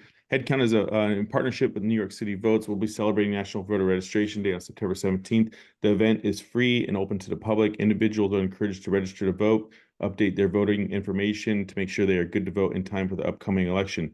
They also may enjoy free pre-packaged food and beverage samples from corporate partners, such as the Oatly ice cream truck that will be on site. Nothing in this space will be for sale, nor will be collected for donations at the event. We are requesting to work on LaGuardia Place next to the NYU Library between Washington Square and West 3rd. We've been on the sidewalk near this location for a few years in the past. We've never had to use security. There's no amplified sound. We work with Tony's Chocolate Bars, Guayaki Tea, Oatly, La Colombe, and Partake Cookies, all prepackaged, sample-sized food and bev, nothing for sale. And again, no amplified sound, no generator needed. Sanitation plan, students have always been really good using public trash cans, but we also provide trash bags at all of the stops along the vendors that are supporting us. And we actually will hand pack out all the trash ourselves and bring it back to our own office and use our own dumpsters. We have a cargo van that we rent specifically to bring all leftover supplies and trash after each event that we've done each year. So ideally, we'd be arriving on site at 8 a.m. Our first set of volunteers, whether they're students or from our volunteer base within the city, arrive at 10 a.m. They receive a training on how to register voters, and then they help us all throughout the day with mostly students that are from out of state or who have changed their name or addresses to update their information in time for the upcoming election. We also have a program where high school seniors come down to the event at 4:30 in the afternoon, and they also receive voter registration training, and they are able to donate some community hours to help us register voters on that day. So ideally, 6 o'clock around dinner time is when we start closing down and call it a day. I've provided a couple photos. This is on the opposite side of the park last year. That's some of the volunteers that came out with us in this photo right here. Very simple. Most people can register to vote and check their voter status on their phone using our QR codes now. Here's some of the brand, Tony's Chocolate Only, that passed out sample-sized servings of chocolate for everybody who was enjoying the day. And as you can see, it got really, really busy on the sidewalk. So that's why we are looking to request street closure for the day, considering it is a presidential election, and we think we're going to be busier than ever. So you're only doing one location? Because I think we saw applications for 2 locations. We put in for 2, but we've honed in on 1. So we actually wanted to talk to you, and our ideal preference would be LaGuardia Place, but The second location listed underneath that in the agenda would be the secondary option. And we were on the sidewalk last year on our second location that we requested here. I'm sorry, University Place, Washington Square, 5th Avenue. That's where we were last year on the sidewalk. This year, we would like to move closer to the library on LaGuardia Place. Any reason why you wanted that instead of like maybe Washington Square South?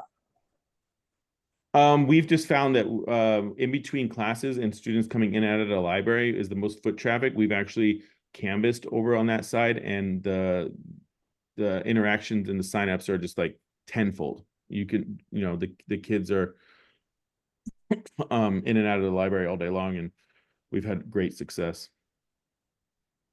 Okay. So sorry, they want the LaGuardia between. Yeah, I mean, I don't think, I live near there. It's not necessarily that busy of a block. And people can take Thompson and Sullivan, which are right. Thompson is if you're going downtown. It's a two-way street. It is a two-way street. And so if you're going north on LaGuardia and you come to West 3rd, and if that's blocked off on LaGuardia, it's only a one-way going west. There's no way to go east. Yeah, you have to go 2 blocks and go up Sullivan. There'd have to be some signs back. Well, but it's probably manageable. I attended last year's event, and I thought it was well handled. I thought it worked out in its location. I can understand though that it's not as much foot traffic as you would get on the south side. So and it's a two-way bike lane too. And it raises the question of, instead of closing off the whole street, wouldn't you be able to get the foot traffic but with curb permits for the curb lanes and partial sidewalk? If we kept it on one side, you saying? Well, it's a two-way street. You could just have the curb lanes and the sidewalks rather than blocking traffic. Yeah, I think that would be acceptable. It is a long enough block with the amount of booths that we would like to have on site. I think that does work. I think that's a really good compromise. And after all, you would have to still have the 15-foot emergency egress or access lane within your plan. So anyway, it's just an idea. The only thing is if they have it on both sides and you have people trying to cross the street, it's actually less safe than if they're just for pedestrians than if they're just closed everything. Yeah, last year we were on Washington Square North in between University and 5th Avenue, and we did utilize the parking lane. It was there was no bike path on Washington Square, which was a good point. But yeah, there was just the parking lane that we had our vans parked in, and the easy ups were kind of like in the street and a little couple feet onto the sidewalk, but there was more than 5 feet of walking distance on there. Yeah, the west sidewalk plus curb lane is very wide. Yeah, that's why this was intriguing. Yeah. All right. Well, we May I ask to know that as an alternative option. I'm sorry. Yes, go ahead. Okay, thank you. So when you register someone to vote, what type of documentation or identification do you require which proves a person is legal to register to vote? Any paperwork or proof of eligibility? Yeah, absolutely. Well, we've been doing this for about 20 years, and we are qualified to register 46 out of the 50 states. So every state has a different federal law that we need to abide by. For New York City, it's either the last 4 digits of your social security number or your identification driver's license number. Certain states will require both. Certain states will even require your social security number. But like I said, we've been handling that information for over 20 years now. And we do this typically at major music festivals like Lollapalooza, Bonnaroo, Governor's Ball. But we've been really working hard to do free community events. A lot of the people who go to Coachella or Governor's Ball have to pay a certain price to get in. So we want to make sure we're offsetting the same amount of events that are paid with ticketless or free events for the community. And so that's exactly what we're trying to do here, is create an impactful community event that is free and non-ticketed for everyone to get the opportunity to speak with us.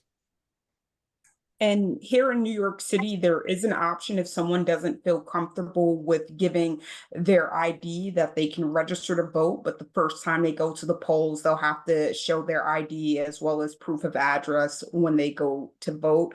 As we know, privacy concerns may be an issue for some people. So basically, you're asking them for some kind of ID and proof of address where they live? Let me clarify that. If someone was to fill out a piece of paper to register to vote, they would have to provide that information on the form that we submit to the state for them. If they are going to complete this process digitally on their own phone, which most young people do now, they would submit that themselves on their own personal device, and we would never have access or see anything along those lines. Okay, thank you very much. Absolutely. How long have you been doing this voting affairs? 20 years. I see. How much you have been achieving? So 2023, 2022, you're achieving the vote, the percentage in compared to the total voting percentage, such like 60% vote. How much your percentage occupy?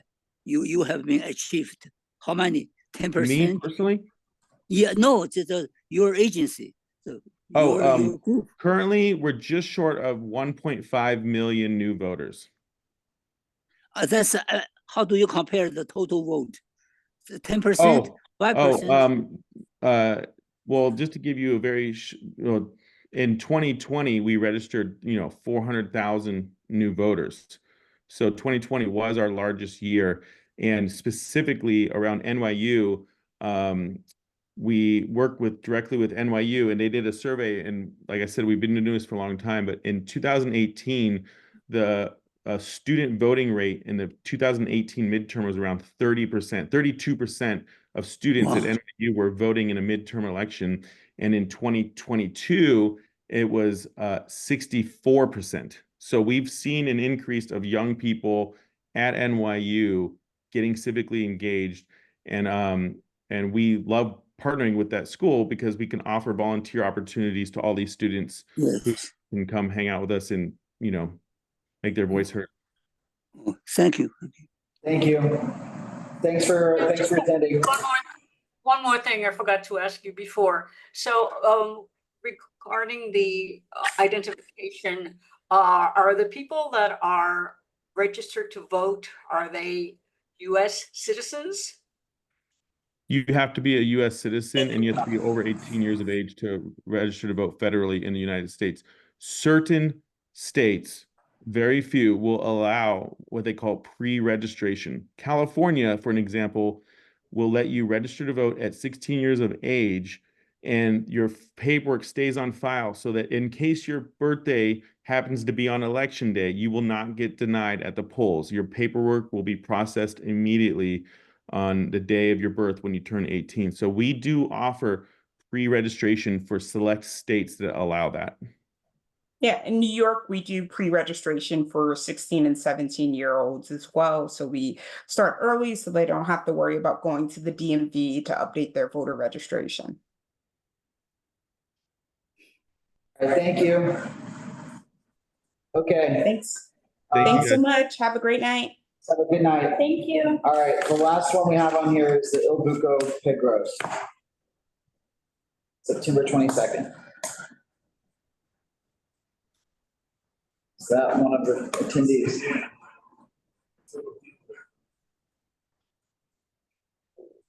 Chris, Nick, or Steven? Christoph, Nick, or Steven? Are you here for Il Buco? Here we go. Oh, everybody.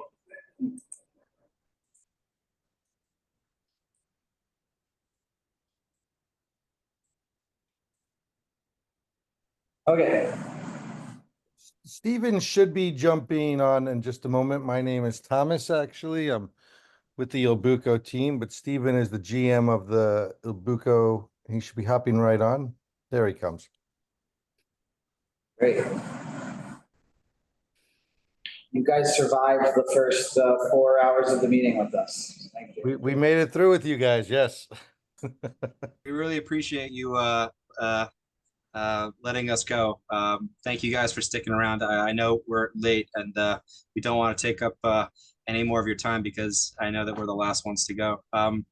I'm the general manager of Il Buco. I'm just here today to talk about our big event to celebrate Il Buco's 30th anniversary on Bond Street, which is our pig roast, which is slated for Sunday, September 22nd. This is Il Buco's signature event. This is an event that Il Buco has done numerous times in the past to great success with our community and our neighbors. And I wanted to just present with you, if it's all right, to share my screen, our run of show.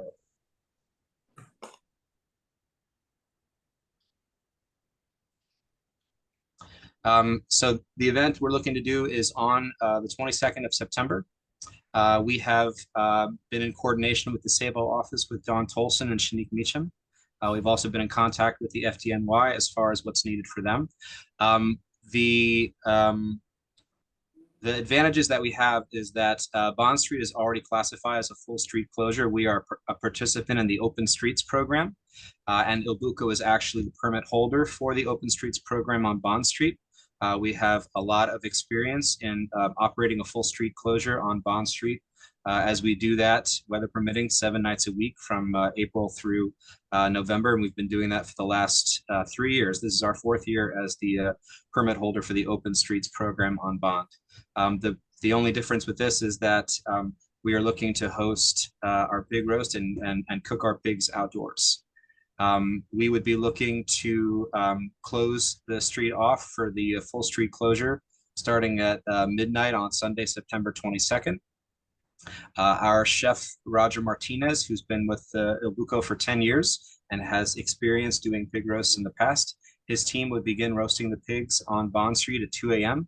using the Hornillo method, which is a cinder block grill method, an enclosed method. We would also have on site fire extinguishers, sand, 5 gallons of water, metal garbage cans for coal embers, as well as potable water, both hot and cold. We plan on cooking the pig around 9 a.m. In the morning, setting up our buffet and setting up our site map, which I will pull up for you guys here. Basically, the footprint for what Il Buco is looking to do would basically encompass what our footprint currently looks like for our Open Streets program. We do have an outdoor dining structure in front of us in which we would be serving buffet style, the food that is prepared, which is away from our structure. And our seating and beverage area would be enclosed within barriers that currently we have out in the streets for the Open Streets program. This event would go from, the event would end at 7 p.m. We have contracted with our carting company, Action Carting, to remove the waste. Our team has experience in cleaning up the event when it's over and removing for bulk pickup all of the cinder blocks, sand, hosing down the street and making sure that we are returning the street to good working order. I can go into further detail, but I know that it's a little bit late in the night, so I guess I'll just open it up to questions that you might have. So, okay. You said you've done this one. You've done this a few times in the past. What's changing here? You haven't cooked the pig outside before? We have cooked the pig outside before. It's been a few years since we've done that. The last time the pig was cooked outside was in 2019 when we did our outdoor pig roast. Obviously, there was no pig roast in 2020. There was no event because of COVID, as well as in 2021 and 2022. We decided to not cook the pig outdoors, but rather cook the pig inside. And we used and utilized our open streets permit to have the event. We decided this year, because it is the 30th anniversary of Il Buco, that we wanted to return to doing the outdoor cooking of the pig. We are in the process of applying for a DOH temporary food service establishment permit in order to be able to do that. An FDNY open flame permit, although we plan on using charcoal, not wood, so there will technically not be an open flame. And we are applying for a one-day alcohol event permit with the SLA because we're going to be serving alcohol in the barriered area as opposed to serving and utilizing the on-premise liquor license that we have for the restaurant.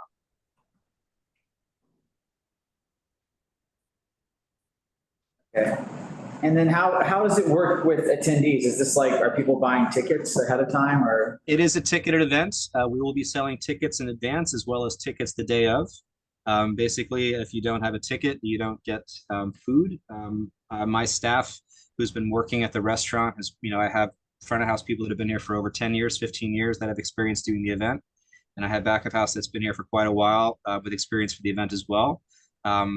It's an orderly procession of basically either picking up the tickets that have been purchased in advance inside the restaurant or coming into the restaurant to purchase the tickets on site and then utilizing them at the buffet area within our dining structure outside. And the area with the alcohol service is going to be blocked off with? Correct. The alcohol will just be within the barriered area, and my staff will be on site to ensure that alcohol does not leave that premise.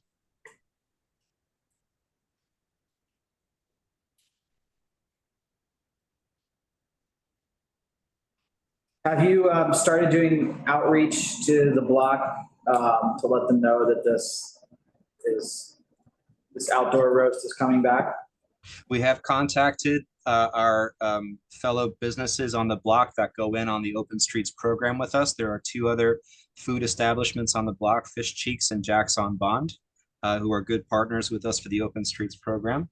We planned on outreach for the pig roast shortly this month, but we had done outreach at the beginning of the season for the Open Streets program, just as we've done in previous years. So the block has a lot of experience with a full street closure at this point. Okay, so to the residential buildings you've done outreach or you're going to? We're going to, yeah.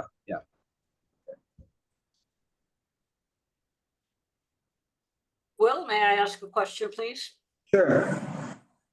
I've been on this committee for many, many years, and historically, this committee has always denied this application for the pig roast outside in the street because many of your neighbors that live in the buildings in front, across, nearby, consistently complained about the smoke and the conditions that were badly influencing their living conditions in the apartments. People are allergic to the dust, the smell, and all the things that goes with cooking outside.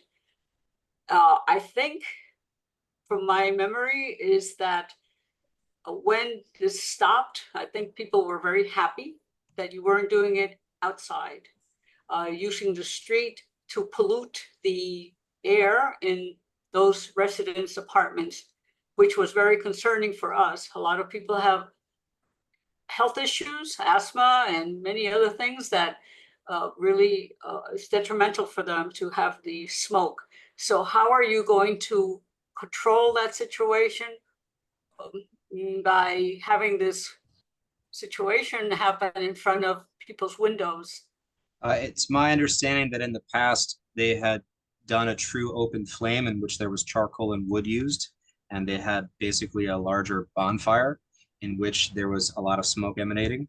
The method of cooking for this is a horneo method, in which there is no wood used. There's charcoal embers, and the grill itself is a completely enclosed grill in which the pig is slowly cooked within the cinder blocks themselves. So it's completely covered on the top. It's completely covered on all sides with metal grating underneath and sand underneath. So this method really does eliminate any real smoke emanating from the event itself. I'm sorry that I missed part of what you said because some kind of audio problem. I don't know if anybody else had the audio problem, but is there going to be smoke is the question.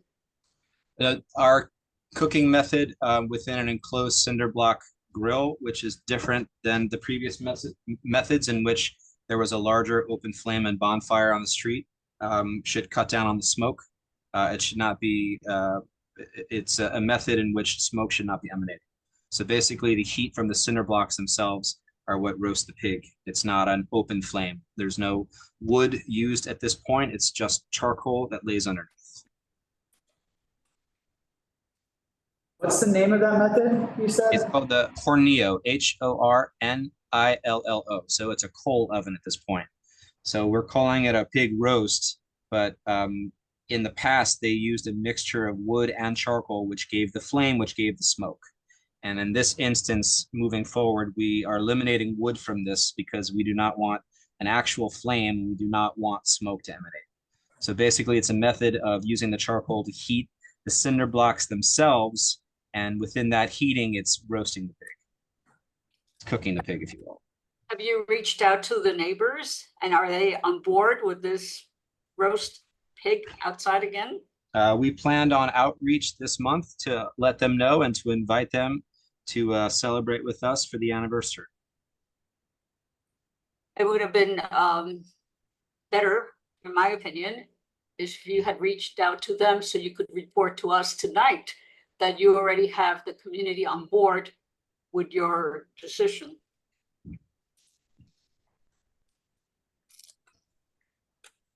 Can you go back to the run of show, please? Sure, absolutely.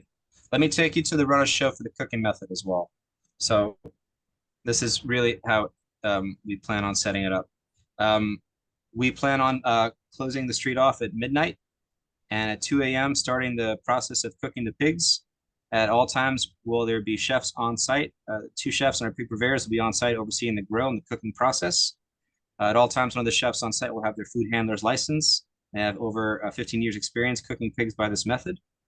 They're going to be rotating throughout in 4-hour installments, from 2 a.m. to 6 a.m. to 10 a.m. By noon, the pig will be finished. We will start carving, and then the event will begin at 12. And we will begin serving the public from 12 p.m. to 7 p.m. And then at 7 p.m. our event ends. Our cleanup team will arrive to disassemble the cinder block grill, consolidate the barriers, wash down the street, pick up any rental equipment that we have. We plan on having our carting company come and haul away our garbage starting at 8 p.m.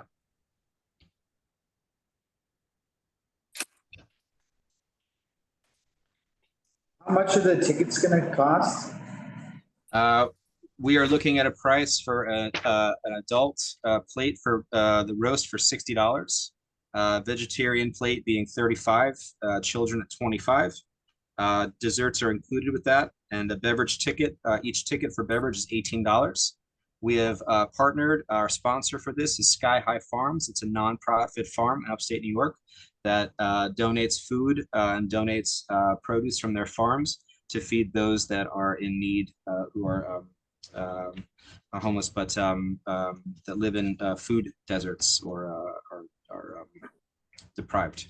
But that's our sponsor for the event. So a portion of the proceeds will go to them.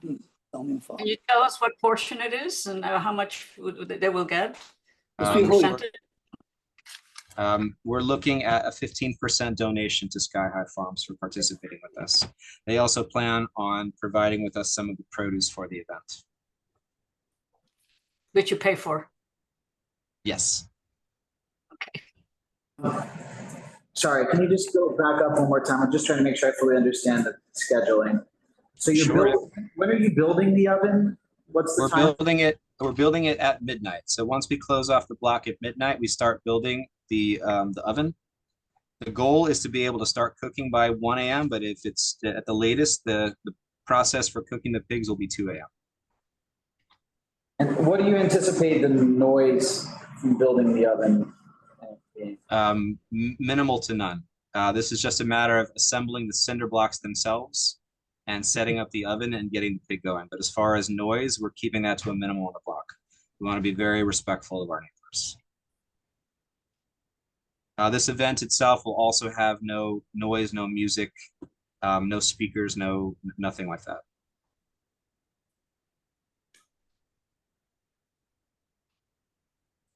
And people will be outside and people outside will be talking.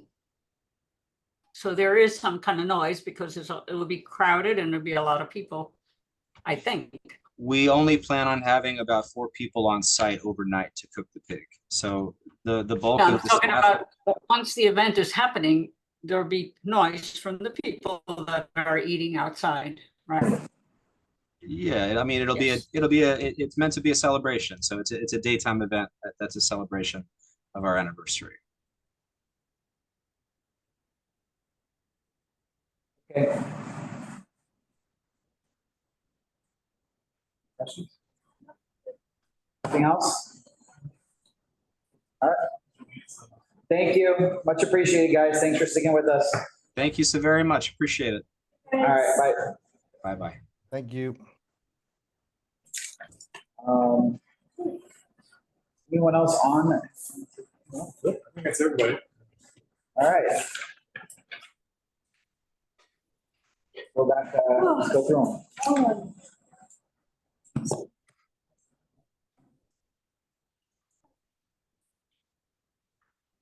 This is our longest meeting ever for this committee. Brian, Okay. I have SLA tomorrow to back. Yeah, a joint meeting, but they promise that it's not gonna be. All right.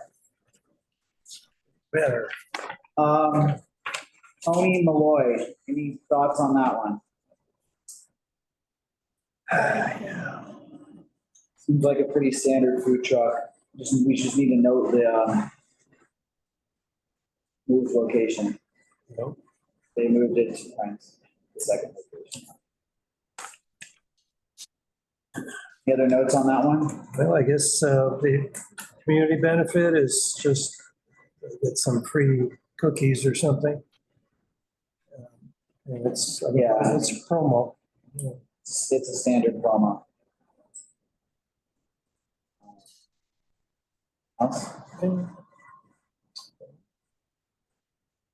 No? We asked them to reach out to the storefront with the line of these. Yeah. Okay. All in favor of that, say aye. Aye. Aye. Opposed, abstain? Okay.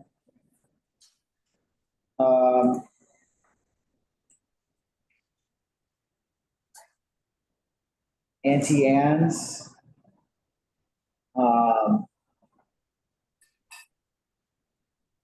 This is basically just a truck parked in the lane. There's a pop-up. I think this one's fine. I'm glad that they came to us and we're starting to at least have warnings of more of these pop-ups. So I mean, this one seems fine to me. It's a 1 day. Yeah, no samples, no garbage, hopefully. Yeah. So, All okay with this one? Yeah? Aye. Yes. Favor? Aye. Aye.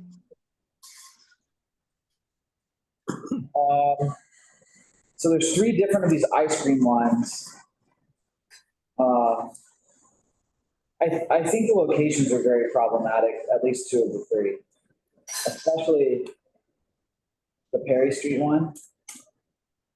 I don't see how it's humanly possible to the 5-foot pedestrian lane on that one. Same with the Green Street one. It's not possible. Broadway, I guess it's possible.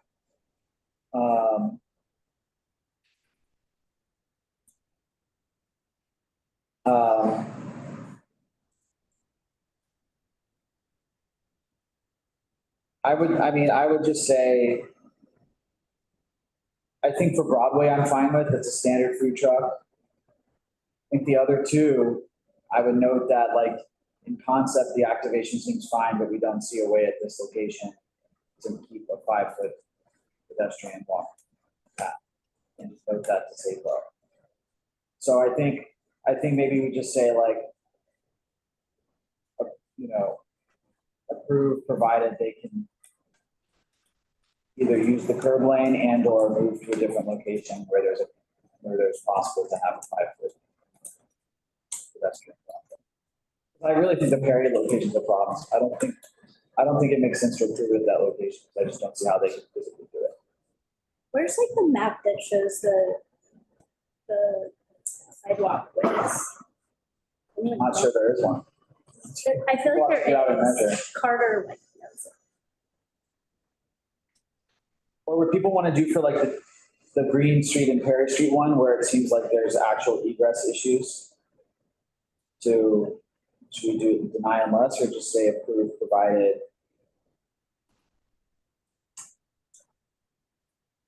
You guys think? Kind of the same thing. I mean, except when we start with approved. Both are like approved on conditions.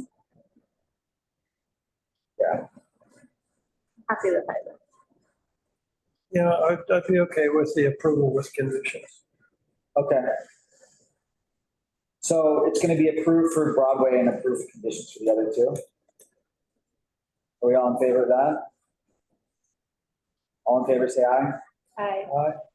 Aye. Aye. Opposed, abstained, okay. 没有说 yes。 Yes， 我举手了。Okay. 哎，这拿去。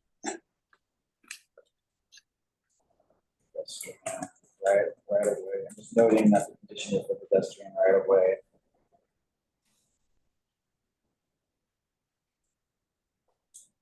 The Perry Street one especially is like very, very narrow. Thank you. Tory Birch. Seems fine. The other physical store. The wrap one, I think was a little, there was some more issue with it, but I think in general, I am happy to support stores like these local newspaper stores, which are dying.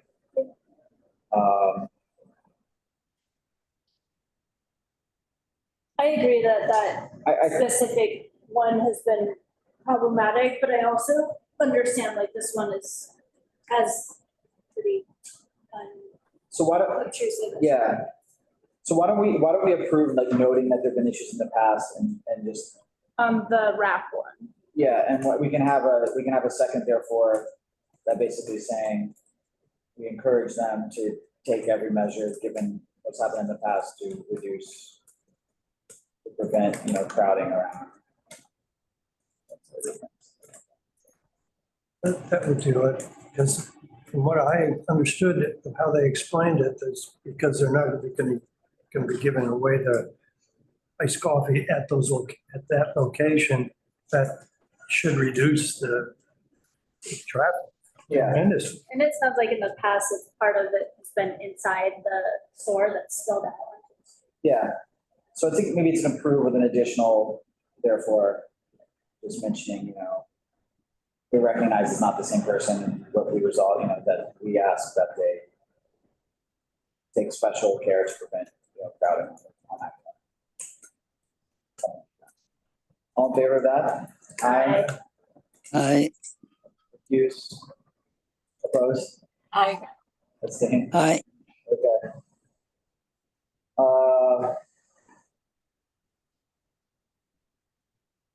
Were those delayed ayes? I think they were. Online? You're not opposed, correct?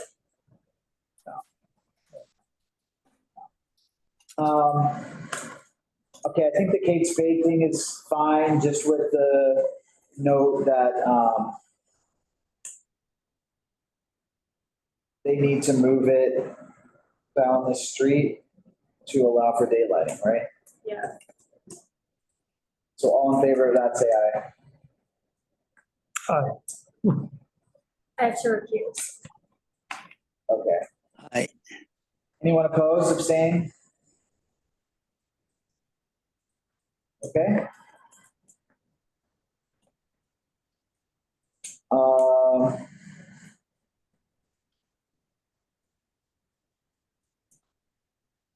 I don't know what to do on this dual. What do people think about the Duolingo one? This was the one where it's super narrow sidewalk. There's lots of issues on that block. I mean, should we just say we don't think there's room? And like, obviously, if they rented the space, they rented the space. But I'd like. Will, sometimes it's not easy to understand which one you're talking about because of the audio is not great. Could you repeat which one you're working on right now? This is the Duolingo. Kate Spade?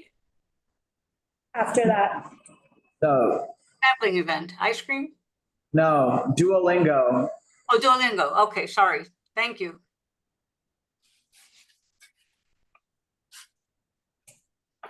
I mean, should we just say we think there's no room for anything on the sidewalk and we recognize they've rented the space and they need to control any line that happens to form, but. Seems to me it's very much like the Perry Street, that ice cream. It's a narrow sidewalk, but if they can maintain 5 foot of clearance. I'm not sure they can, you know? Well, I'm not sure either, but that's what the language would be, the provision, qualification. With that qualification, I could vote to okay it. It's just the sidewalk. Yeah. The problem is like these pop-ups, like we don't control obviously who rents them. Yeah. And so like, if people are waiting to get into the store, they're gonna stand on the sidewalk. So. But I don't think I mean, we can say like, look, a line's a line, but I don't know why I didn't think of this when I was so flustered. They can do the like, take your name and we'll text you when you're up. That's not that hard. So there's no line. Yeah. And B, they don't need to put a sticker machine outside to like track people. That's what I'm saying. I think we should just say, we should just deny it and just say like, there's gonna be a line that forms, but like, otherwise there's not room to do additional stuff on the side. I don't see how they can do a 5 foot. And it's not like the Van Leeuwen trucks, which they could move somewhere else. Just like what we were saying about Van Leeuwen, they could move.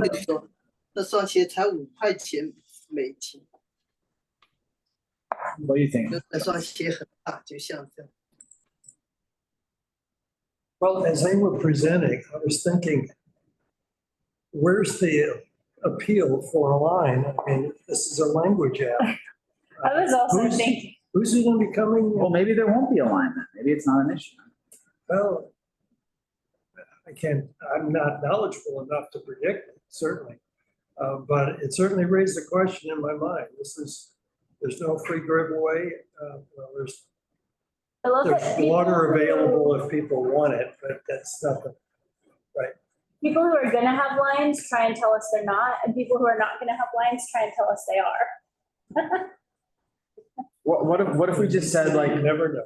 what if we just said that, you know, to the committee or to us, it doesn't appear that a true 5 foot pedestrian walkway can be maintained at this location. And we just say deny unless there's a 5 foot pedestrian walkway, and then ultimately SAPO has to decide, but we're basically saying we don't think there's a pedestrian. That's right. How does that sound? That's our best judgment. Yeah. Sounds good. Okay, all in favor of that, say aye. Aye. So it's a deny unless.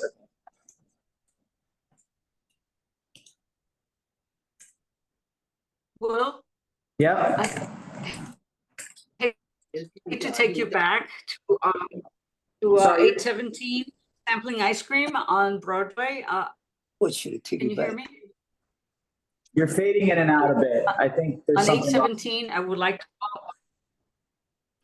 I can't, sorry, you're fading Yeah. in and out. on Lucia. 817, I like, Something's still, wrong. huh? Something's I don't wrong know with your why. computer, I think, yeah. Anyway, I'm voting no. Okay, we got you. Okay, on 817, Yeah, just. say sampling it's event ice cream on Broadway, I vote no. Okay. Got it. Thank you. Is Michael still on or no? Sorry. Yeah, he's still. Oh, there it is. Yeah.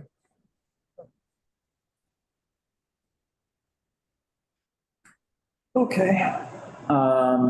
Okay. So. Tomatoes.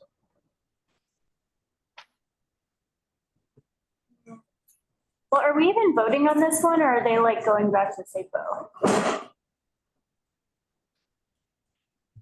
We I can't think give them a it's, full street. I think it's deny unless, an alternate location is found. But I think we can make the reso that we like support the concept of this and like, this is the kind of event we want to see. There's just no way to do it on the other location. And we can also resolve that they work with SAPO to find an alternate location that works. But I think it has to be deny unless, because I don't think anyone use that street. Well, this is one of those cases. It says full street enclosure, full street closure, but that's not what they presented. And so well, they did present that. They showed a diagram that was just curb lane. So, no, that's what they showed us. So it surely is that we cannot approve a full street closure in Kinder. So, yeah, just so that we're definitely want to encourage them to find another way of. Absolutely. I personally think that. I mean, we could ask them to like lay it over, and I mean, could they move this back next month? Because it's this one where it seems to me like they just really need to do a lot more planning. It's less than 3 weeks away. Well, that's what I'm saying, is can we ask them to move the event? I don't think so. I think the artist is like coming in. All right, so let's just say we support the event in general, but it can't be as applied, it doesn't work. So it's a deny unless, but that's unless like, we'll make it clear with the language that we actually support the concept of the event, but they need to be in a different.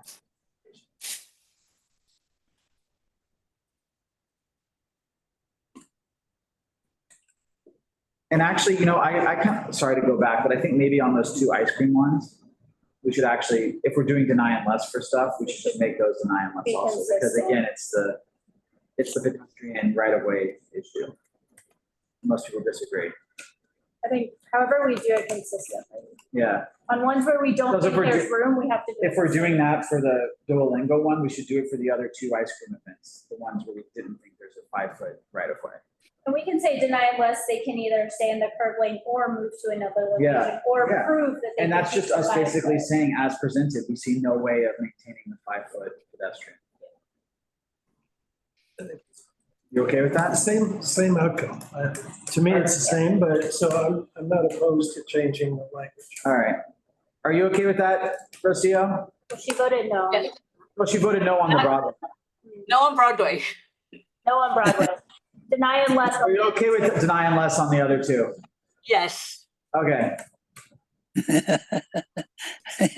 Lucia.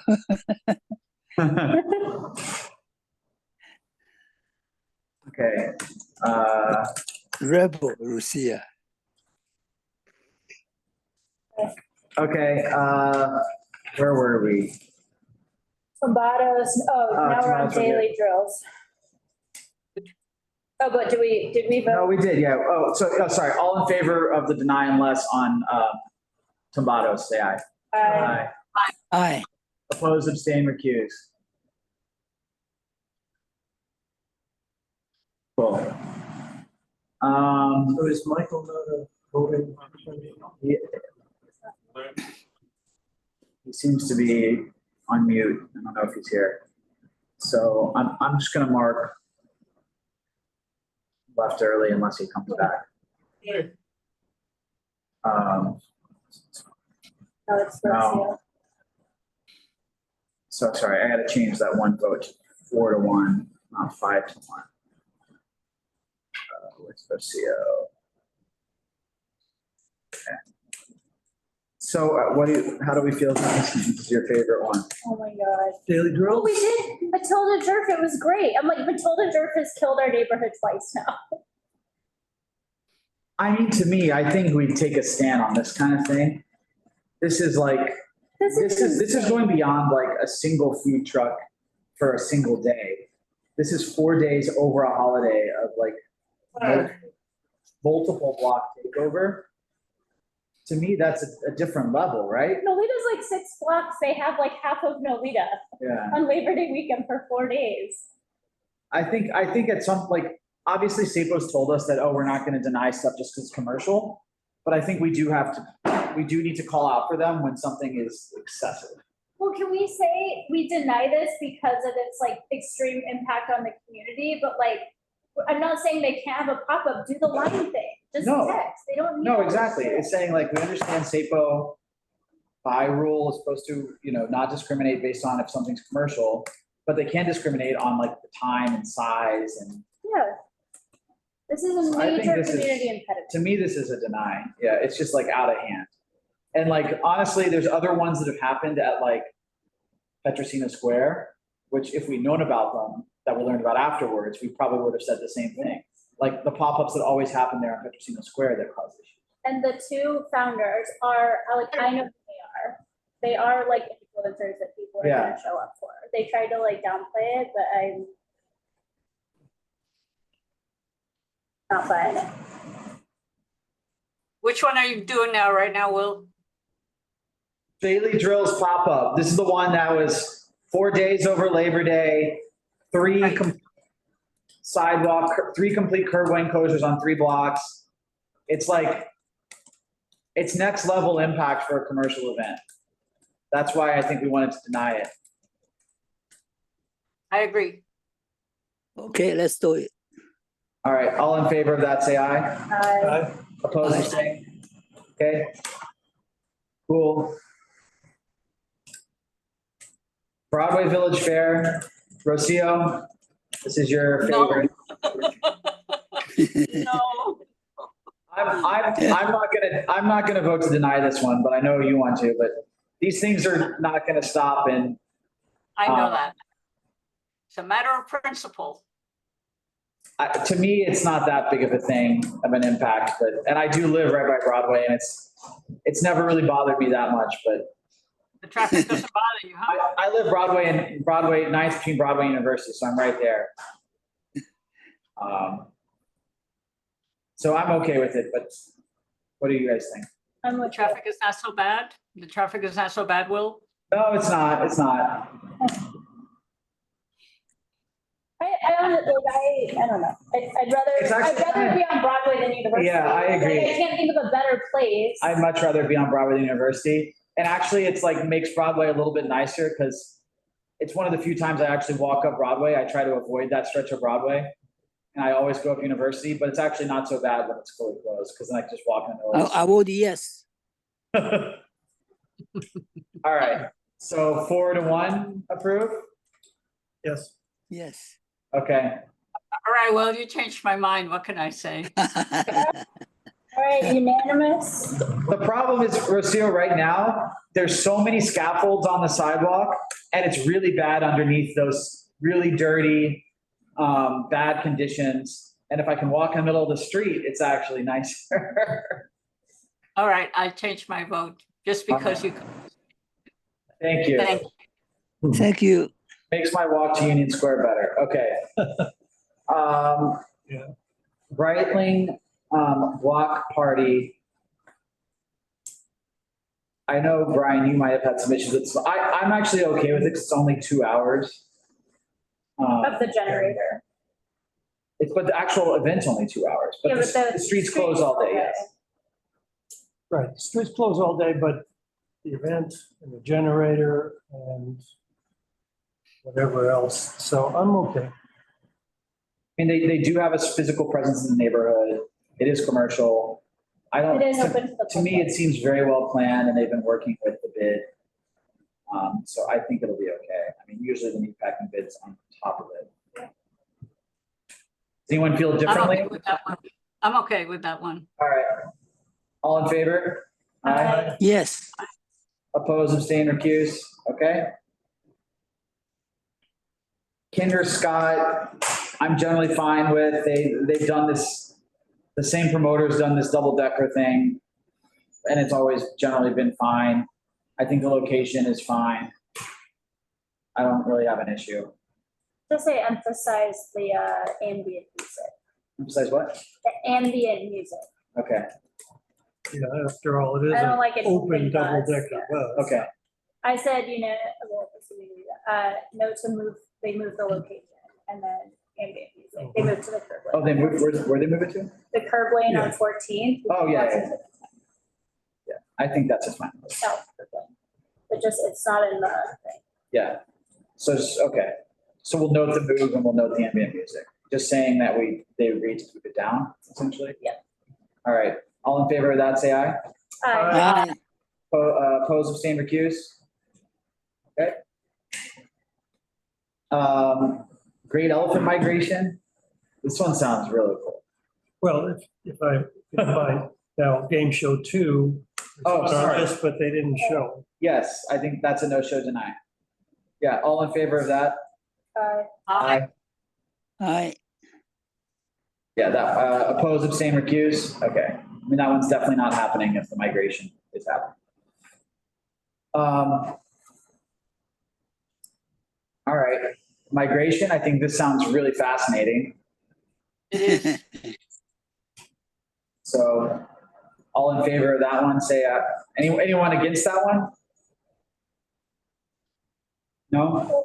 Let's vote. All in favor, say aye. Aye. Aye. Oppose, abstain, recuse, okay. Were there any other, sorry, did I miss any other ones before that? Okay. The Prada one was withdrawn. Mr. Softy, Oh, boy. I mean, they said they were only gonna play the thing 2 times throughout the day.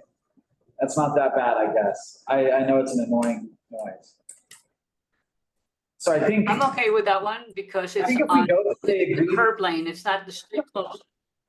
yeah. I think if we know that they agreed to only play the song twice, then maybe that's fine. Well, and also, I do understand that the neighborhood wants to try to eliminate these illegitimate food trucks or ice cream trucks or, all of these non-permitted vendors. Yeah. On Broadway.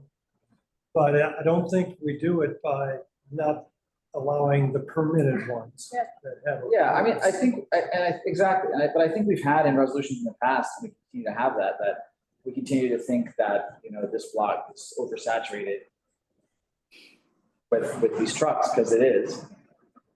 All of those 2 or 3 blocks on Broadway, but the SAPO seems to continue permitting. Right, and enforcement is not going to be through SACO, it's going to be through just regular enforcement. SNY and DOH, yeah.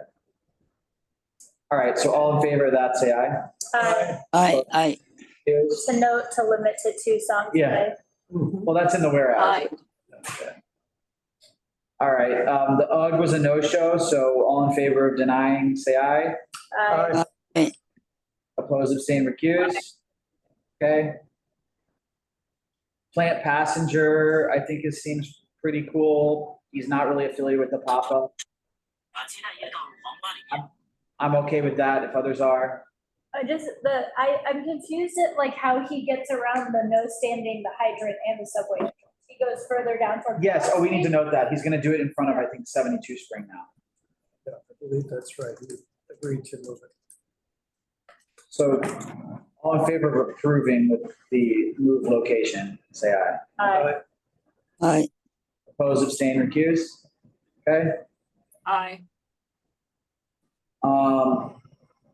I think the potluck is fine. We just need to note the 15-foot fire lane, which might be a little bit tricky, but I think in general, neighborhood block parties are the kind of stuff that's not that we like.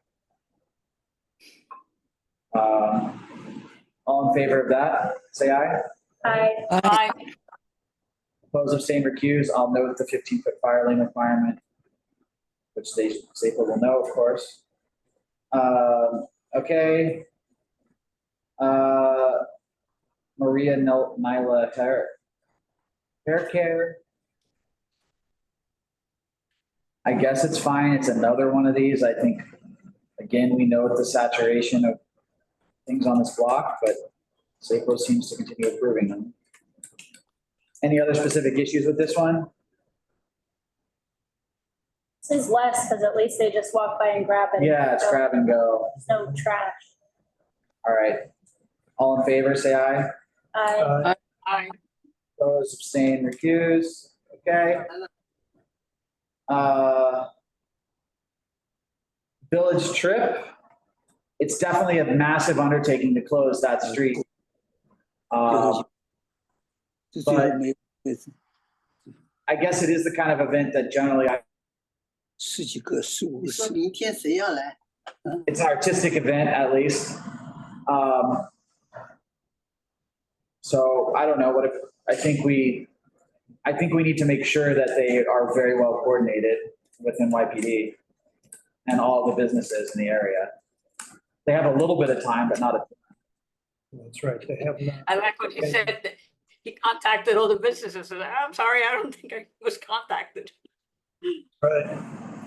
Yeah. Seems to be okay, though. If they get their act together, I think we'll be okay. By the way, it's not the first time that they play music outside. They constantly do that, especially on the weekends, and just right in front of their store at the Music Inn. So they have done that. Okay. It'd just be a bigger event, I think. But people don't usually, some people stand across the street from it or in front of their store and listen to the music. I don't know if what they're going to do by closing the street is going to make it any better. I'm not sure, but might be interesting. I'll let you know. Yeah, I think we need to note and just make sure they're well coordinated with SAPO and NYPD. And if SAPO and NYPD think there's an issue, then they might have to move it. But they are going to need to employ the VMS boards, and it is like a real closure of multiple streets. So I think we say like we're in favor of this event. Obviously, it's the right type of event. It's a massive undertaking, so they need to coordinate with SAPO and NYPD and like be ready to move it if that's what they ask them to do. Basically, they're going to close between 7th and 6th Avenue, West 4th Street. The whole thing's going to be closed. Yeah, and they have to close Barrow, and they have to close Barrow, Jones, Cornelia. They have to close all of those streets. I mean, Cornelia, they might be able to put the barrier right on the other side of Cornelia, but. Now, that's the one street that you could leave open maybe at that intersection and not go all the way to 6th Avenue. But 4th Street is so narrow that even though it's going to be a full street closure with a 15-foot fire lane, it's just going to be the curb lanes. Yeah. Utilized anyway. Okay. Anyway. So all in favor of that approach, say aye. Aye. Okay. That's going to be a longer reso. So just note all of that. I think NYC votes. I think it's generally fine on that block. I think we can note that as an alternative. They may want to just consider the curb lane. But I don't think it is a two-way, but I don't think it's a particularly problematic block to close. I think Unless I'm it's for a missing good something cause. about that block. Okay, so we can approve with a possible alternative. Yeah. Yes. All right, all in favor of that, say aye. Aye. Oppose, abstain, recuse. Which one are you talking about? I miss you. Oh, this is the NYC votes. Which one? Oh. Well, they canceled. They canceled the Washington Square North, so it's the NYC votes just for LaGuardia now. Okay. 你不要问了，再问了吗？明天早上睡。再问可以。 Can you hear us?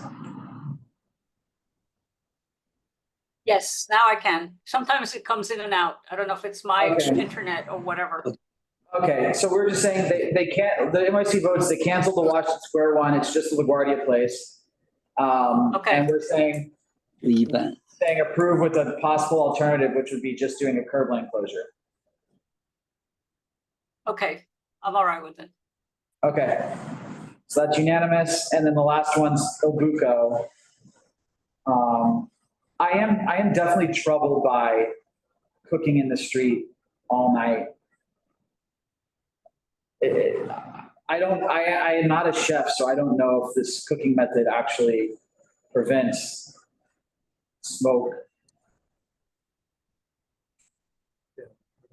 Cooking always gives smoke, Yeah, no matter what you cook.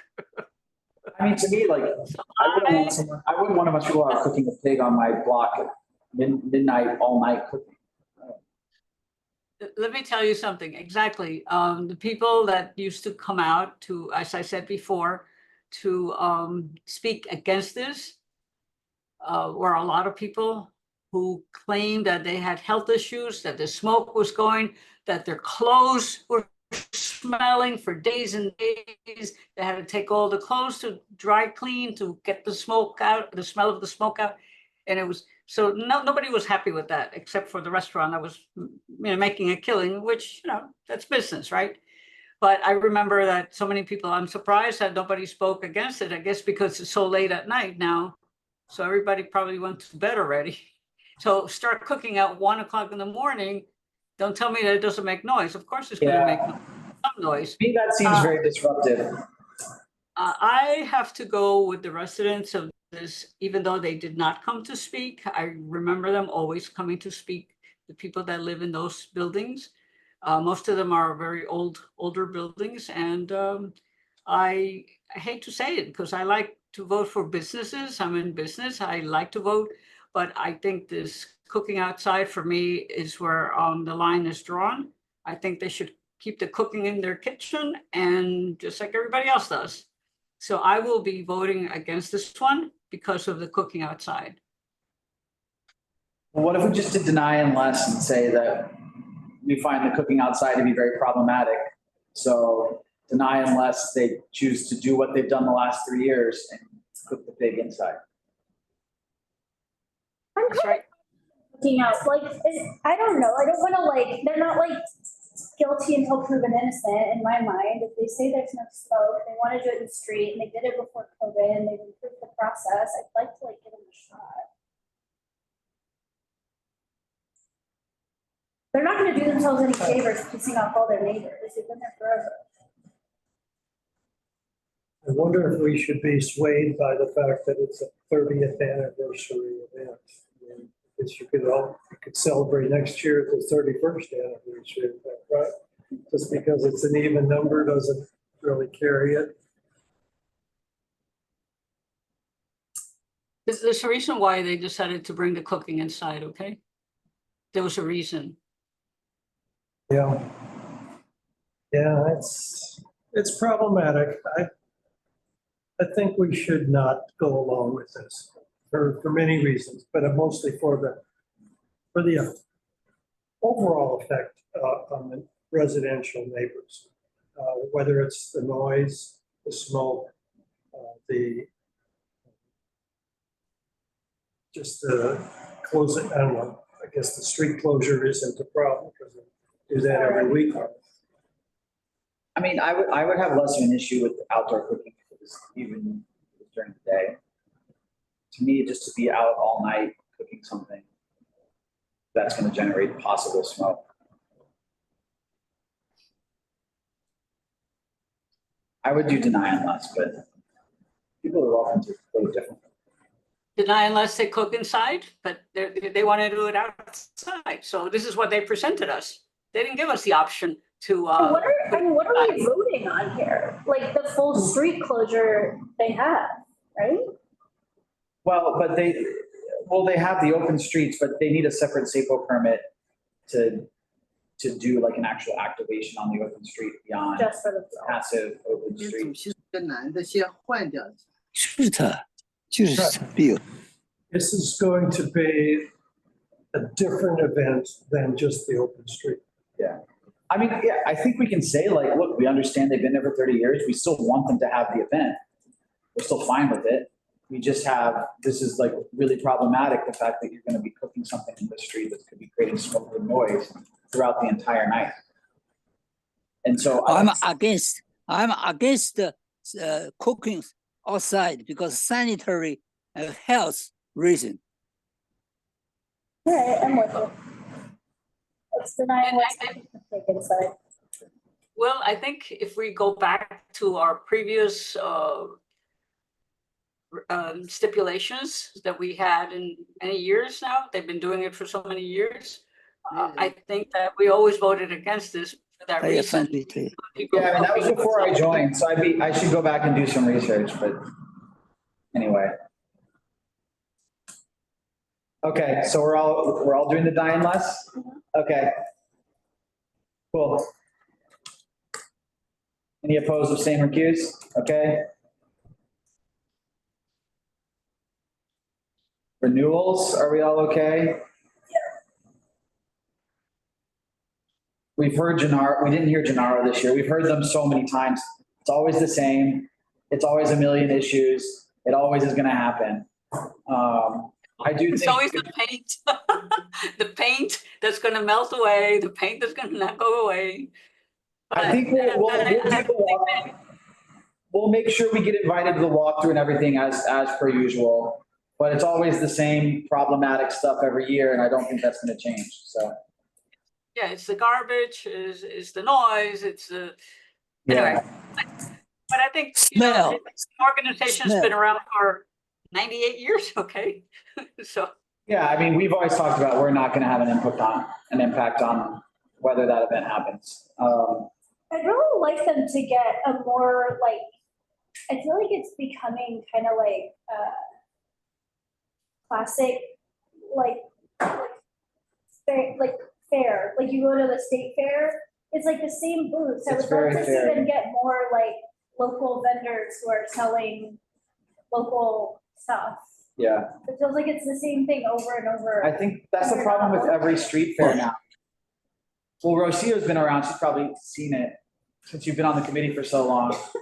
All those like Broadway street fairs too, right? There's no more, there used to be more local stuff and now it's all the same. And I think that's what you're saying, right? Especially because it's the celebration of the place, right? Like that has been going right there. Yeah. It's place specific, whereas like Broadway, okay, sure, but like you want to do it in Little Italy because it's like an Italian thing, then get the Italian vendors. Maybe they don't want to do it. They don't want to do it. All right, are we good? All right. Thanks, everybody. All right, now I gotta go pack my bags. I'm leaving for Spain tomorrow. And I should be packing my bags tonight. Bye-bye. Have a good trip. Thank Bye, you. Enjoy your trip. Take care, everybody.